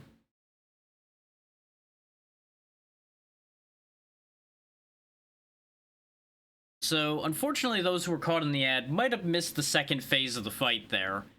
But we did it. Black Dragon's shattered heart. The heart of Gurnian was not completely destroyed, and I didn't get to read the rest of it before he was vaporized. We'll get to that in a minute. That blast just now. Face becomes pale after taking a quick glance at Asat's heart with its light fading. Did he release the rune of annihilation himself? We have to leave now. Gurnian's heart was the source of power for this world. With it gone, this realm will collapse soon. What will become of this place now? No one can say. We must hurry. Let's go back to Cliffshire, the Village of Light. Are we gonna, like, teleport away, or what are we doing here? Okay, good. Oh.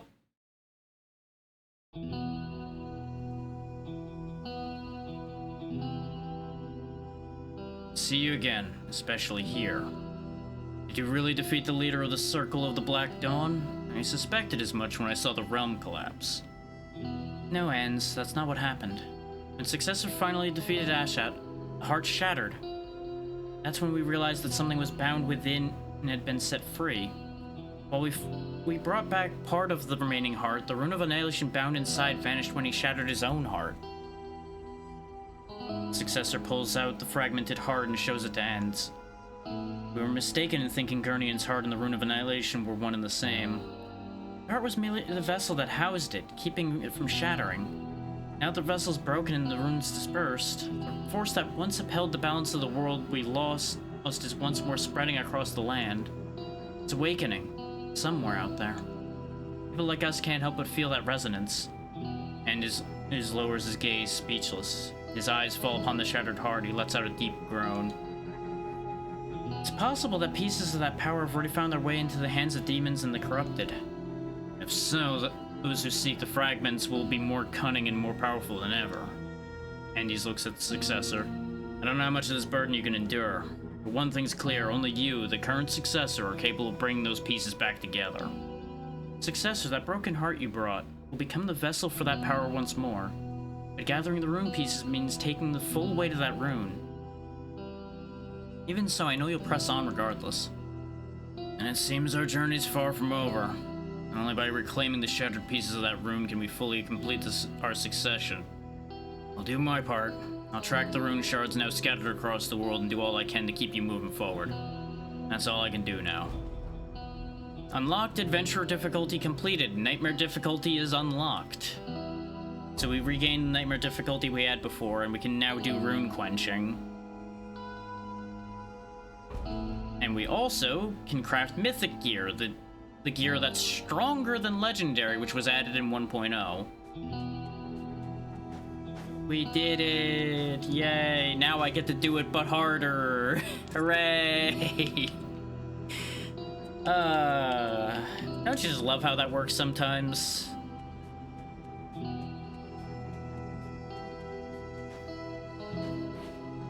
That did actually end a little sooner than I expected, so we'll at least do one nightmare attempt once I get our gear cleaned up.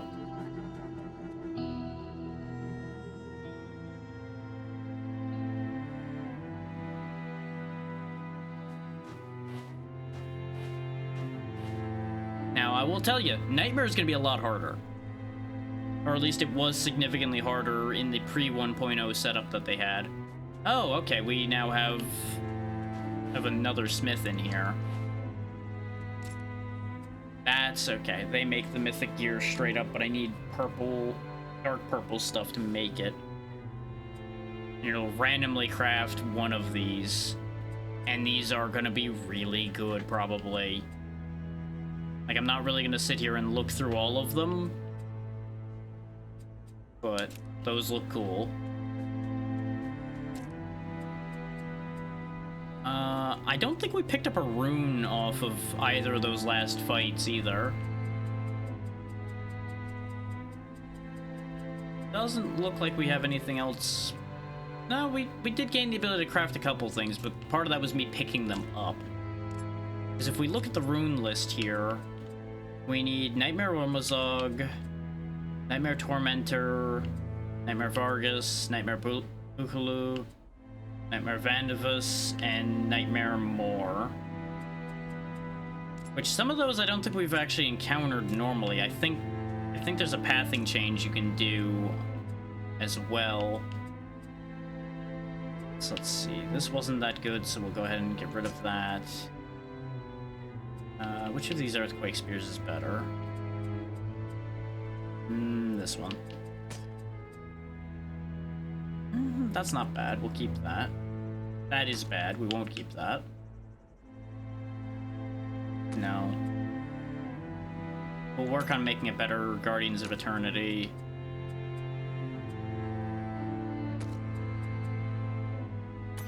Okay. This way we can get more material to make more legendary gear out of. I presume we'll start getting mythic stuff to drop on Nightmare difficulty, much like the legendaries were dropping on the current difficulty. And that's how you'll start being able to make your own mythics. Used to be that even on Nightmare, legendary stuff was dropping, just higher level legendaries would drop. But ever since 1.0 and the actual end of the game had been added, I lost access to Nightmare mode. Otherwise, I would have been staying on Nightmare difficulty. Do I want to stay? Yeah, I'll stay with the Revenant, just because the Revenant's been more successful. Try a different setup here. Just so we don't do the same broken thing again. We'll give the Eagle Spear a try instead this time, so when we use Penetrating Spear, we'll spawn those eagles we were using.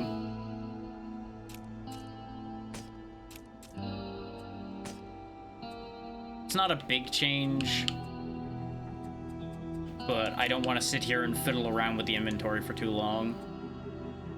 And this is the interesting thing about what they did with Nightmare difficulty. It used to be just a difficulty you selected. It now has a bunch of modifiers,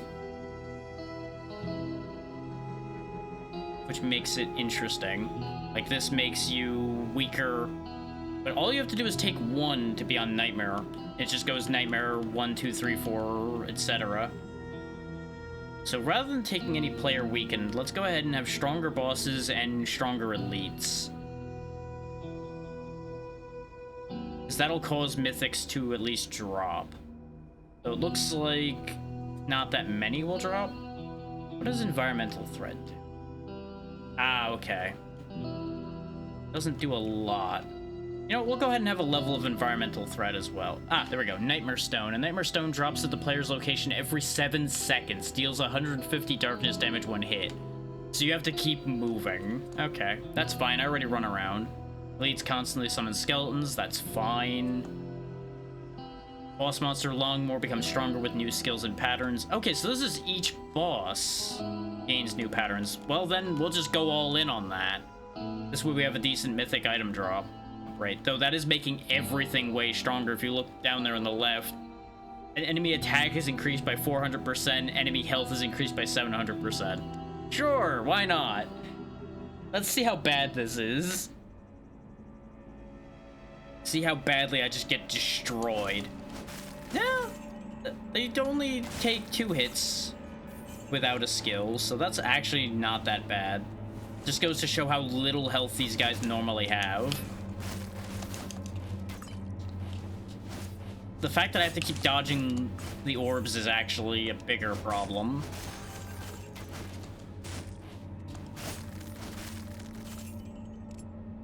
And grab our lightning spear. which is going to be remarkably less effective than it used to be because we don't have the legendary item boosting it anymore.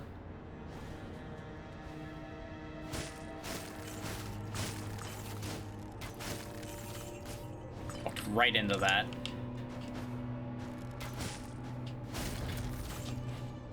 I swear it's an incredible skill to be able to walk yourself into an arrow that you had already dodged. Sure, we'll take the Blessing of the Moon. It's not gonna help too much because it's not quite right, but the attack boost should be good enough for the moment. I'm not planning on making a real run of this. I just wanted to see how the scaling looked now. Which, it's interesting. They actually are scaling, I feel, less than they did in original Nightmare mode. But again, it may just be a power scaling difference. Is when I originally did Nightmare, I had, like, I think it was, like, item level 5 stuff, and I have item level 18 now. So that may just be making a big difference there to begin with, on top of the Revenant's Lightning Spear just being reasonably powerful. That would be great for anybody else. And I could just grab a mixed mess set and start actually going for magic fusion.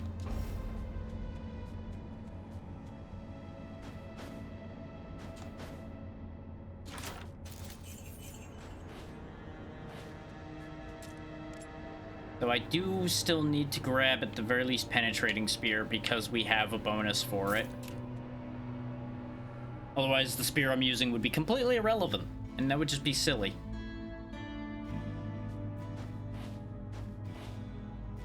Not gonna worry about buying keys or anything. Nope. Similar case of nope. Alright, onward we go. I do feel like I got a lot less gold, but we do usually come through this area with like sub 3,000, so maybe we did, maybe we didn't. What do you got for me? Satiation and Winter. We'll take the Satiation, because Winter's useless unless I am actually going to grab a mixed set. Which I'll be surprised if I live long enough to see a mixed set come to fruition.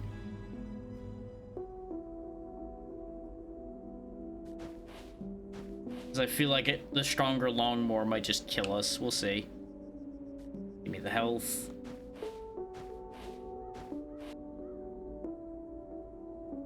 You didn't get to see Longmore's pattern really at all because we obliterated it the first time, but we're gonna have to actually fight it here. Or more than likely. Because he has a ton more health now. And I'm gonna have to be dodging orbs the entire time as well.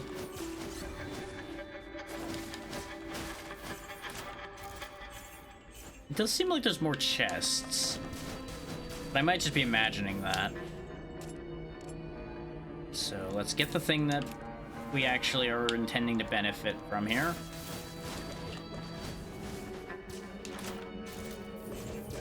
Oh yeah, I don't have the resources enough to throw another one of those.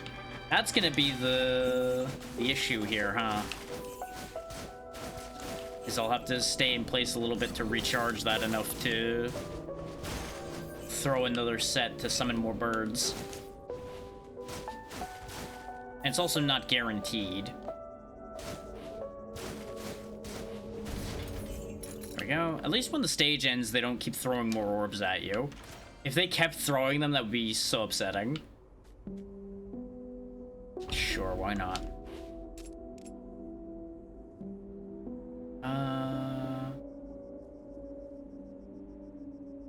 Yeah, if I wanted to put a different thing in every slot, I need to wait. Oh, I don't need to wait, but I'm going to. We'll grab Primitive Flow so we can throw more spears.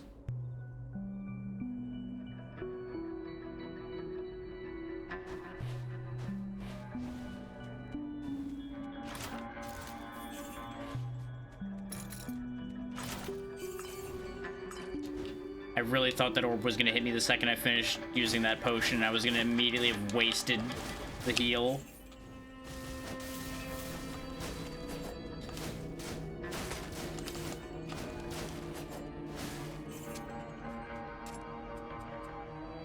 Okay, yeah, those are much higher item levels we're getting here.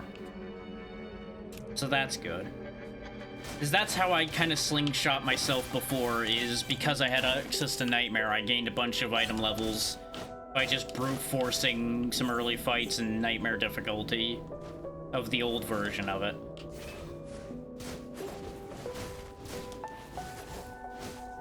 So it may very well be a longer road to beat the game than I experienced, because I had access to that Nightmare difficulty that is now locked behind a full adventure mode completion that is further off.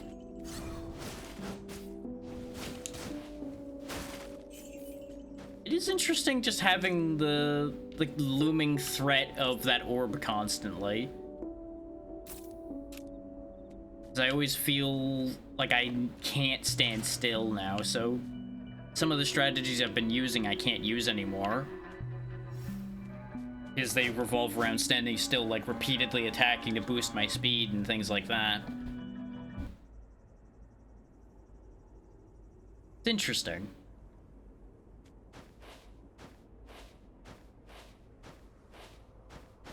Alright, tree. Let's go. What's your new pattern gonna be like?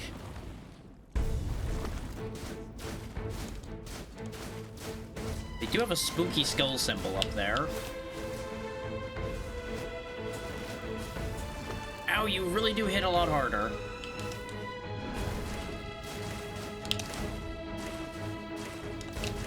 So far, it seems like these attacks are just extended from what they were before, rather than being new attacks.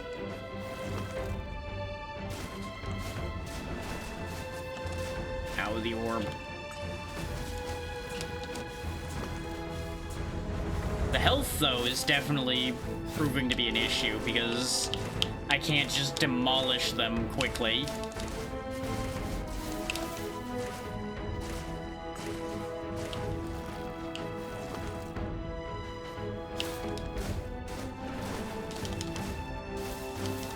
Summoning allies, which is fine. Dodge the orb. Oh, right, that attack exists.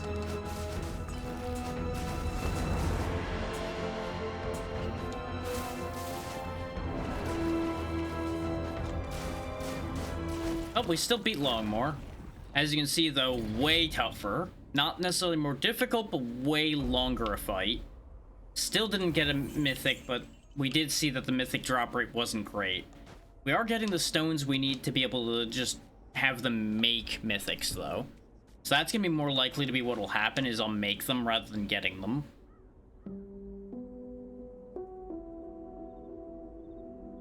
But I am emboldened by the fact that we actually did at least get past Longmore, even if it took me all of my potions to do it. Grab a couple potions, grab a couple keys. I do think with a more efficient setup, I probably could actually have chewed through them quicker than that. Tormentor, though, Tormentor I'm scared of. This is gonna be the one that'll be a problem.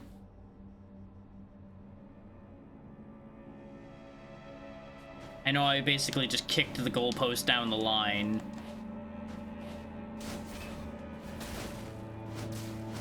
Ooh, boy, we might not get to it. With how little damage these guys are taking, ooh, boy. I need better gear.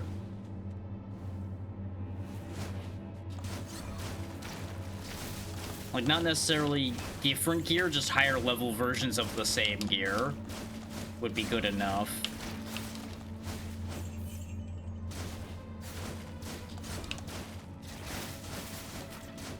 And obviously much better synergy would help a lot. This is like back to when I started the game and things in here took a while to kill and were dangerous. I feel like I've just been reset back to the beginning. What a time to be alive. 40 dexterity? God damn. Alright, alright. We'll take that trade.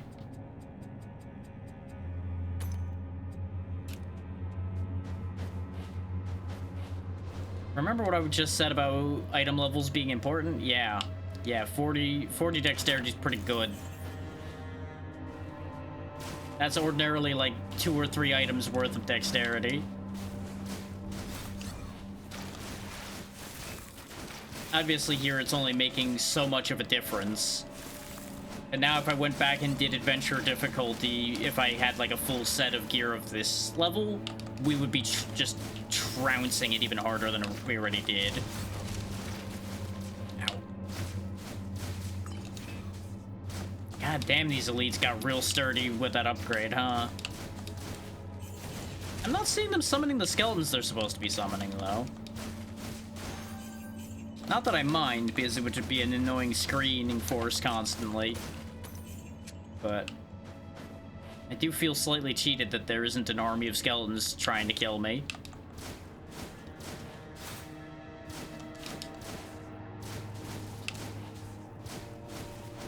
There we go.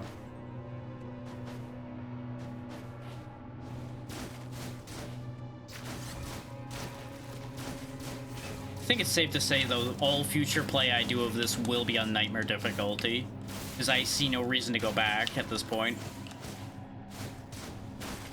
Because I have nothing left to unlock at that difficulty, and item power-wise, it just wouldn't be fair.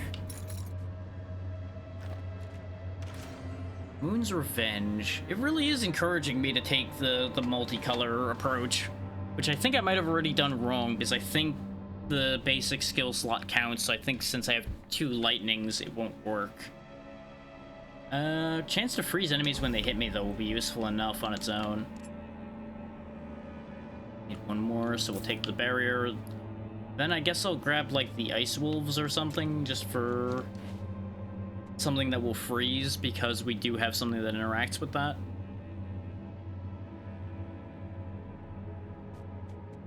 If we even live long enough to make a thing like that happen, because we don't even have a spare potion. We have 1 potion on hand right now.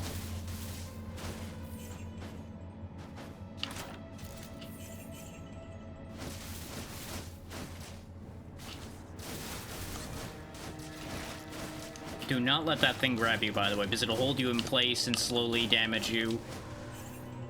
And it really sucks. Do not recommend. Gives bad hugs.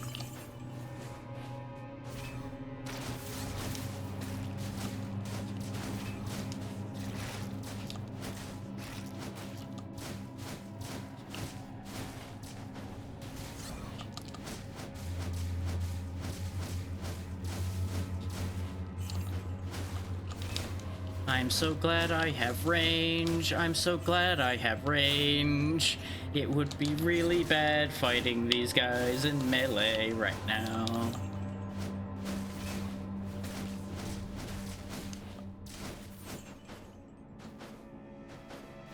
Not to mention the fact that in order to dodge those orbs, I would be losing even more opportunity to attack than I am with my ranged attacks. Of having to dodge so much just to keep ahead. And just think, that's the lowest setting of environmental threat. An orb that could take like half your health bar off randomly, just appearing.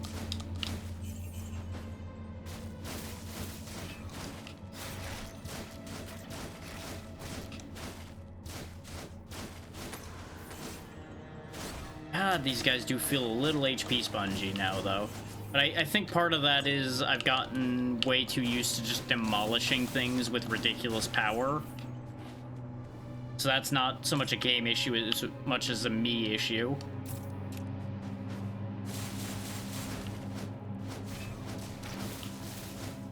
It's a pity that the orb doesn't hurt them. It just would hurt me. But, you know, asking too much and all that, probably. Grab the life, because I'm gonna need it.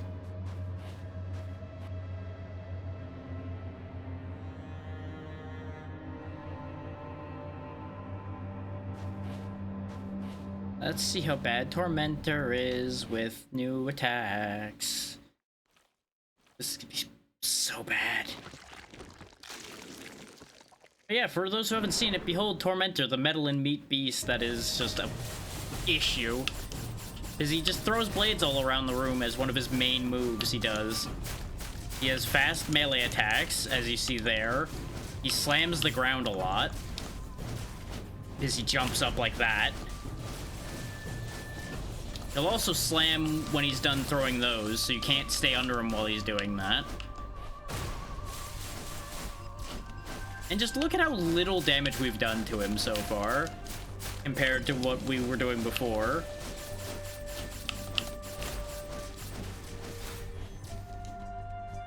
He is serious business mode now. This is back more toward, or like I said, when I was first fighting him. Oh god. When every attack mattered. Oh, this is not good.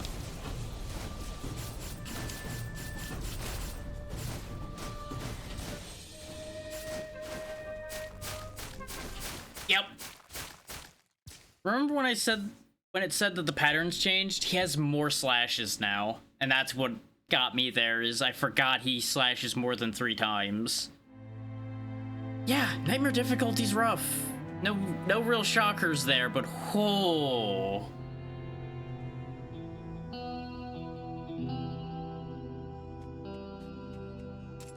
That's neat though, I like that. I appreciate the fact that the difficulty upgrade is actually pretty significant. But I do think I'm going to find us a raid target. I will work on having longer streams back next week, as I had said I was going to try to start doing them longer again. But this week, no sense overdoing it so soon after the Donathon ended.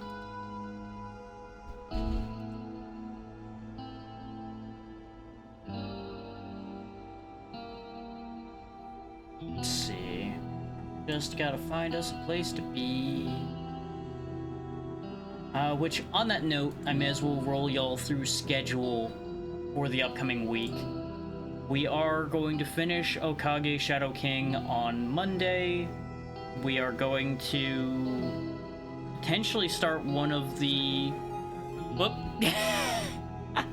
Hey there, Yura. Thank you for the raid. Unfortunately, you did catch me as I was getting ready to pick a target and raid off myself, but hopefully you had a good time today.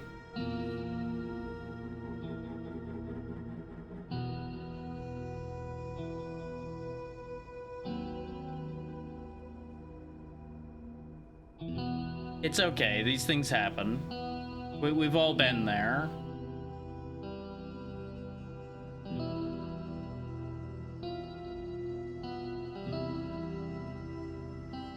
I will say, we did also finally get a win here in Dragon is Dead, so it is also a good point to end it off at. Yeah, understandable. Hopefully, you're getting back in pretty well. I know it can be tricky sometimes to get back in the swing of things properly. Correct. I did not die. Stories of my death were greatly exaggerated.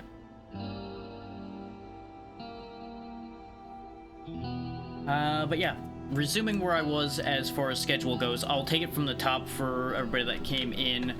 Monday, we'll be finishing Okage Shadow King. We should be clearing the final dungeon on Monday. I've already done half of what I intended to do for the prep. Everybody's like level 50 and things like that, which make it a bit easier than when we were under 45. I might be able to grind up enough money to get the gear upgrades for everybody. There are a few gear upgrades that have already happened, but it is going to take a lot of grinding to get all the rest of the money, so we'll see how that ends up working out, whether I actually follow through on that completely or not. Tuesday will be the first of the donator games. As to which one, I have not decided yet. I have 3 choices. I may just spin a wheel or something. As far as that goes, we'll see how that ends up playing out. Thursday will be a new collab with familiar people, because people were asking me about playing Peak, and I decided, yeah, you know what, sure. A game about climbing and making sure everybody makes it up the mountain seems about right for us. We'll give it a go. And then Friday and Saturday will more than likely either be me continuing one of the donator games. I may start another one because I have games from more than one person. I may just run two of them in tandem, because none of them will take especially long to get through, but they will take a decent bit. And of course, by the end of as soon as Okage ends, basically, I will get y'all another poll as to what the next RPG will be. If I jump into another RPG after Okage, I might take the week off as far as RPGs go, because I had said I was going to do that before starting Okage, and then I didn't. So I think I'm about due at that point.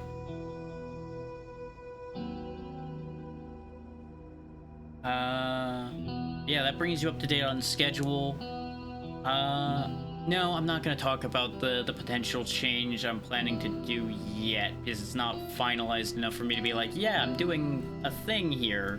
No. We'll save that for later when I have things to show for that. I think that's better.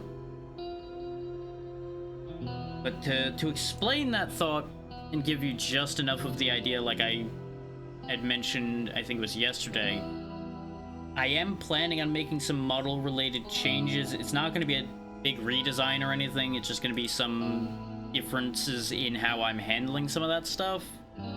More than anything, it's not going to be anything big.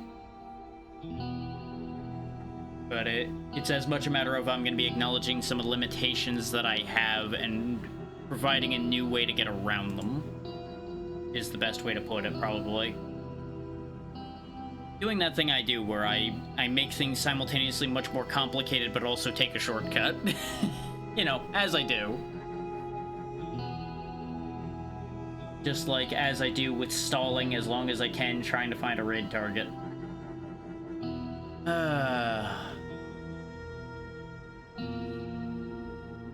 Oh yeah, for the sake of the people that came in from the raid, though, I will explain what we had ended up doing here at the end.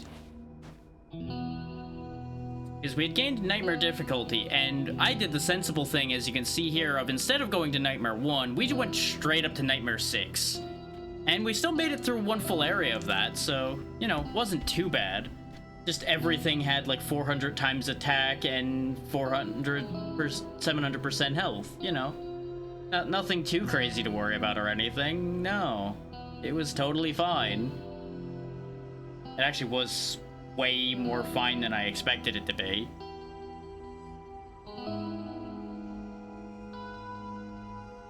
I am being indecisive, and this is making it take way too long again. I really need to trim my lists again, so I stop having so many choices to pick from. Which, that's a funny thing in and of itself. I had this problem a few months ago where, depending on when I ended stream, I had nobody to choose from. And now, no matter when I end, I have, like, greater than 10 options, and analysis paralysis and everything kicks in, and brain just goes, error. We just keep ending up in this situation over and over again. It's very unfortunate, all things considered. But rest assured, we are going to pick a target. We are getting out of here.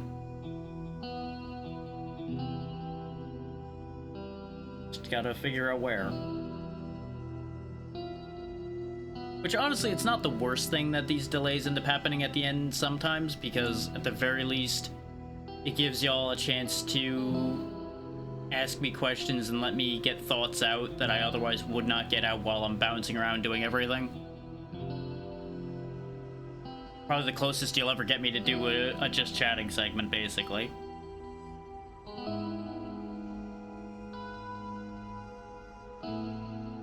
And I'll be honest, there's a part of my brain that keeps getting tempted to keep going, and it's like, no. No. Don't overdo it. No. We're using this weekend to recharge, not to spend everything. But what if I kept spending everything, though? Ideas.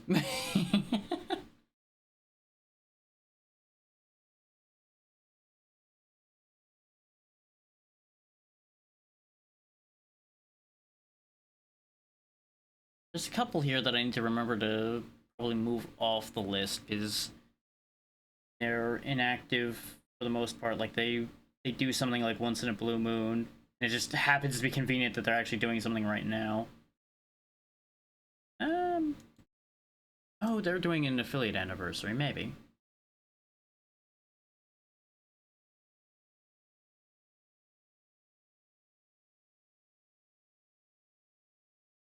Yeah, you know what? They'll be going for a good long while, and it's their affiliate anniversary. We'll go see Yuki. I've not been over there too often, but I've had some decent experiences with them in the past. Over on, I do believe, Yonder Blue Sky. So, we'll go ahead and go with that. That'll be fine. I can't sit here and keep being picky or it's not going to go anywhere. So we'll get that timer going. So, thank you all so much for taking the time to be here. We already discussed all of the schedule things, so I'm not going to go over that again. Yeah, I don't really have anything else particular to add, so be good to Yuki, and I will see you on Monday. Good night, everybody.